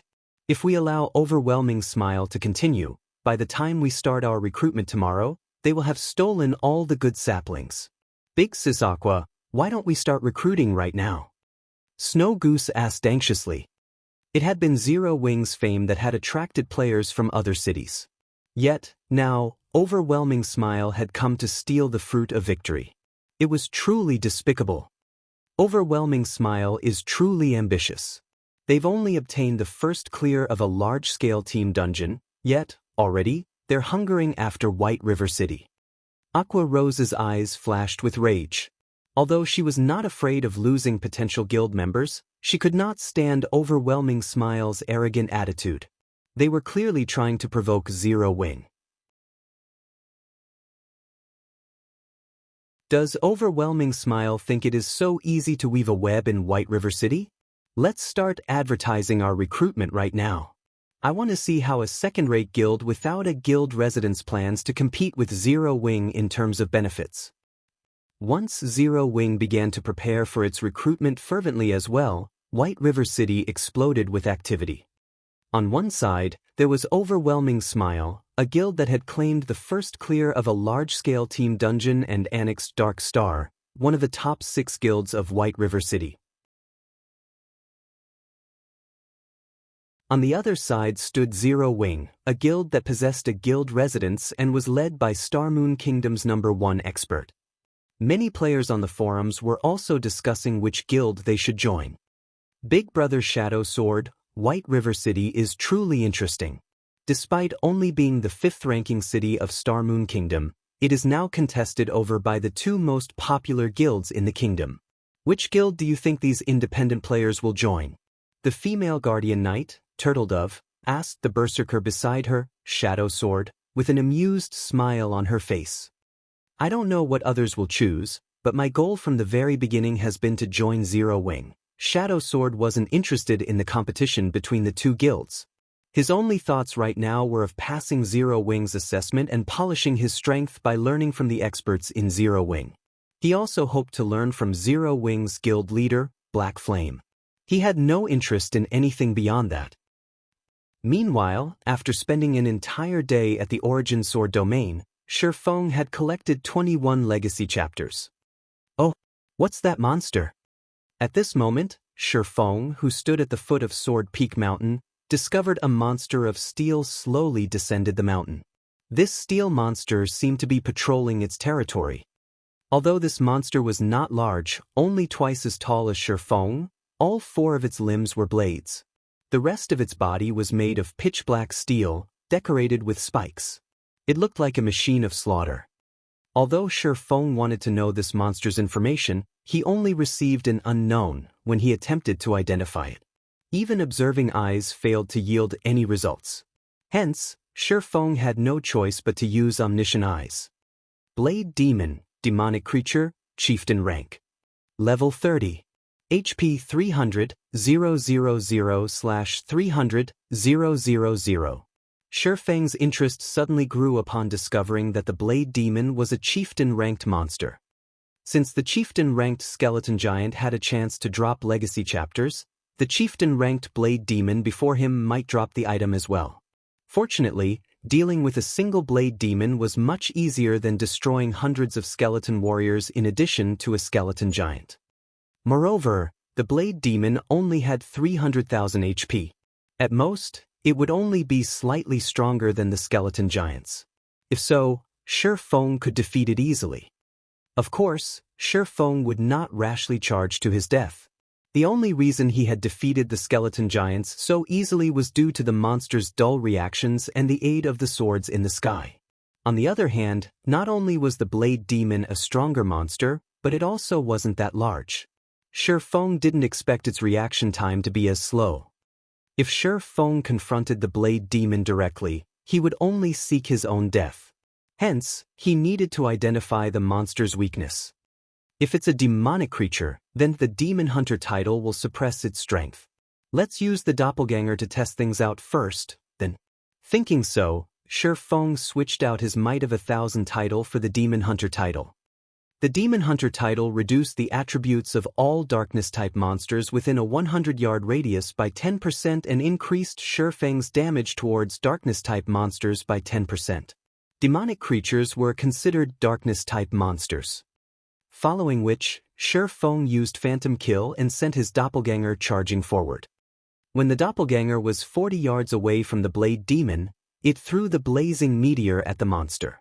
A red glow instantly crossed the distance between the doppelganger and the Blade Demon. Just as the blazing meteor was about to hit the Blade Demon's back, a black streak of light flashed over, striking the blazing meteor out of its path. What? Is it that amazing? Does it not have any blind spots? Shi Feng muttered in shock. Shi Feng's doppelganger had clearly launched its attack. Yet, as if the Blade Demon had eyes in the back of its head, it deflected the flying projectile. Moreover, the Blade Demon's reaction was astonishingly quick. The skeleton giants paled in comparison. However, Shi Feng did not believe that the Blade Demon had no blind spots. The doppelganger activated Windwalk and circled to the other side of the Blade Demon. Once again, it threw the blazing meteor, launching a series of attacks in quick succession. The blazing meteor shot at the Blade Demon again and again. However, no matter which angle it approached, the Blade Demon easily deflected it.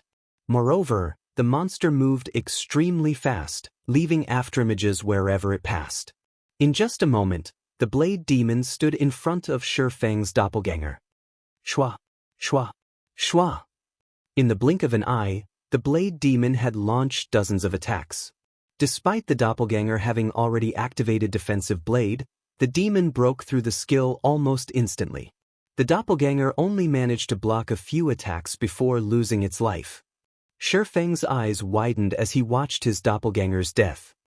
However, after a brief moment of shock, Shi Feng suddenly discovered that the Blade Demon had not returned to its wandering after killing the doppelganger.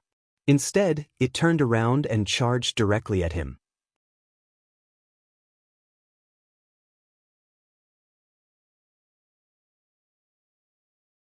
Chapter 384, Unique Set Equipment.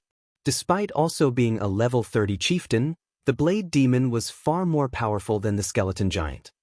Realizing that he could not face the Blade Demon directly, Shifeng immediately activated Windwalk and ran.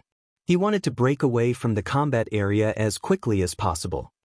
However, after running for over 100 yards, the Blade Demon was still on his tail.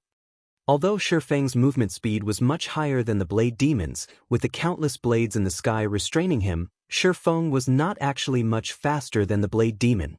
The distance between the two hovered around 30 yards. The Blade Demon was determined to chase Shifeng to the ends of the world. As long as the Blade Demon caught up to Shifeng, he would have to deal with the attacks from both the Blade Demon and the swords descending from the sky. At that time, his fate would be sealed. I need to find a way to deal with it. I'll be in trouble if it catches up. Shifeng examined the surrounding terrain. The area around him was the very definition of flatlands. The fields were endless, and there was nothing that he could use to his advantage.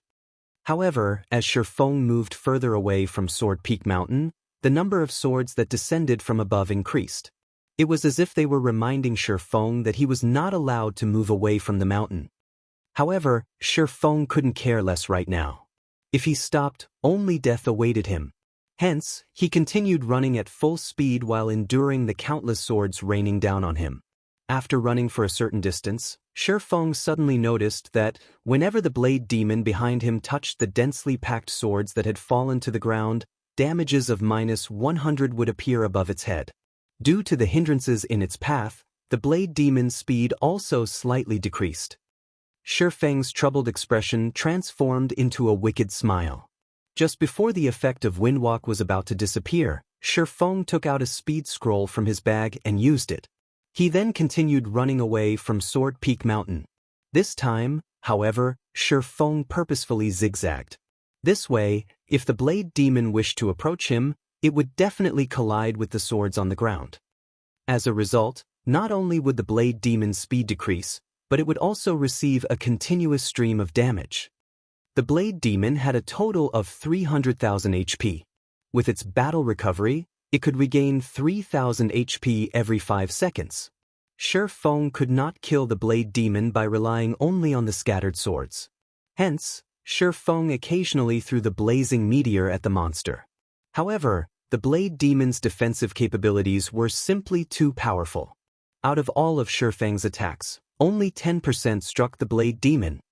Shifeng also used skills such as Thundering Flash and Earth Splitter, dealing over -1,000 damage with each hit. Overall, the damage the Blade Demon received barely surpassed its battle recovery. If Shifeng wanted to kill the Blade Demon, he would need to spend a very long time to do so. It seems that I can only drag things out. Shifeng had no other options. The only fortunate thing about this situation was that the Blade Demon could eventually die. Time passed bit by bit. While Shifeng played his game of cat and mouse with the Blade Demon, White River City had become extraordinarily lively. Zero Wing had finally started its recruitment. The independent players who had waited eagerly for this moment were incomparably excited.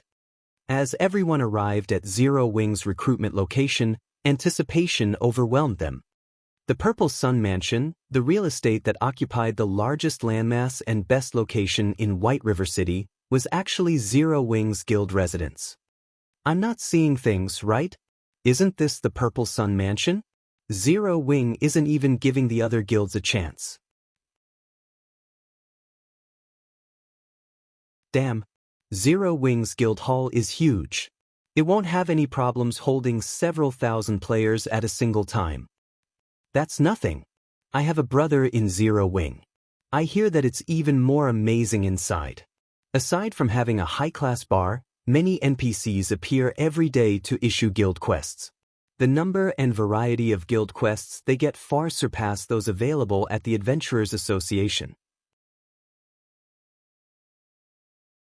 Not only can members of Zero Wing obtain a lot more EXP, but the item rewards they can get from the quests are also much more abundant. Some quests even reward secret silver items. Also, if members rest inside the guild hall, they can accumulate a double EXP buff. There are private rooms available for rent, too.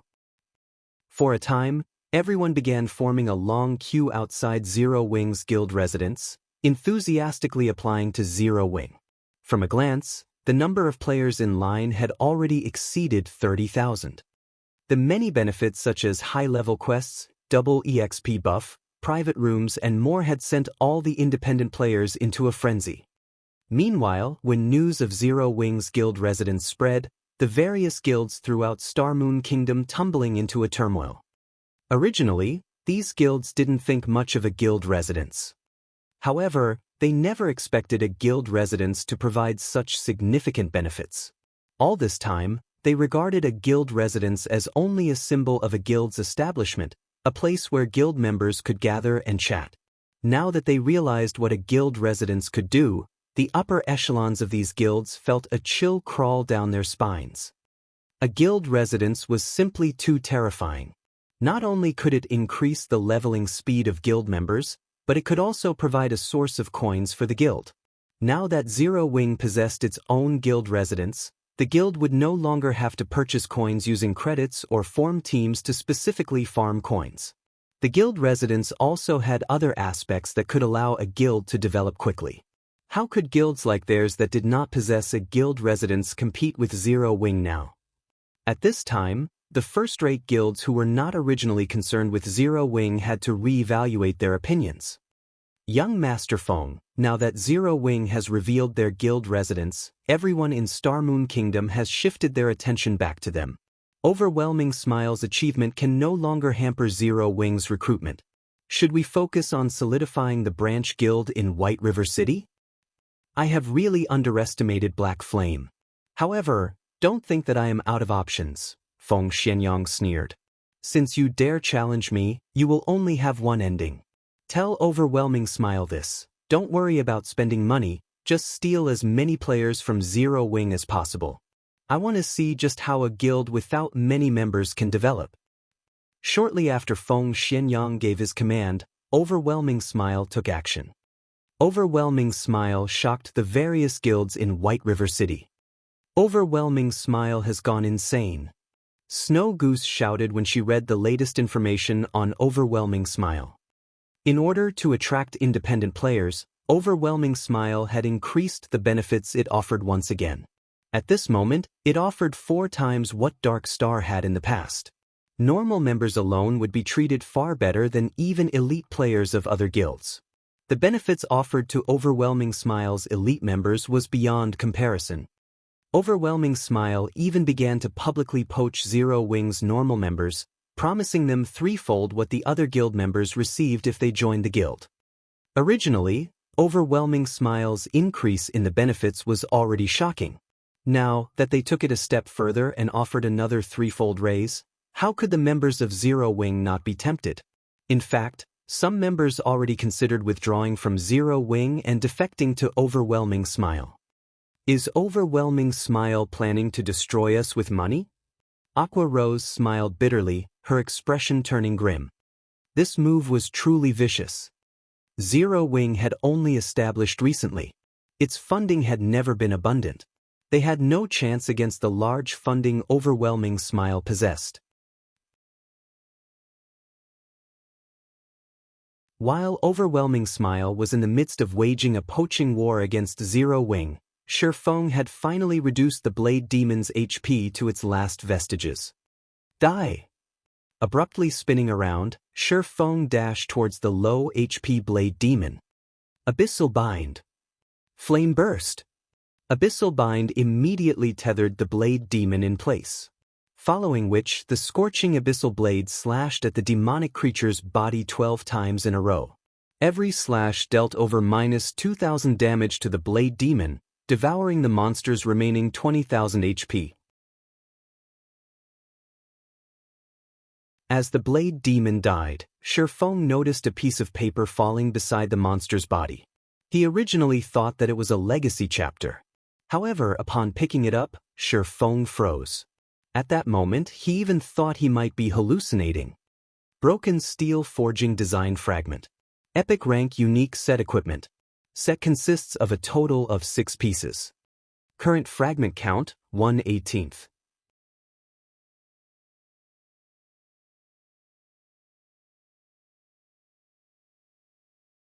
Chapter 385, Professional Level. No way. Shi Feng struggled to calm himself even after staring at the forging design in his hand for a long time. Previously, when he obtained the fine gold-ranked dragon scale set equipment back in the God's Grave, he had believed it to be the top set equipment currently available, second to none.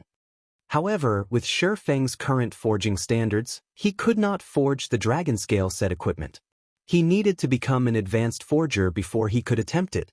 However, a lot of time was required to advance to an advanced forger, time that Shi Feng did not have. Yet, now, the forging design for an epic set equipment had fallen into his hands. If he could equip an epic set equipment, killing players would be as easy as slicing vegetables. He would truly be invincible among fellow players. Originally, Shi Feng's head had ached thinking about ways to deal with the 5 cities controlled by Underworld. Now, however, this fragment swept those concerns away. As long as he could don the complete broken steel set equipment, he alone could become enough of a nuisance to disturb those guilds. Now that Shi Feng knew the blade demons dropped the forging design for the broken steel set equipment, even if he had to exhaust himself for a few days, he would obtain all the forging design fragments. Shi Feng was suddenly brimming with enthusiasm. Turning around, he charged towards Sword Peak Mountain in search of another blade demon. Unknowingly, another day had passed in God's domain. Before Shi Feng logged out of the game, he had killed several dozens more skeleton giants and blade demons. In the 2 days he had spent in the Origin Sword domain, Shi Feng had obtained a total of 33 legacy chapters and 8 broken steel forging design fragments. He was not far from completing both the legacy book and the broken steel set equipment forging design. Shi Feng had lingered in God's domain for 2 natural days without logging out to rest. As his body had been in the virtual gaming cabin all this time, the moment he stepped out of the cabin, his stomach growled a hungry complaint. However, his body did not feel any discomfort after laying motionless for 2 days. On the contrary, he felt extremely relaxed. It's as expected of a virtual gaming cabin. It even assisted my body's absorption of the S-rank nutrient fluids. Shi Feng clenched his fists and stretched. Revealing a faint smile, he thought, my punching power should be around 320 kilograms now. Originally, Shi Feng had needed 5 days to absorb a bottle of S-rank nutrient fluids, allowing the liquid to restore his body's vitality and repair broken cells. Now, however, only 2 days had passed, and Shi Feng had already absorbed the S-rank nutrient fluids. Shi Feng judged that, based on his body's current condition, he should barely meet the standard of a professional fighter. His current body had already far surpassed his body in his previous life. At the very least, his physical fitness was no longer inferior to the apex experts of God's domain. Being young really is great. If I started training my body only after I turned 25, it wouldn't really make a difference. Shi Feng was satisfied with his current physical fitness. As long as he continued his training, his physical fitness would continue to improve. At that time, he could exert more of his brain's potential, allowing him to break through the boundaries he had never been able to cross. Although Shi Feng was hungry, he did not immediately look for something to eat. Instead, after leaving the virtual gaming cabin, he walked towards his fridge and retrieved a bottle of A-rank nutrient fluids. He then filled his empty stomach with the cold liquid. After having not eaten for 48 hours, although he had the protection of the virtual gaming cabin during this period, filling his stomach with solid food would negatively impact his body. It was best to drink nutrient fluids first and let his stomach gradually adapt. After a few hours, he could have a proper meal. Looking at the bottle of A-rank nutrient fluids in his hand, Shi Feng felt like he was dreaming. Over 10 days ago, he had lamented spending 10 credits on a meal. Now, however, despite drinking a bottle of nutrient fluids that cost 10,000 credits, he felt nothing at all. Although his reincarnation was part of the reason, it was more due to his change in mentality brought about by strength. Suddenly, his doorbell rang. Accessing the doorway monitor through his quantum watch, Feng discovered Blackie standing outside his door. For some reason, Blackie looked panicked. It looked like he had some very urgent news. Feng promptly disabled the lock to his front door using his quantum watch. "Brother Feng, where have you been these past 2 days? I haven't been able to contact you all this time. I even wondered if you were in some kind of accident."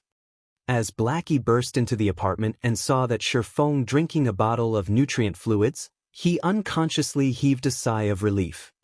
"What could possibly happen to me?" Feng chuckled. "Did something happen while I was gone?" "Of course, something happened. Overwhelming Smile had been poaching our members.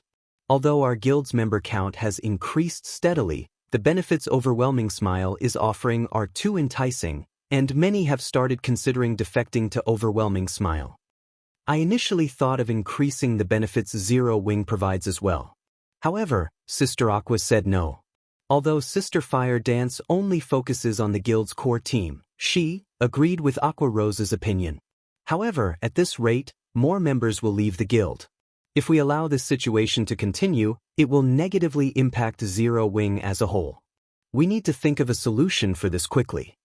I have been trying to contact you all this time, but you haven't answered any of my calls or messages. I had no choice but to visit you personally." Blackie then explained the general situation to Feng. "Overwhelming Smile sure is intent on destroying us with money." Feng smiled bitterly.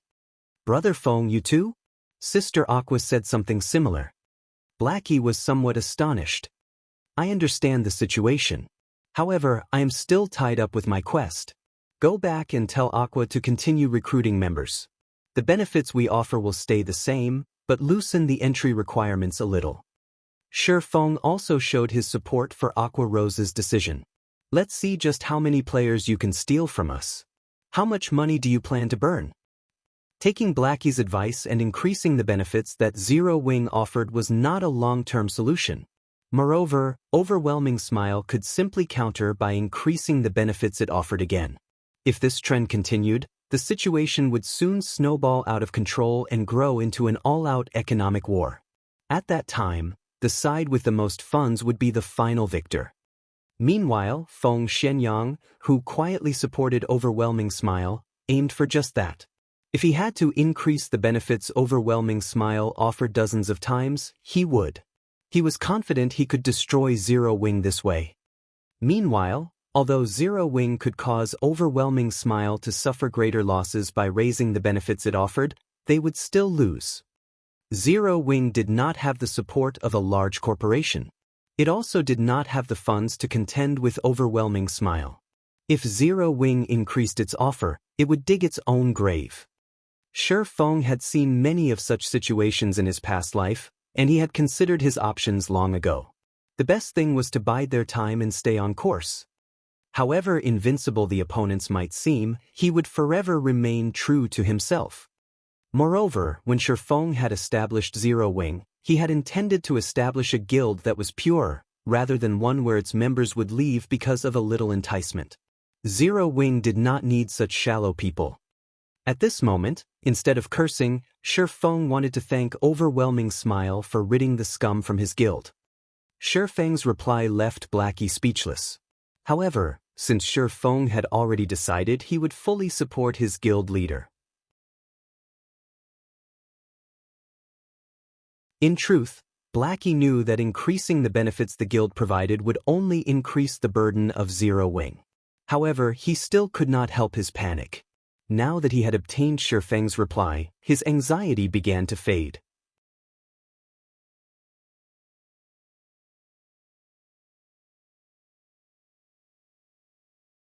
Chapter 386, Tier 1 Skill.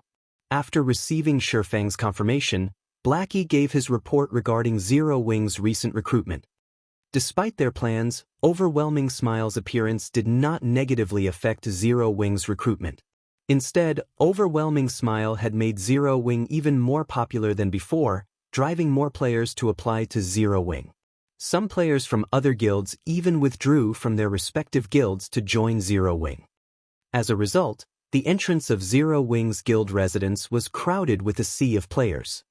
Those who did not fully understand the situation even thought that Zero Wing had already become White River City's overlord.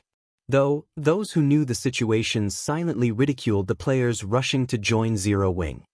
After 2 days of chaotic recruitment, Zero Wing had grown from around 5,000 members to having over 10,000.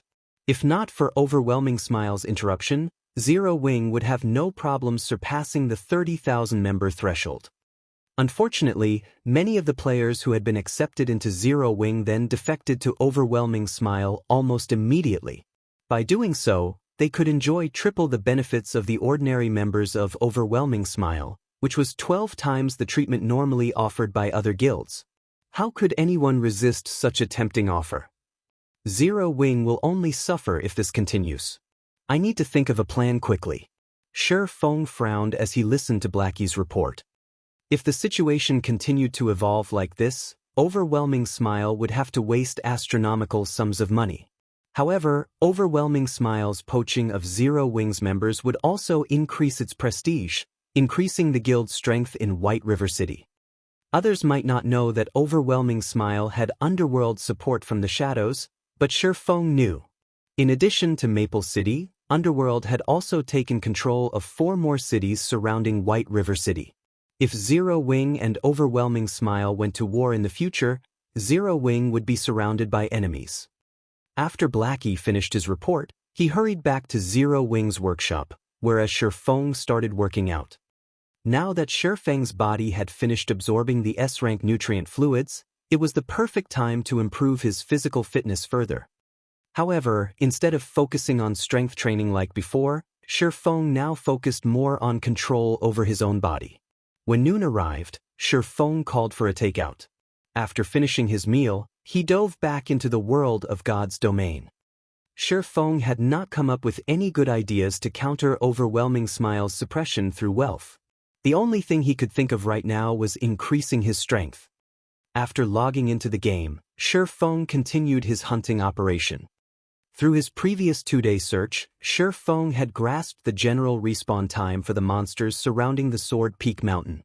As for the location with the highest spawn rate, that would be on the Sword Peak Mountain itself.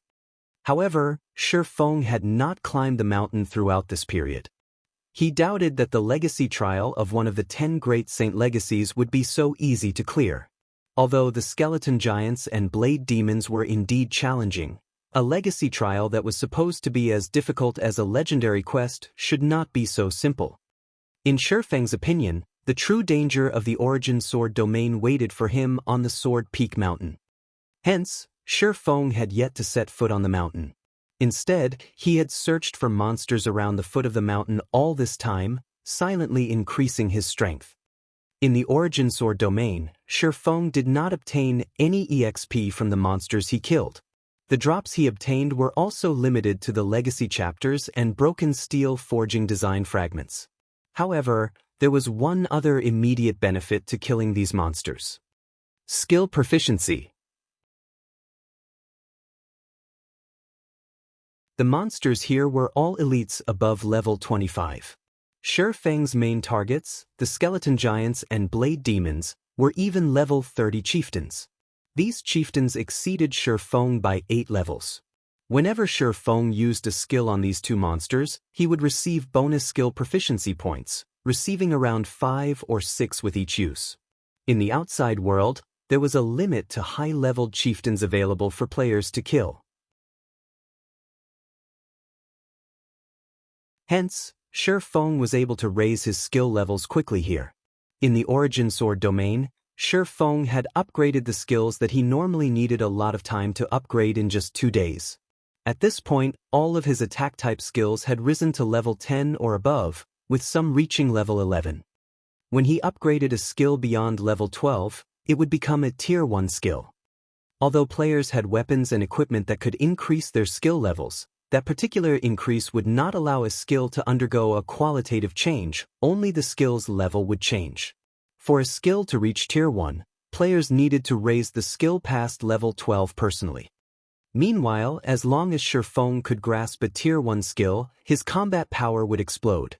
This was why Shi Feng diligently killed the monsters outside the Sword Peak Mountain. With this goal in mind, Shi Feng continuously searched for monsters and used his skills repeatedly, allowing his skill proficiency to soar. However, as Shi Feng killed more monsters, he discovered something odd. The drop rate of legacy chapters and design fragments plummeted. In the beginning, Shi Feng could claim a drop in every 4 or 5 kills. Now, he would only get a single drop after killing over a dozen chieftains. The more legacy chapters and design fragments Shi Feng obtained, the harder it became to collect them. If Shi Feng did not increase his killing speed, it would be impossible for him to gather the required items within 5 days.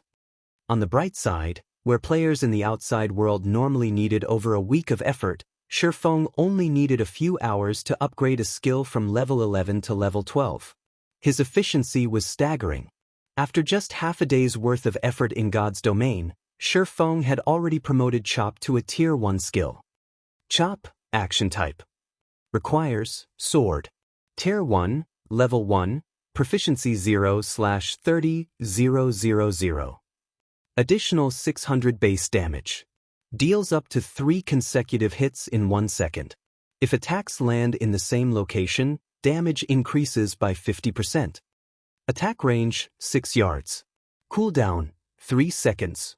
Compared to the Tier 0, level 12 Chop, the base damage had not increased much. However, when using the Tier 1, level 1 Chop, Shi Feng could swing his sword 3 times in 1 second. Moreover, if his attack struck the same location, his damage would increase by 50%. Not only did Tier 1 skills increase a player's power, but they also increased a player's freedom of attack. In other words, the more skilled a player was, the more damage they could deal. This was why, despite being the same level, Tier 1 players were far more powerful than Tier 0 players. Tier 1 players also possessed much higher attributes and a larger variety of skills. Tier 0 players had no chance of contending with Tier 1 players of the same level. It's been a while since I've used the Tier 1 Chop. Let's use you as a warm-up. Shi Feng dashed towards the skeleton giant's side before him and used the Tier 1 Chop. A sharp aura covered the abyssal blade. In the blink of an eye, Shi Feng brandished the weapon 3 times, sending 3 sword auras slashing at the skeleton giant. The 3 sword auras combined, forming an even sharper and more powerful sword aura that slashed at the skeleton giant's joint. -1376, -2048, -2062. Aside from these 3 high damages, the skeleton giant, which had remained unperturbed by Shi Feng's attacks, had suddenly fallen to the ground. The power of the Tier 1 skill was clear. After the skeleton giant fell, Shi Feng had a much easier time attacking it. Following which, Shi Feng used one skill after another on the undead creature. If the skeleton giant stood up, Shi Feng would use Chop to attack its joints, knocking it to the ground once more. A short moment later, Shi Feng had slaughtered the skeleton giant effortlessly. Due to the Tier 1 Chop, Shi Feng's battles between the skeleton giants and blade demons had become much easier and took less time than before. Moreover, as Shi Feng's efficiency grew, he used his skill more frequently. After spending another 2 days, Shi Feng finally upgraded Thunderflame Explosion to Tier 1 as well. Now, Shi Feng's attack-type skills that required skill proficiency were all Tier 1 skills. Compared to when Shi Feng had just entered the Origin Sword domain, his combat power was far more frightening. It should be about time to climb the Sword Peak Mountain.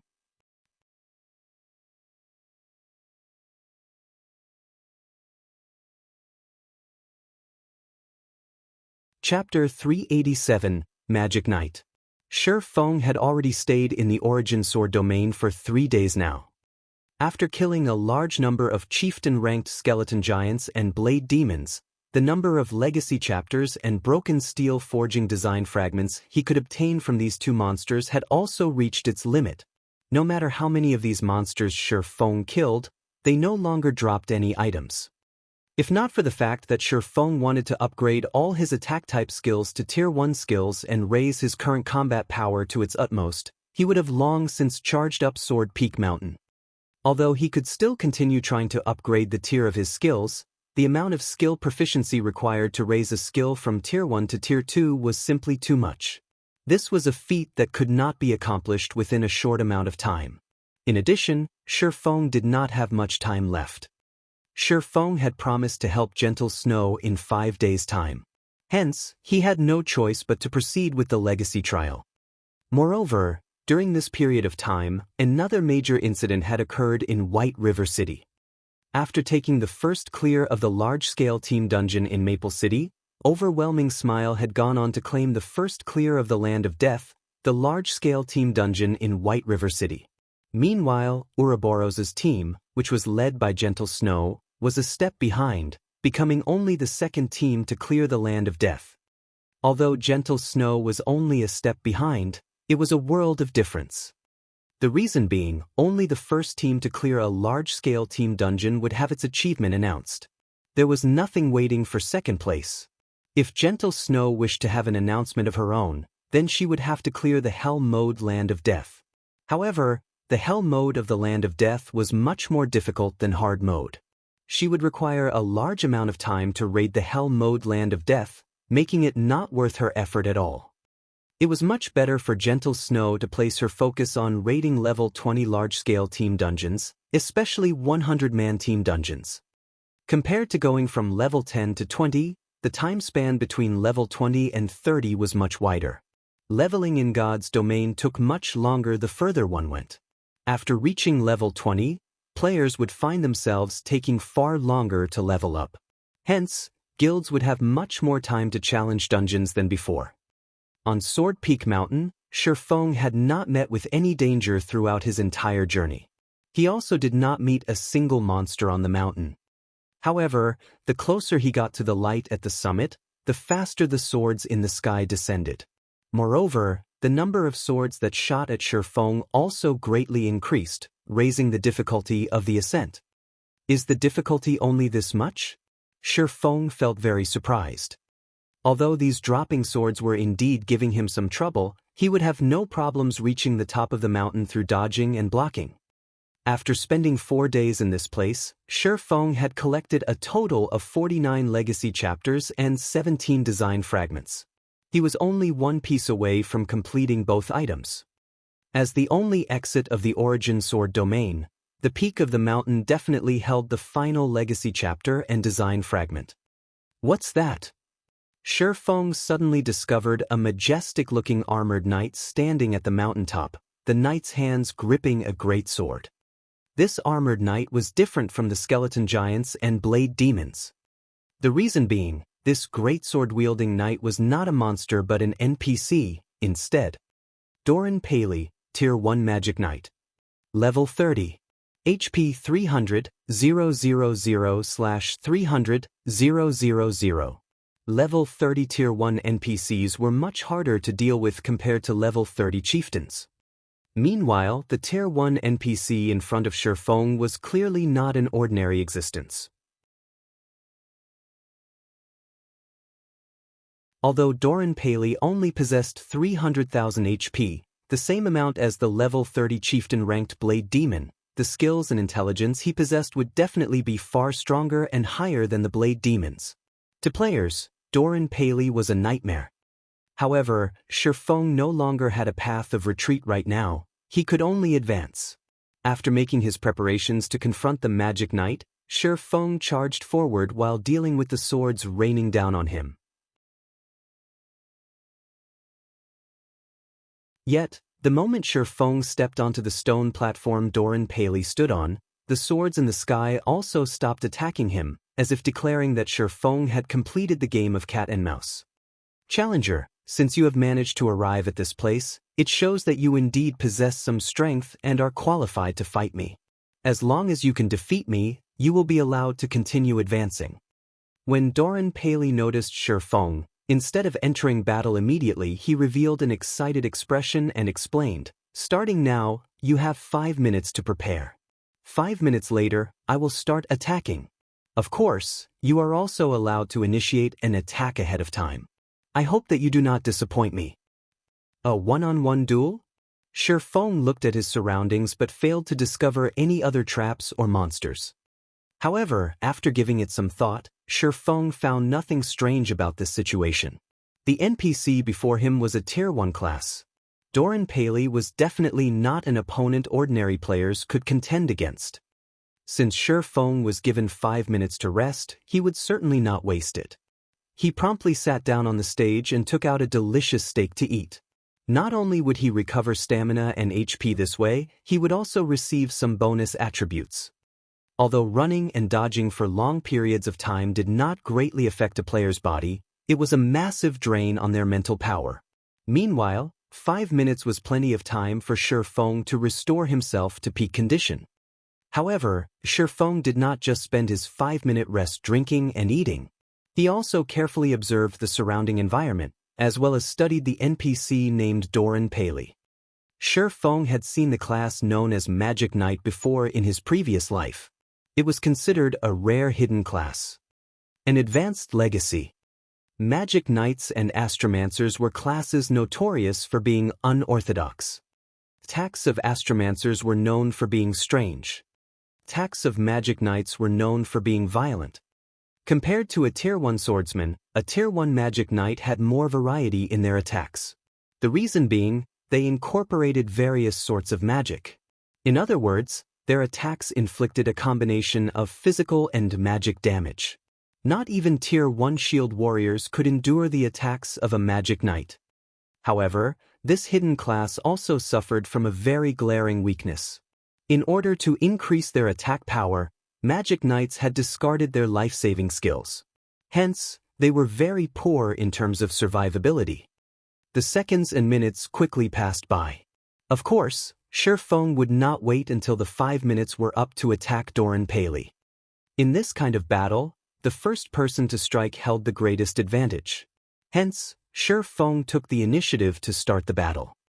When Shi Feng was only 40 yards away from Doran Paley, he suddenly took out the blazing meteor and threw it at the Magic Knight's vital point.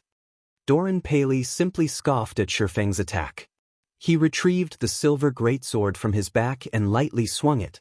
Immediately, blades of flame shot out from Doran Paley's greatsword. These blades of flame collided with the blazing meteor, striking it down, before proceeding towards Shi Feng. However, when these blades of flame were only about halfway to their target, Shi Feng suddenly appeared behind Doran Paley and initiated a Tier 1 chop at the Magic Knight's back. Doran Paley suddenly smiled.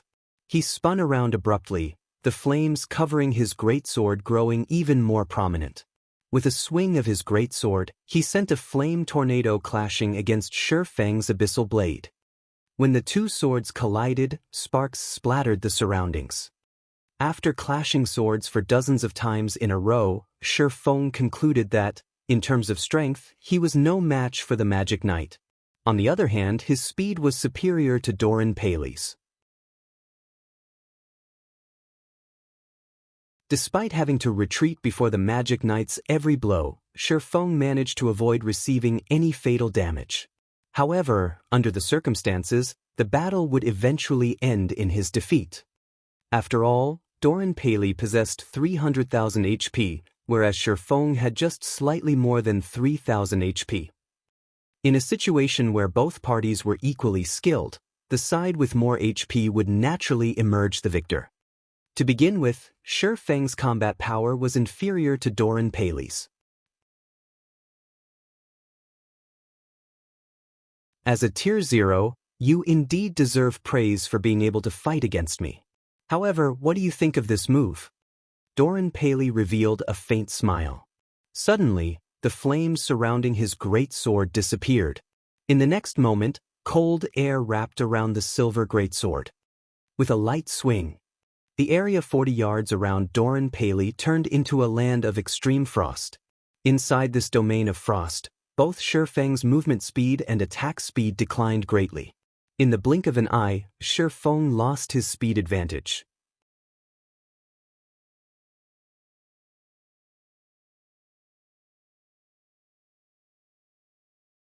Chapter 388, Flame Dragon's Dance.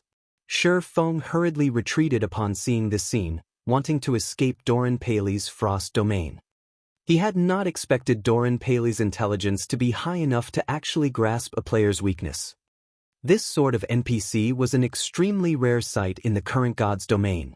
Only in the later stages of God's Domain would players be able to frequently see such NPCs. Moreover, these NPCs were usually Tier 3 NPCs and above. Meanwhile, Doran Paley was only a Tier 1 NPC. Higher intelligence. I won't stand a chance with the status quo. Shifeng's expression turned solemn when he saw Doran Paley's figure charging at him. If Doran Paley were only an ordinary Tier 1 NPC, even if he had 300,000 HP, Shifeng would have been confident of defeating him. Before leaving White River City, Shifeng had armed himself with over 100 Tier 2 magic scrolls from the guild warehouse. Meanwhile, most of these Tier 2 magic scrolls came from the Blood Hand Association's stronghold, with the rest from the dungeon raids carried out by guild members. The Origin Sword domain was different from the 12 trials Shifeng had previously undergone. In the 12 trials, Shifeng had not been allowed to use any tools to assist him. However, the Origin Sword domain did not impose such a restriction. He could use as many magic scrolls as he liked here. If he had over 100 Tier 2 magic scrolls, it would be an easy task to deal with an ordinary level 30 Tier 1 NPC. Even if Doran Paley had 300,000 HP, he would still die under the might of so many Tier 2 magic scrolls. However, the situation was different now. In the past, Shifeng had crossed swords with many high-tiered NPCs, so he knew very clearly that NPCs who possessed higher intelligence were extremely sensitive towards magic scrolls. Players required some casting time, however short, when using magic scrolls. Meanwhile, when higher intelligence NPCs noticed this, they would either hurriedly withdraw to escape the effective range of the magic scroll, or they would decisively charge up to interrupt the casting process, not giving the player any chance to attack using the magic scroll. Seeing Doran Paley charging at him, Shifeng immediately brandished the Abyssal Blade and cast Abyssal Bind at the Magic Knight. 9 pitch-black chains suddenly emerged from the stone floor. In response, Doran Paley simply snorted and stabbed his great sword into the platform. In the next moment, a golden magic array rose up from underfoot and quickly enveloped his entire body. The magic array released a faint golden glow, and when the pitch-black chains touched this golden glow, they instantly turned into smoke and vanished. Shifeng immediately recognized the golden glow covering Doran Paley's body. This skill was called Free Will. Upon activation, the skill made the user immune to all control effects, rendering a control skill like Abyssal Bind completely useless. Shifeng gritted his teeth and activated Wind Rider, increasing his movement speed by 150% as well as gaining the ability to fly temporarily. He escaped out of Doran Paley's Frost domain right after. However, when the battle began, a magic barrier had formed around the combat platform, enclosing it completely. Hence, although Shifeng could fly now, he could not get too far. When the 20-second duration of Wind Rider ended, Doran Paley would still catch up to him. At this rate, Shifeng would still die sooner or later. The seconds passed by quickly, and from beginning to end, Doran Paley fervently chased Shifeng. As a magic knight, Doran Paley might possess great destructive power and an absolute advantage in a direct confrontation, but he was sorely lacking in life-saving skills and control skills. Hence, Doran Paley was utterly helpless against Shifeng's extreme speed, and he grew furious at this situation. Within his Frost domain, Doran Paley could clearly finish Shifeng off with just a few hits. Yet, as if Shifeng was a lively rabbit, not only was he very agile, his ability to escape was also first-rate. I want to see just how long you can stay in the air. The moment you descend will be the moment I end your life. Doran Paley lightly snorted, glaring at Shifeng, who was hovering in the sky. Meanwhile, Shifeng was also silently observing Doran Paley from midair.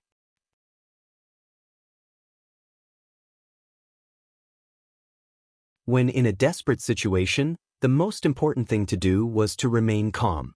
That was one of the basics of surviving in God's domain.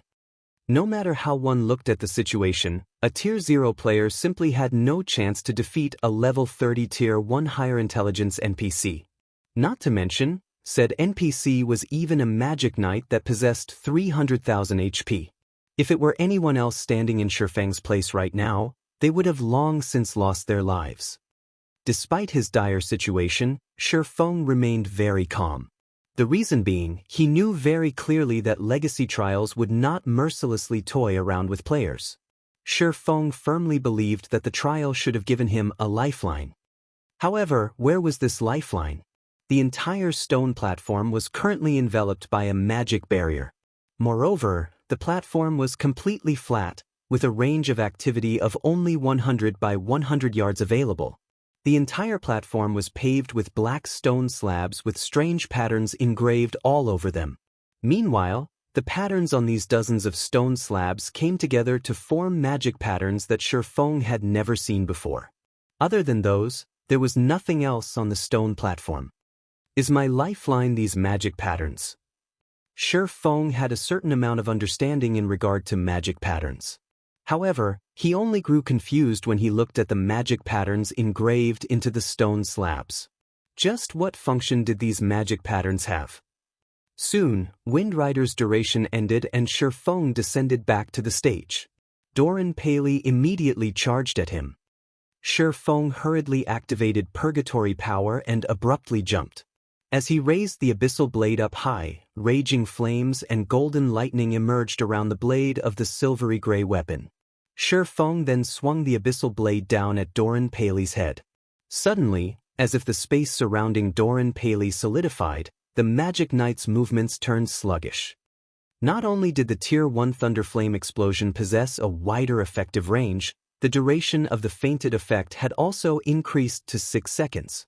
In addition, upon activation of the skill, enemies within a 10-yard radius would also receive a slowness effect. Enemies affected by this effect would have their speed reduced to only a sixth of their original, only recovering 1/6 of their speed with each passing second. Doran Paley snorted and activated Free Will once more, immediately shaking off the slowness effect. He then sent a flame cross slash to counter Shifeng's Thunderflame explosion. When the two skills collided, countless sparks flew to the surroundings. Cracks also appeared on the stone platform. Meanwhile, the impact sent Shifeng flying backward, his body slamming heavily onto the ground. Shifeng's entire body went numb, and his HP started madly decreasing as well. In the blink of an eye, his HP had fallen below 1,000, and it still showed no signs of slowing down. Panicking, Shifeng hurriedly retrieved an intermediate recovery potion from his bag and emptied its contents. His HP soon stopped decreasing, barely staying above the 800-point threshold before slowly rising. In the end, his HP recovered to over 1,100. Thunder Flame Explosion was a skill that possessed frightening destructive power. Yet, despite both being Tier 1 skills, just the impact between Doran Paley's Flame Cross Slash and his Thunder Flame Explosion had caused him to lose over half of his HP. If he went through another clash like that, he would definitely die. Currently, Shifeng felt numb all over, even moving his arm was a challenge. He would not be able to defend against Doran Paley's next volley of attacks for a short period of time. However, something strange happened. Instead of immediately initiating another offensive at Shifeng, Doran Paley actually stood there motionless. What's going on? Shifeng was surprised. At this moment, Doran Paley was glaring at him with eyes filled with killing intent. It did not seem as if the Magic Knight wanted to give him a breather. Yet, Doran Paley just kept looking at him. His armor. Shifeng discovered cracks on Doran Paley's black armor. However, these cracks were in the midst of slowly mending themselves right now. Is it because my attack has damaged his armor? Shifeng's heart was filled with uncertainty, and he thought of trying it once again. Currently, Shifeng had difficulty moving about. Seeing that Doran Paley gave no indication of taking action, Shifeng took out a Tier 2 magic scroll, Flame Dragon's Dance, from his bag.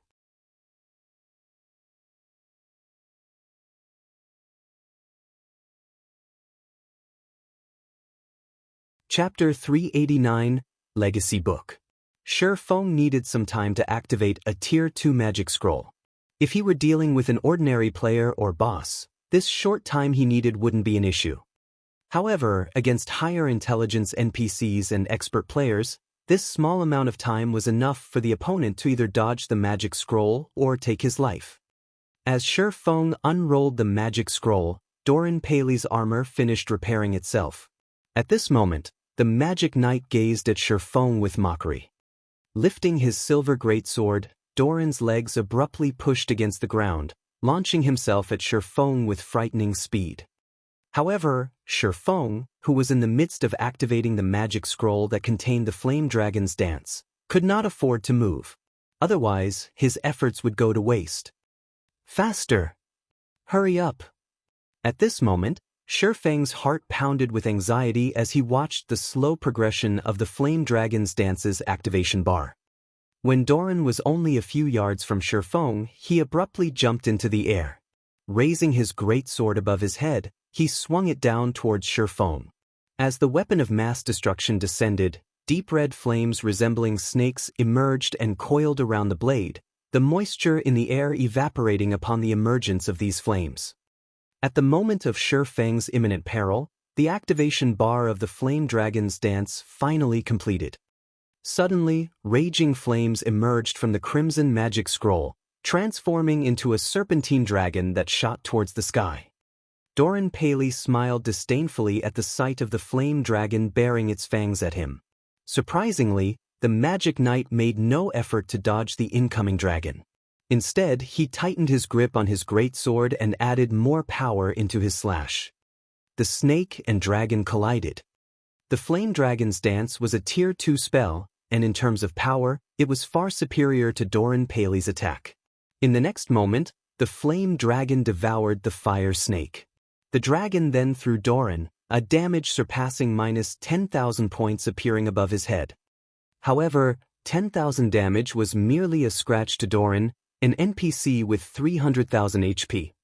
After Doran Paley struck the ground, he stood and charged at Shi Feng once again without the slightest pause. His current performance had completely changed. Moreover, Doran's armor wasn't even scratched. What is going on? Shi Feng frowned at the Magic Knight, confused.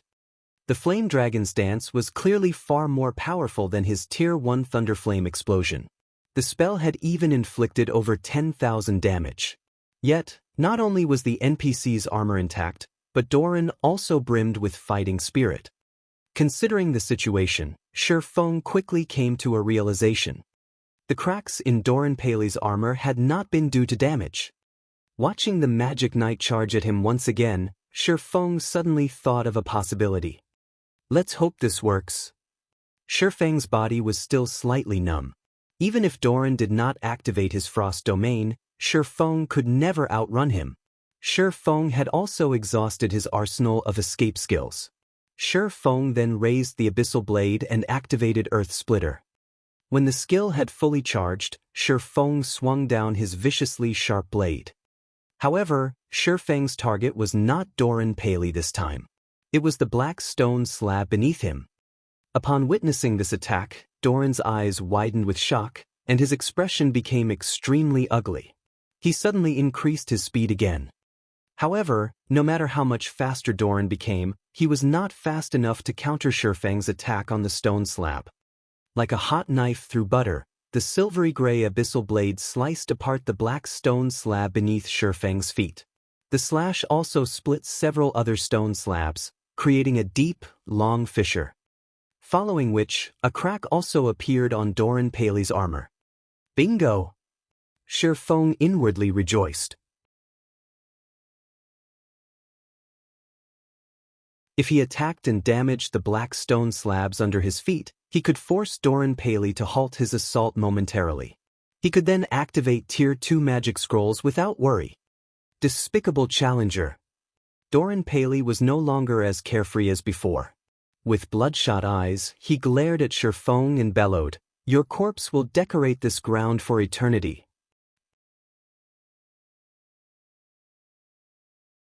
Although larger cracks began to appear on Doran Paley's armor, the Magic Knight showed no signs of stopping. Instead, he charged up to Shifeng and swung down his greatsword. Flame Cross Slash. Before Shifeng could grasp the situation, he instinctively used parry to defend himself. Peng! Shifeng retreated 4 steps before he managed to stabilize his body. Although Shifeng had been forced back and had to use his life-saving skill, parry, he revealed a joyous smile on his face. Originally, even if he negated the damage from Doran's attack, the impact would have sent him flying back over a dozen yards. Now, although his hands were slightly numb, he had only been forced to take 4 steps backward. This showed that Doran Paley's strength had greatly weakened. Indeed, just as Shifeng had guessed, damaging the black stone slabs would weaken his adversary. Previously, Doran had not immediately dashed forward and attacked Shifeng because he was worried that Shifeng would discover this secret. Hence, he decided to hold back and allow his armor to repair itself. However, the display of his armor's recovery had been another facade. In reality, Doran had tried to hide the black stone slab's recovery. Previously, Doran's position had just so happened to block Shifeng's vision, preventing Shifeng from seeing the damaged stone slabs behind him. As to why Doran had launched himself up to attack Shifeng the second time, it was to prevent the Flame Dragon's dance from damaging the black stone slabs once more. Unfortunately, Doran's attempt at repeatedly disguising this fact could not escape Shifeng's beast-like insight. Naturally, after Doran Paley realized that his secret had been exposed, he no longer attempted to hide it. Instead, he began a vicious assault on Shifeng, hoping to annihilate his opponent sooner. However, a known secret was no longer a secret. Now that Shifeng knew Doran Paley's weakness, he activated Defensive Blade and used Thundering Flash on the stone beneath him. Streaks of blue lightning shot out from the abyssal blade. In the next moment, the lightning transformed into hungry wolves that dove into the black stone slabs, charring them. Die! Doran Paley's rage flared as he swung his greatsword at Shifeng desperately. However, Defensive Blade deflected every slash. Most importantly, with each consecutive slash, Doran's attacks grew weaker. When Defensive Blade was almost exhausted, Shifeng switched out the Aura of Wind on the 7 Luminaries ring for the Aura of Water. Aura of Water. Received healing increased by 60%. Cast consumption reduced by 30%. Activatable skill dash. Life Bloom. Heals selected target for 20% HP every second for 40 seconds. Cooldown. 1 minute 30 seconds. Currently, Shifeng had less than 1,100 HP. Even if Doran Paley had grown weaker, Shifeng would still not survive more than a few hits from the Magic Knight. Hence, he cast Life Bloom on himself. In the blink of an eye, Shifeng recovered more than 1,000 HP. For the next 40 seconds, he would also receive over 1,000 HP every second. Following which, Shifeng began to confront Doran head-on.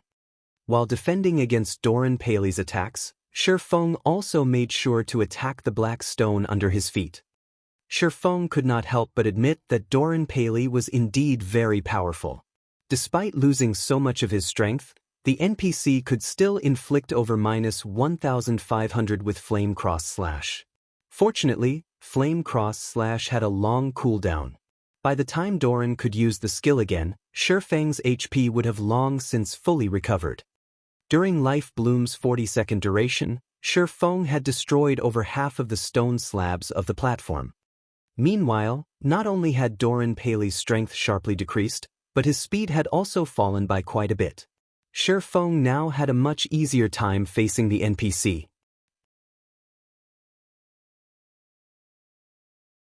Occasionally, Shifeng also used Phantom Kill, allowing his doppelganger to pin down Doran while he used a Tier 2 magic scroll from the side to destroy the black stone slabs. Unfortunately, although this infuriated Doran Paley, he could do nothing to stop Shifeng. As soon as Shifeng had shattered all of the stone slabs on the combat platform and was about to focus his attacks on Doran Paley. Suddenly, Doran Paley's armor shattered, the metal shards scattering across the ground. Doran Paley then gripped his head with both his hands and let out an agonized scream that echoed throughout the Sword Peak Mountain. In the next moment, Doran Paley's full HP bar emptied, his body transforming into particles of light and vanishing. 4 items dropped to the ground in place of Doran's body. There was a pitch-black key with a faint blue glow, a silver stone tablet, and the final legacy chapter and broken steel forging design fragment. Before Shi Feng could pick up the drops, all of the legacy chapters he possessed flew from his bag and combined with the legacy chapter Doran had dropped, forming a thick and heavy ancient book. Golden divine runes decorated its cover. If translated to the language of players, these divine runes would read as Legacy Book.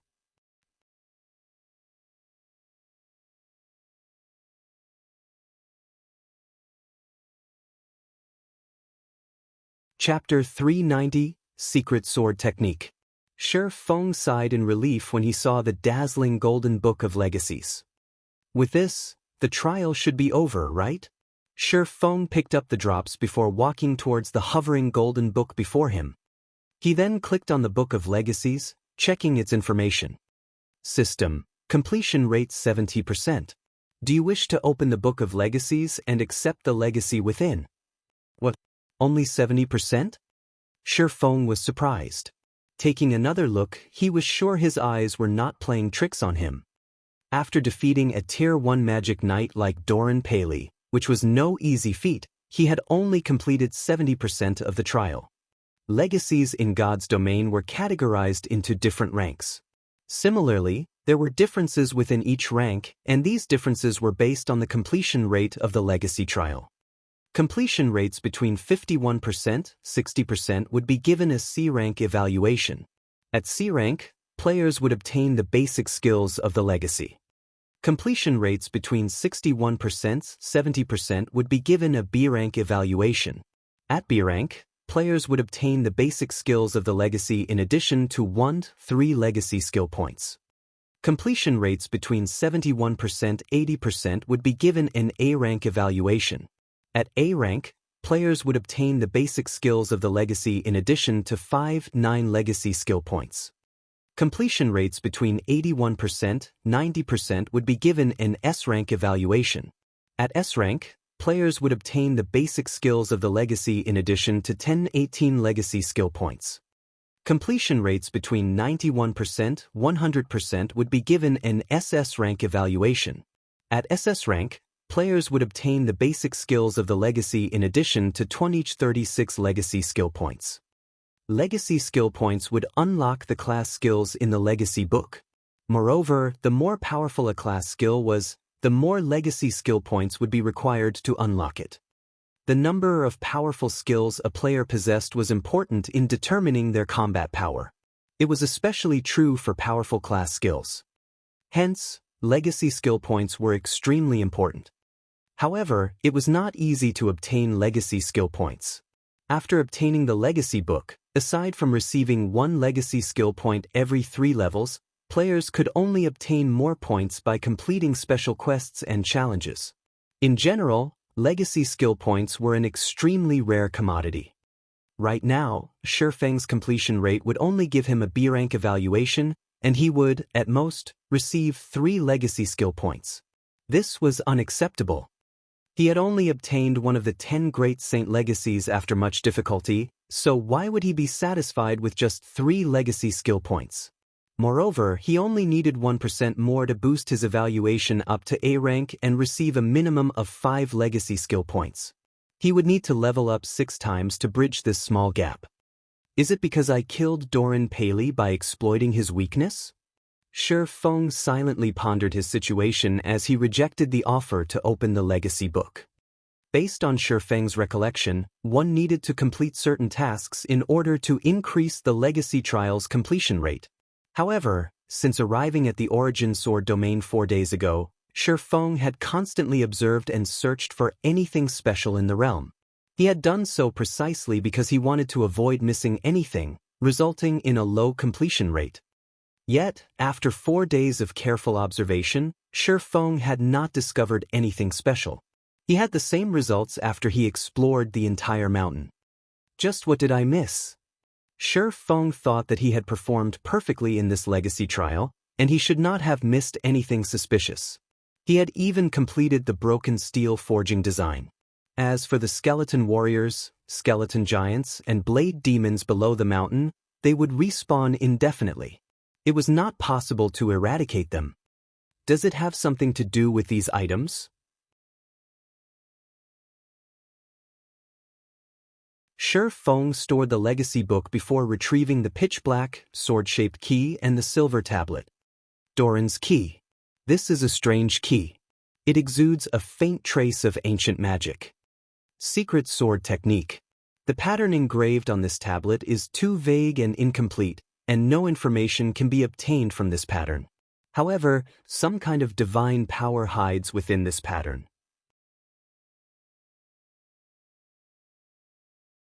If one gathers all of the stone tablets, this vague and incomplete pattern can be restored. Current tablet count, 1/6.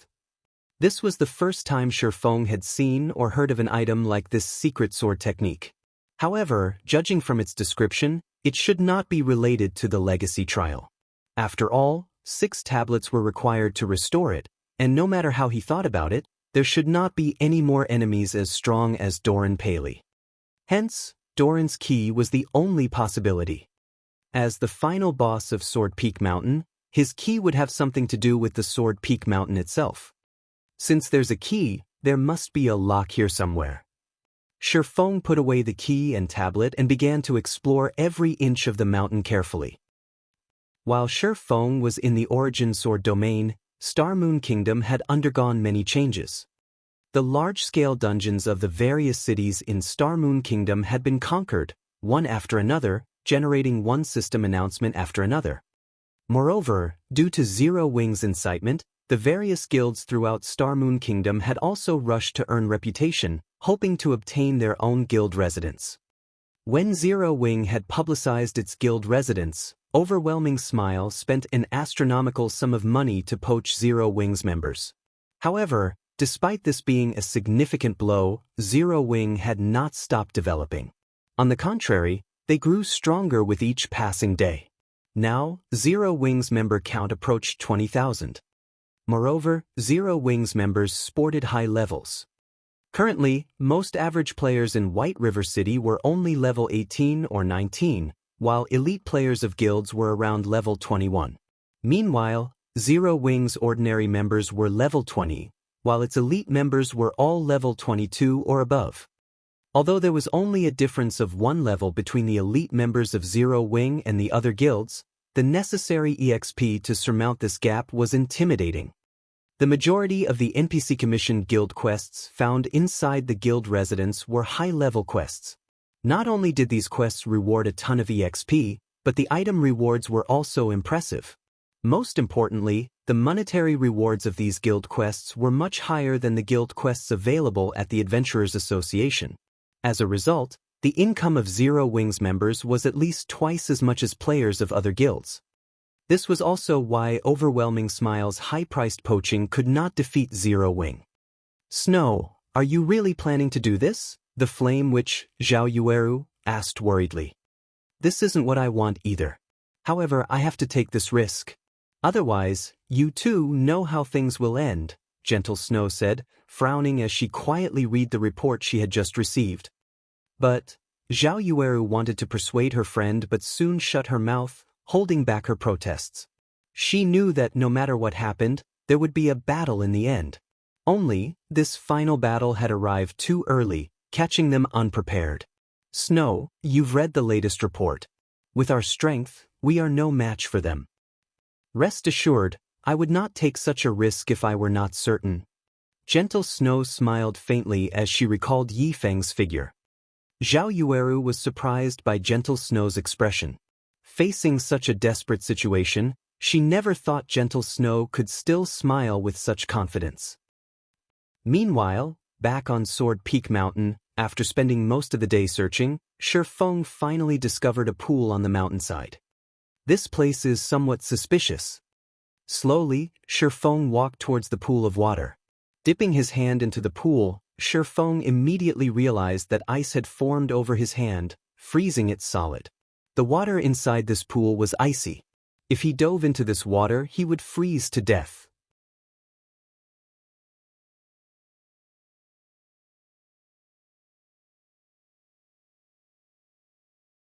Chapter 391, Underwater Mysteries. This pool of water seems interesting. Not only is the water so cold, but it is also light as air, weightless. Moreover, even with 60 points in ice resistance, it still freezes my hand, Shifeng muttered, shocked as he examined his frozen hand. Just what is this water? With 60 points in ice resistance, players could withstand most cold environments in God's domain. However, Shifeng's resistance was useless against this water. It was astounding. Following which, Shifeng took Doran's key from his bag, hoping the key would trigger some sort of reaction.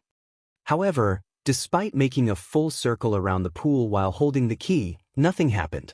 He did not discover any kind of lock, either. Is it inside the pool? Shifeng was fairly confident that was the case.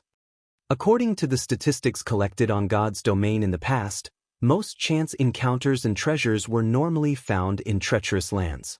Only a few treasures and encounters occupied safe areas, and these normally required players to possess sufficient status or luck.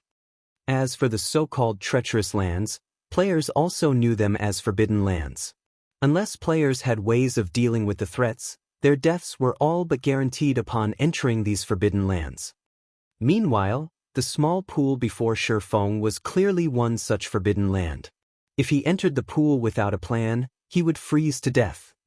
If not for his 60 points of ice resistance, he would have received a large amount of frost damage the moment he came into contact with the water. He might have even frozen to death instantaneously. Furthermore, even though it was only his hand that had frozen, it still took over a dozen seconds before it thawed completely. If Shifeng jumped into the water, although he might not receive any damage due to his ice resistance, the water would still freeze his body. With how light the water was, he would surely sink to the bottom of the pool once the ice encased him. In the end, he would still drown. What should I do now? Shifeng gazed at the cold water and meditated quietly. It would be great if I could increase my magic resistance. It had never been easy for players to raise their magic resistance. It was also impossible for players to come into possession of equipment that could raise magic resistance at this stage of the game. Even if they had such equipment, the effects would be minimal. Shifeng only managed to accumulate 60 points in ice resistance due to the Ice Blue Devil Flame and the Golden Stigmata. For ordinary players, they'd be lucky if they had 10 points of ice resistance at this stage of the game. Of course, the quickest way to raise one's magic resistance was to consume a magic resistance potion. Even a basic magic resistance potion could raise one's magic resistance significantly. If Shifeng could consume an intermediate magic resistance potion, adding that to his own magic resistance, he might be able to cope with the frosty water. However, Shifeng did not have any magic resistance potions on him at the moment. The recipe for basic magic resistance potions only dropped in level 20 maps and above. Meanwhile, the recipe for intermediate magic resistance potions only dropped in level 40 maps and above. Obviously, Shifeng could not obtain any of these recipes right now, not to mention the recipe for the specialized ice resistance potion. However, if he could not enter the pool, how was he supposed to obtain the remaining 30% completion rate? If he entered the pool, he would become an ice sculpture. Unless he could get his hands on an ice resistance potion, he had no way to combat the powerful cold within the pool. This freezing effect is truly troublesome. I wonder if Fantasy World's magic damage immunity will work? Shifeng touched the water and allowed his hand to freeze once again. He then tried the activatable skill of the Aura of Illusion, Fantasy World. However, even after activating Fantasy World, the freezing effect had not dispelled. If Aura of Illusion won't do, what about Aura of Space? Unwilling to give up, Shifeng waited for another minute before switching to the Aura of Space and submerging his hand into the pool water once again. This time, a miracle actually happened. Although Shi Feng could still feel an unbearable, biting cold, his hand did not turn into a solid block of ice. As expected, heaven will always leave a door open. As long as he dealt with the pool's effect, which bound his movements, he would have an easier time dealing with the water. So what if he had to endure a little cold? Shi Feng was confident that he could tolerate it. Following which, Shi Feng activated Phantom Kill and had his doppelganger remain by the poolside as insurance. Within 40 seconds, if his life were threatened, he could immediately swap positions with his doppelganger. Shi Feng then dove into the pool, creating a loud splash. As the water was extremely light, Shi Feng managed to sink quickly with little effort. Moreover, the deeper he sunk, the darker it became. Soon, darkness devoured Shi Feng's surroundings. It was as if he had fallen into a bottomless pit. Currently, Shi Feng felt as if he had suddenly been thrown into the Arctic North, naked. The slightest movement stung painfully inside this chilling water. If any normal person were in his place, they would have definitely screamed in pain. However, from beginning to end, Shi Feng only gritted his teeth and remained silent. As Shi Feng sunk deeper into the pool, the stinging sensation became more intense. At this moment, even someone with a strong will, such as Shi Feng, could no longer cope with the pain. His complexion had paled, and his eyes were bloodshot. The pain was so unbearable that he could not even scream if he wanted to. Why haven't I reached the bottom yet? Shi Feng's anxiety grew as he looked at the time. 10 seconds had passed since he jumped into the water. Although he had not received any actual damage thus far, the pain took a huge toll on his mental strength. He had greatly underestimated this water. He did not think that the water below would become so cold. Shi Feng was already approaching his limit after spending 10 seconds in this pool. He was also surrounded by darkness, so he could not see anything below or around him. Struggling, Shi Feng activated Ice Blue Devil Flame. Even while underwater, the Ice Blue Devil Flame burned brilliantly as it wrapped around Shi Feng's body, causing the temperature of the surrounding water to rise rapidly. The light from the flames also illuminated Shi Feng's surroundings. Shi Feng breathed a sigh of relief at the effects of the Ice Blue Devil Flame. The rise in temperature allowed him to recover from the cold and pain, and the chill was just barely tolerable.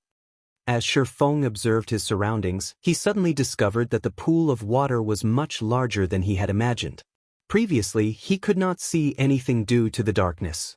Now that he had the Ice Blue Devil Flame, he could see everything clearly. How is this a pool? There was actually a courtyard beneath him. Hence, Shi Feng started swimming downward, hastening his descent. The courtyard at the bottom of the pool looked ancient. Its architectural style was completely different from the buildings he had seen in the current god's domain. It looked like the Elysium spoken of in legends. It was fascinating. Although this place was very beautiful, Shi Feng could sense great danger. Moreover, whether it was in this life or his previous life, this was the strongest sense of danger he had ever felt. System, you have discovered the Eternal Courtyard. That should be the place.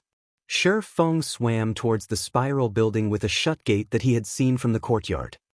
Even the stargazing tower paled in comparison to this beautiful and mystical place. If not for the danger Shi Feng felt, he would have stopped and admired the scenery. The tightly shut gate was made of gold, and many drawings had been engraved on it. These drawings seemed related to the destruction of the ancient gods. Shi Feng had even discovered the image of an ancient god that he knew of, the Twilight Goddess.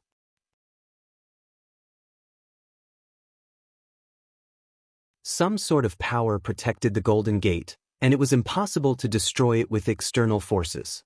Currently, Shi Feng was not of the mind to study the images as he had discovered a keyhole on the gate. Meanwhile, this keyhole was centered in an image of the sun. Shi Feng then took out Doran's key and inserted it into the keyhole, twisting it gently.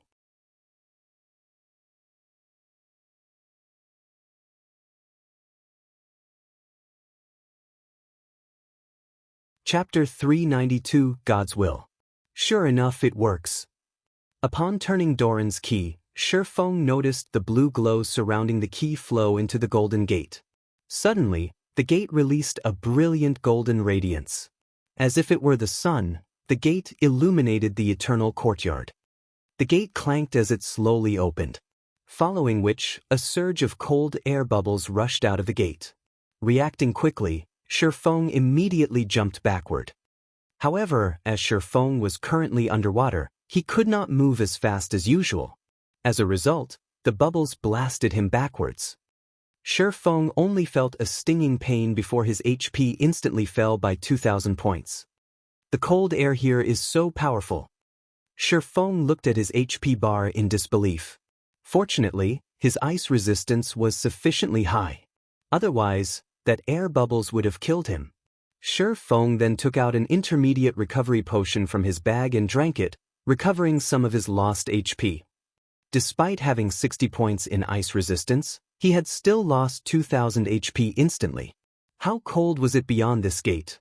Fortunately, after the gate finally opened, the cold air scattered, and the spiraling tower was no longer as cold as before. After Shifeng entered the temple, he was immediately greeted by a large hall containing golden statues of various ancient gods. Among the many statues, there was one particularly eye-catching statue that depicted a valiant man raising up his sword. That man stood in the very center of the hall, and high-grade swords littered the area around him. A simple glance told Shifeng that there were over 1,000 swords stabbed into the ground. Meanwhile, every sword seemed like it was submitting to the man. Shifeng could even faintly feel the abyssal blade in his hand grow restless as if it too wanted to go forth and submit to that man. Shifeng was astounded. That man in the center of the hall was simply a statue.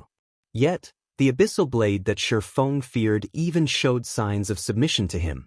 Just how powerful had he been when he was alive? Meanwhile, a dark blue crystal ball sat below the statue. This crystal ball emitted an intense cold. Upon seeing this crystal ball, Shifeng came to a realization. The reason the pool of water containing the eternal courtyard was so cold was that of the crystal ball before him. Shifeng's heart suddenly trembled at this discovery.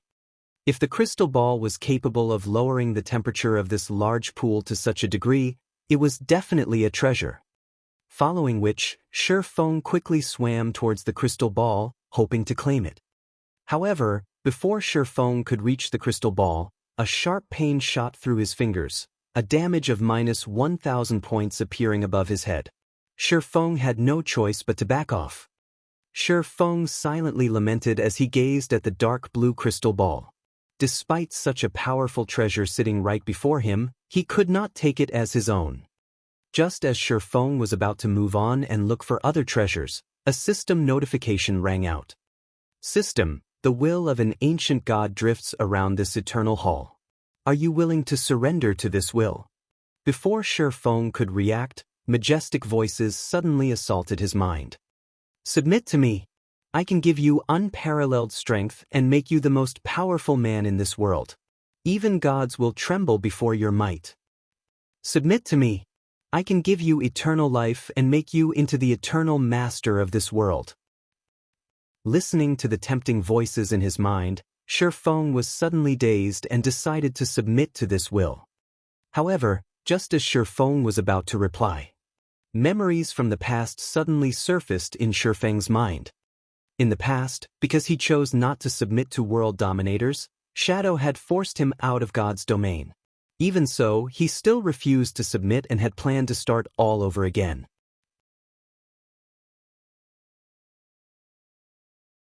In this life, when he faced Martial Union, Dark Star, and Underworld, as long as he bowed down, he could live a better life. Yet he still refused. He would no longer allow others to dictate his life, becoming someone's puppet. How could he possibly give in now? Just as Shifeng was about to refuse, the majestic voice spoke once again. Don't you wish to become the master of this world? If you submit, I will give you anything and everything you want. Since it is the case, I only want the ability to say, no. Can you give me that? Shifeng refused to submit.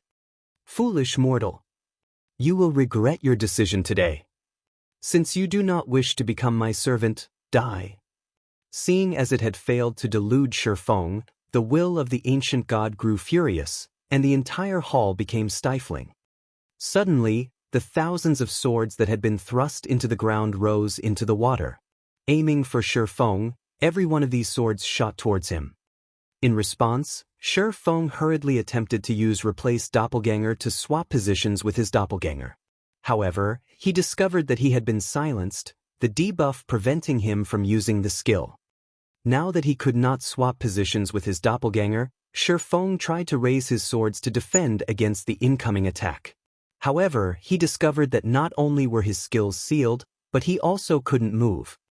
At this moment, he could only watch the thousands of swords slice through the water towards him.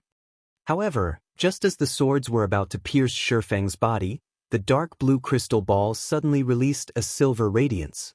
The swords flying at Shi Feng immediately froze. At this moment, it looked as if time had come to a halt. A second later, the thousands of swords shattered like glass, the metal shards drifting to the floor. After which, a loud bang echoed throughout the space of the hall. Black cracks began to appear around the hall, and soon, the space inside the hall shattered as well. Along with the shattering of space, the stifling pressure Shi Feng felt before also vanished, his body regaining its freedom. Damn! You actually dare spoil my business. Although this heaven-blessed individual has rejected me, I can still look for others. You cannot stop me forever. Meanwhile, this despicable heaven-blessed individual will die here. The will of the ancient god's rage grew, and even the hall trembled. The golden gate suddenly closed as the hall began to collapse. At this moment, as if having lost its power, the crystal ball darkened. It no longer released the astonishing cold as it had moments before. Although Shi Feng did not know what was going on, when he heard the will claim that this heaven-blessed individual would die here, he knew what he needed to do. Escape! Shi Feng immediately grabbed the dark blue crystal ball and placed it into his bag before activating Replace Doppelganger. In the blink of an eye, Shi Feng appeared outside the pool. The doppelganger had only been 1 second away from disappearing when Shi Feng activated Replace Doppelganger. It had truly been a close call. That was close. A second later and I would have been dead. Shi Feng inwardly celebrated his escape as he watched the pool of water suddenly explode. Replace Doppelganger was truly a godlike escaping skill. Although Shi Feng had come very close to losing his life, he also managed to obtain a treasure from his excursion into the pool. At the very least, he had not returned empty-handed. When Shi Feng recalled the frightening might that the crystal ball had displayed, his heart pounded with excitement. The crystal ball could actually break the seal of the will of an ancient god. It was no ordinary treasure. With this thought, Shi Feng impatiently opened his bag, wanting to investigate the dark blue crystal ball. Not even legendary items had such frightening abilities. However, when Shi Feng tried to check the crystal ball's information, it revealed nothing. Shi Feng then used omniscient eyes. To Shi Feng's shock, however, the omniscient eyes, which could analyze even the destroyer of immortality, also revealed nothing. Moreover, Shi Feng could not even touch the crystal ball now, as he instantly lost 1000 HP the moment he tried. Shi Feng felt utterly helpless. He had no choice but to set aside this treasure for now.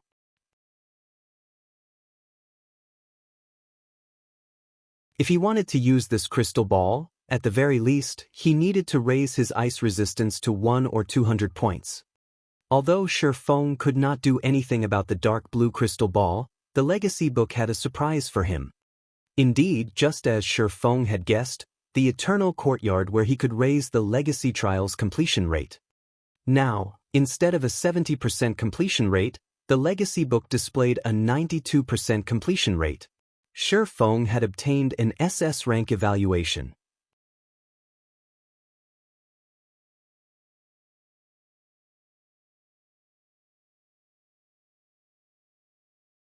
Chapter 393, Blade Saint. SS rank was the highest evaluation achievable in a legacy trial. In the past, the legacy Shi Feng had accepted was only a basic one. Even so, Shi Feng had spent a lot of time and effort to achieve an A rank evaluation and obtain 7 legacy skill points. Now he that had an SS rank evaluation, he could obtain between 20 and 36 legacy skill points. The thought of so many legacy skill points alone was enough to excite Shifeng. Although Shifeng had not achieved 100% completion rate, he was very satisfied with this result.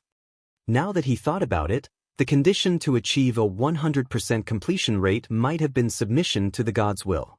Since he chose not to submit, this was probably the highest completion rate he could achieve. System, completion rate 92%. Do you wish to open the Book of Legacies and accept the legacy contained within? Without hesitation, Shifeng clicked Accept. The legacy book suddenly released a golden flash. The book then flipped open, and a purple ray of light shot out of the book and pierced Shifeng's forehead. The moment the purple light touched him, Shifeng felt his mind clear as if no secret in the world could hide from him. As the legacy book faded out of existence, Shifeng's body began to emit a faint and flickering purple glow. After the flickering continued for a few more seconds, the purple glow subsided, and Shifeng returned to normal. After successfully receiving the legacy, Shifeng felt his entire body brim with power. His mind was clear and unburdened as well. Right now, Shifeng was confident that he could face a Tier 1 Magic Knight without necessarily suffering defeat. Of course, that was if the Magic Knight did not possess so much HP. System. Congratulations on obtaining one of the 10 Great Saint Legacies. Rewarding 20 free Mastery Points. System. Congratulations on becoming a Tier 1 Blade Saint. Rewarding Blade Saint title. Blade Saint. All attributes plus 20. All resistances plus 15. Attack power increased by 15%. Attack speed increased by 20%. All attributes increased by 30%. Although Shifeng was still level 22, his strength had undergone an earth-shattering transformation. His base attack power alone exceeded 1,200 points, and his HP had reached 4,650 points. His HP even surpassed Tier 1 MTs now. Moreover, after being promoted to a Tier 1 class, players could receive 8 free attribute points with each level up, whereas Tier 0 classes would only receive 4 free attribute points. Shifeng also had the Abyssal Blade, which provided him with 2 additional free attribute points every time he leveled. The Golden Stigmata also increased all of his basic attributes by 5 points and gave him 10 free attribute points with every increase in 5 levels. In other words, where other Tier 1 players would receive a total of 40 attribute points with each level up, Shifeng would receive a total of 85 points. Ordinary players could not compete with Shifeng. In addition, after completing his class change, Shifeng also gained 2 basic skills and 1 passive skill. Sword Dominator, passive skill. Can freely swap out sword-type weapons in both combat and non-combat states. Blade Dance, action type. Requires, sword. Tier 1, level 1, proficiency 0/30,000. Allows simultaneous control of up to a maximum of 5 sword-type weapons for both attack and defense for 10 seconds. Each weapon has 80% user's strength and 50% user's damage. Range, 40 yards. Cooldown, 1 minute. Illusory Shadow, action type. Requires, sword. Tier 1, level 1, proficiency 0/30,000. Upon activation, players' next 6 attacks cannot be blocked, and each attack will deal 40% attack damage. Cooldown, 40 seconds. Shifeng was shocked upon reading these skills descriptions. The basic skills of the Blade Saint were already so powerful.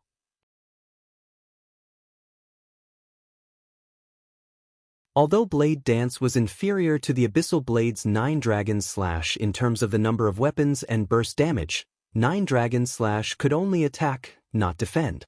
Moreover, as the weapons summoned by 9 Dragon Slash were phantoms, they did not possess any impact force. However, Blade Dance was different. The 5 controlled weapons were tangible and possessed 80% of Shifeng's strength. This feature was far more valuable than just high damage.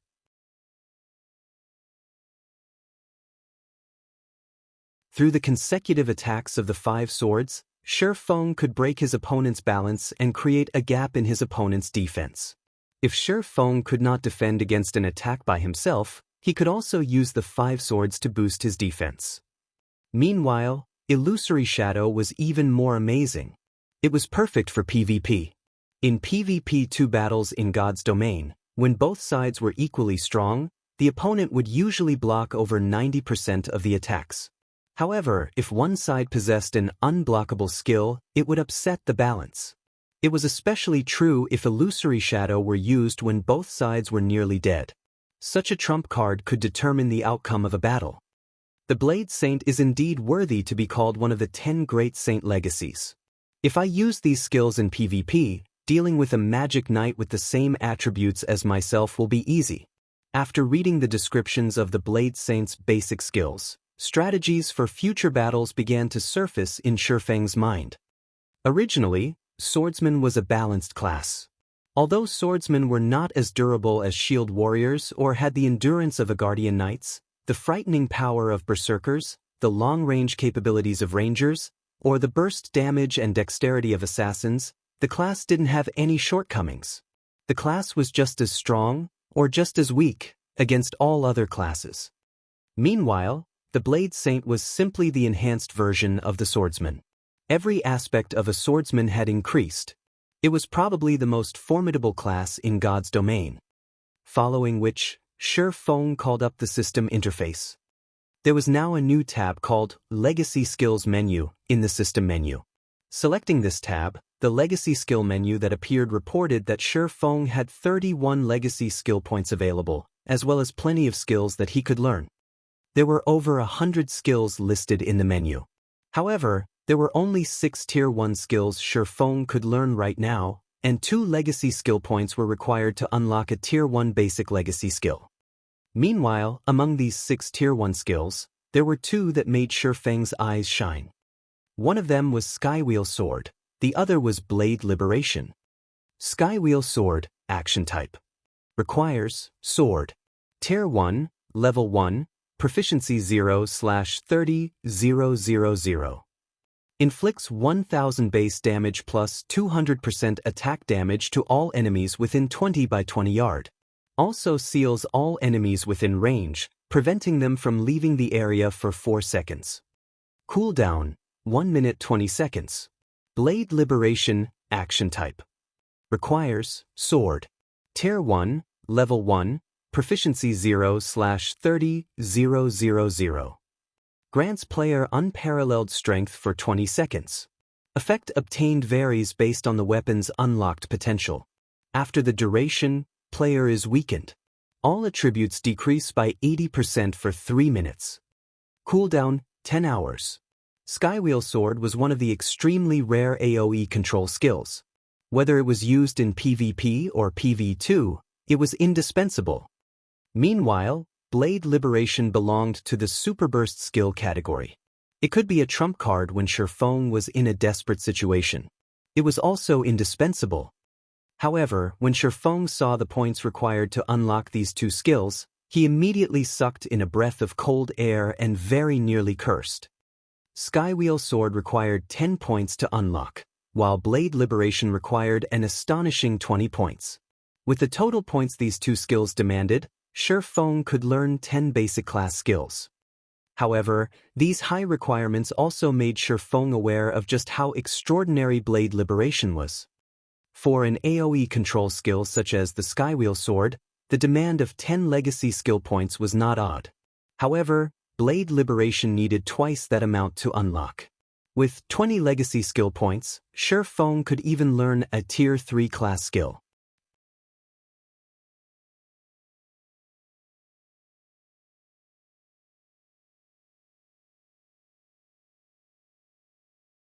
Chapter 394, Times Have Changed. The Legacy Trial had given him a total of 31 legacy skill points. Anyone would hesitate over spending 30 points on only 2 skills. However, Shi Feng did not. With his mind made up, Shi Feng clicked to learn both Skywheel Sword and Blade Liberation. Suddenly, his stock of legacy skill points plummeted to 1. To an expert in God's domain, nothing was more important than a powerful skill. A powerful Tier 1 skill had a lot of versatility, so it was not easy to master. However, if mastered, it would not be surprising if a player's combat power increased by several-fold. As the saying went, a bird in the hand was worth two in the bush. Although Shi Feng could learn more skills if he spent the 30 legacy skill points on less costly skills, the skills he learned would not contribute as much to his overall combat power. During dangerous moments, in particular, the Super Burst skill, Blade Liberation, would be far more useful than a dozen other ordinary Tier 1 skills. After learning the two class skills, Shi Feng used a return scroll and teleported back to White River City. At this moment, White River City buzzed with activity. Overwhelming Smile's high-priced poaching had boosted White River City's development. A flood of independent players had migrated to White River City with the intention of joining Overwhelming Smile.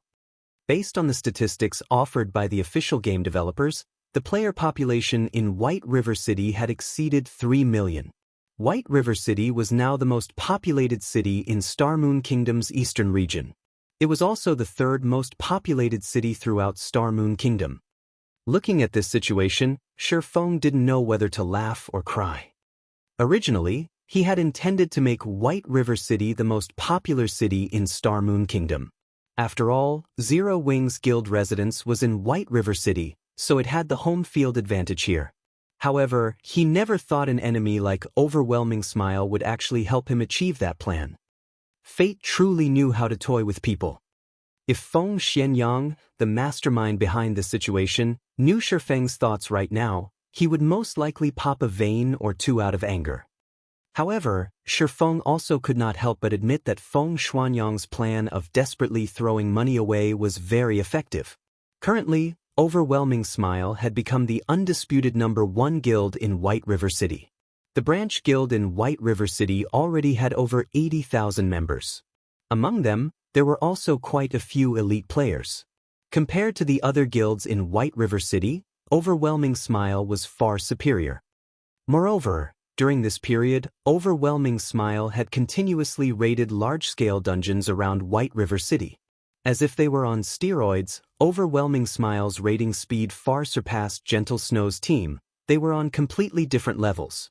In addition, Overwhelming Smile had also offered to purchase information regarding reputation quests at a high price, apparently intending to become the second guild in White River City to own a guild residence. In contrast, Zero Wing showed no signs of movement at all. The guild's member count held steady around 20,000. If not for the high-level quests and double EXP buff available from the guild residence, most of Zero Wing's members would have long since defected to Overwhelming Smile. Brother Feng, you're finally out. Have you completed your class change? Not long after Shi Feng returned to White River City, Blackie contacted him. Yeah. How has the guild been recently? Shi Feng asked, not bothering to discuss his new class. What do you think? The entire guild has been spiritless these past few days, and everyone is just focusing on quests. Many in the guild have also started complaining and asking why the core team hasn't moved against Overwhelming Smile yet.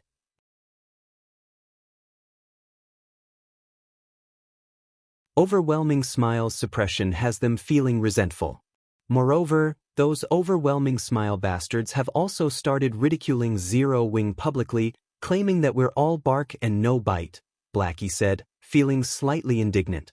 Brother Feng, since you've returned, why don't we start raiding a level 20 large-scale dungeon and show those punks from Overwhelming Smile Zero Wing strength?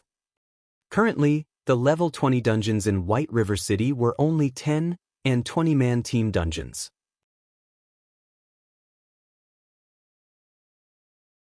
However, in the 50-man large-scale team dungeon, Sarek Dungeon, Overwhelming Smile had not managed to even meet the first boss of normal mode before suffering a team wipe.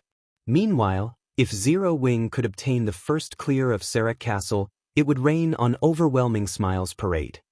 Not only would it extinguish their arrogance, but it would also increase Zero Wing's reputation. As for whether or not they could actually raid Sarek Castle, Blackie didn't doubt their success. Others might not realize how strong Zero Wing's core team was, but Blackie was well aware. Moreover, with Shi Feng around, It would be a simple task to clear the level 20 large-scale team dungeon, Sarek Castle.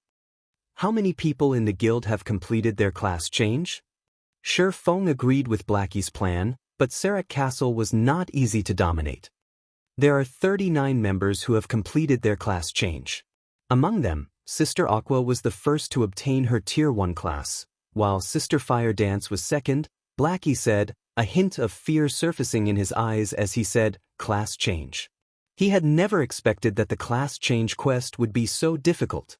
If not for the fact that he possessed the epic-ranked staff, Mavis's Guard, he might not have completed the quest.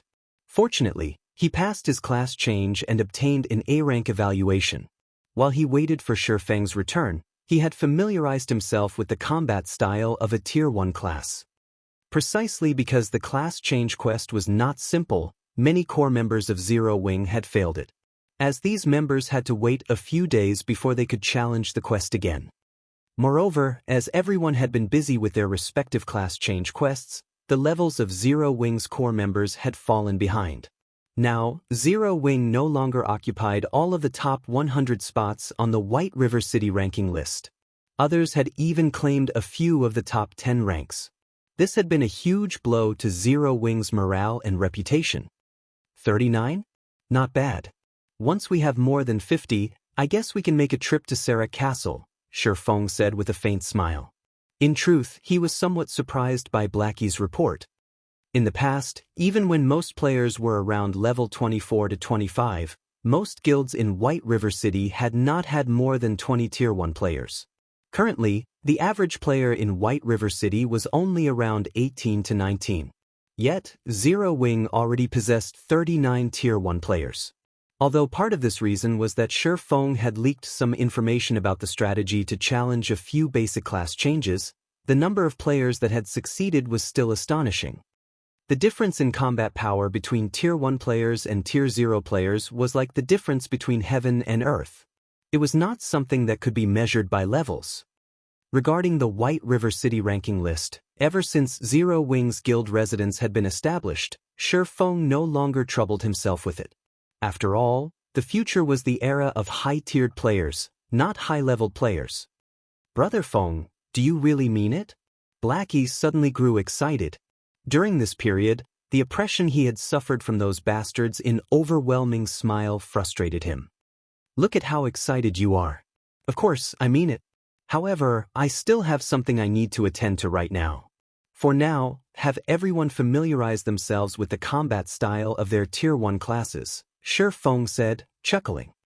Although everyone had already evolved to a Tier 1 class, the freedom a Tier 1 class possessed had also become much higher. If players could not properly adapt and display their strength, their combat power would not improve much. Okay, leave it to me. I'll let everyone know, Blackie said excitedly before disconnecting the call.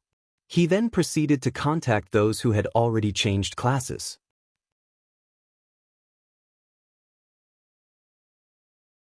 Meanwhile, Shi Feng took a look at the time, noticing that he still had quite some time before his appointment with Gentle Snow. He then retrieved Celiura's communication crystal from his bag. The Grandmaster Forger had given him this item herself, and it allowed him to contact Celiura at any time. Previously, Shi Feng had helped Celiura become a Grandmaster Forger, resulting in Celiura's favorability towards him to increase greatly. Moreover, in order to search for materials to produce an epic item, Celiura had gone on a journey.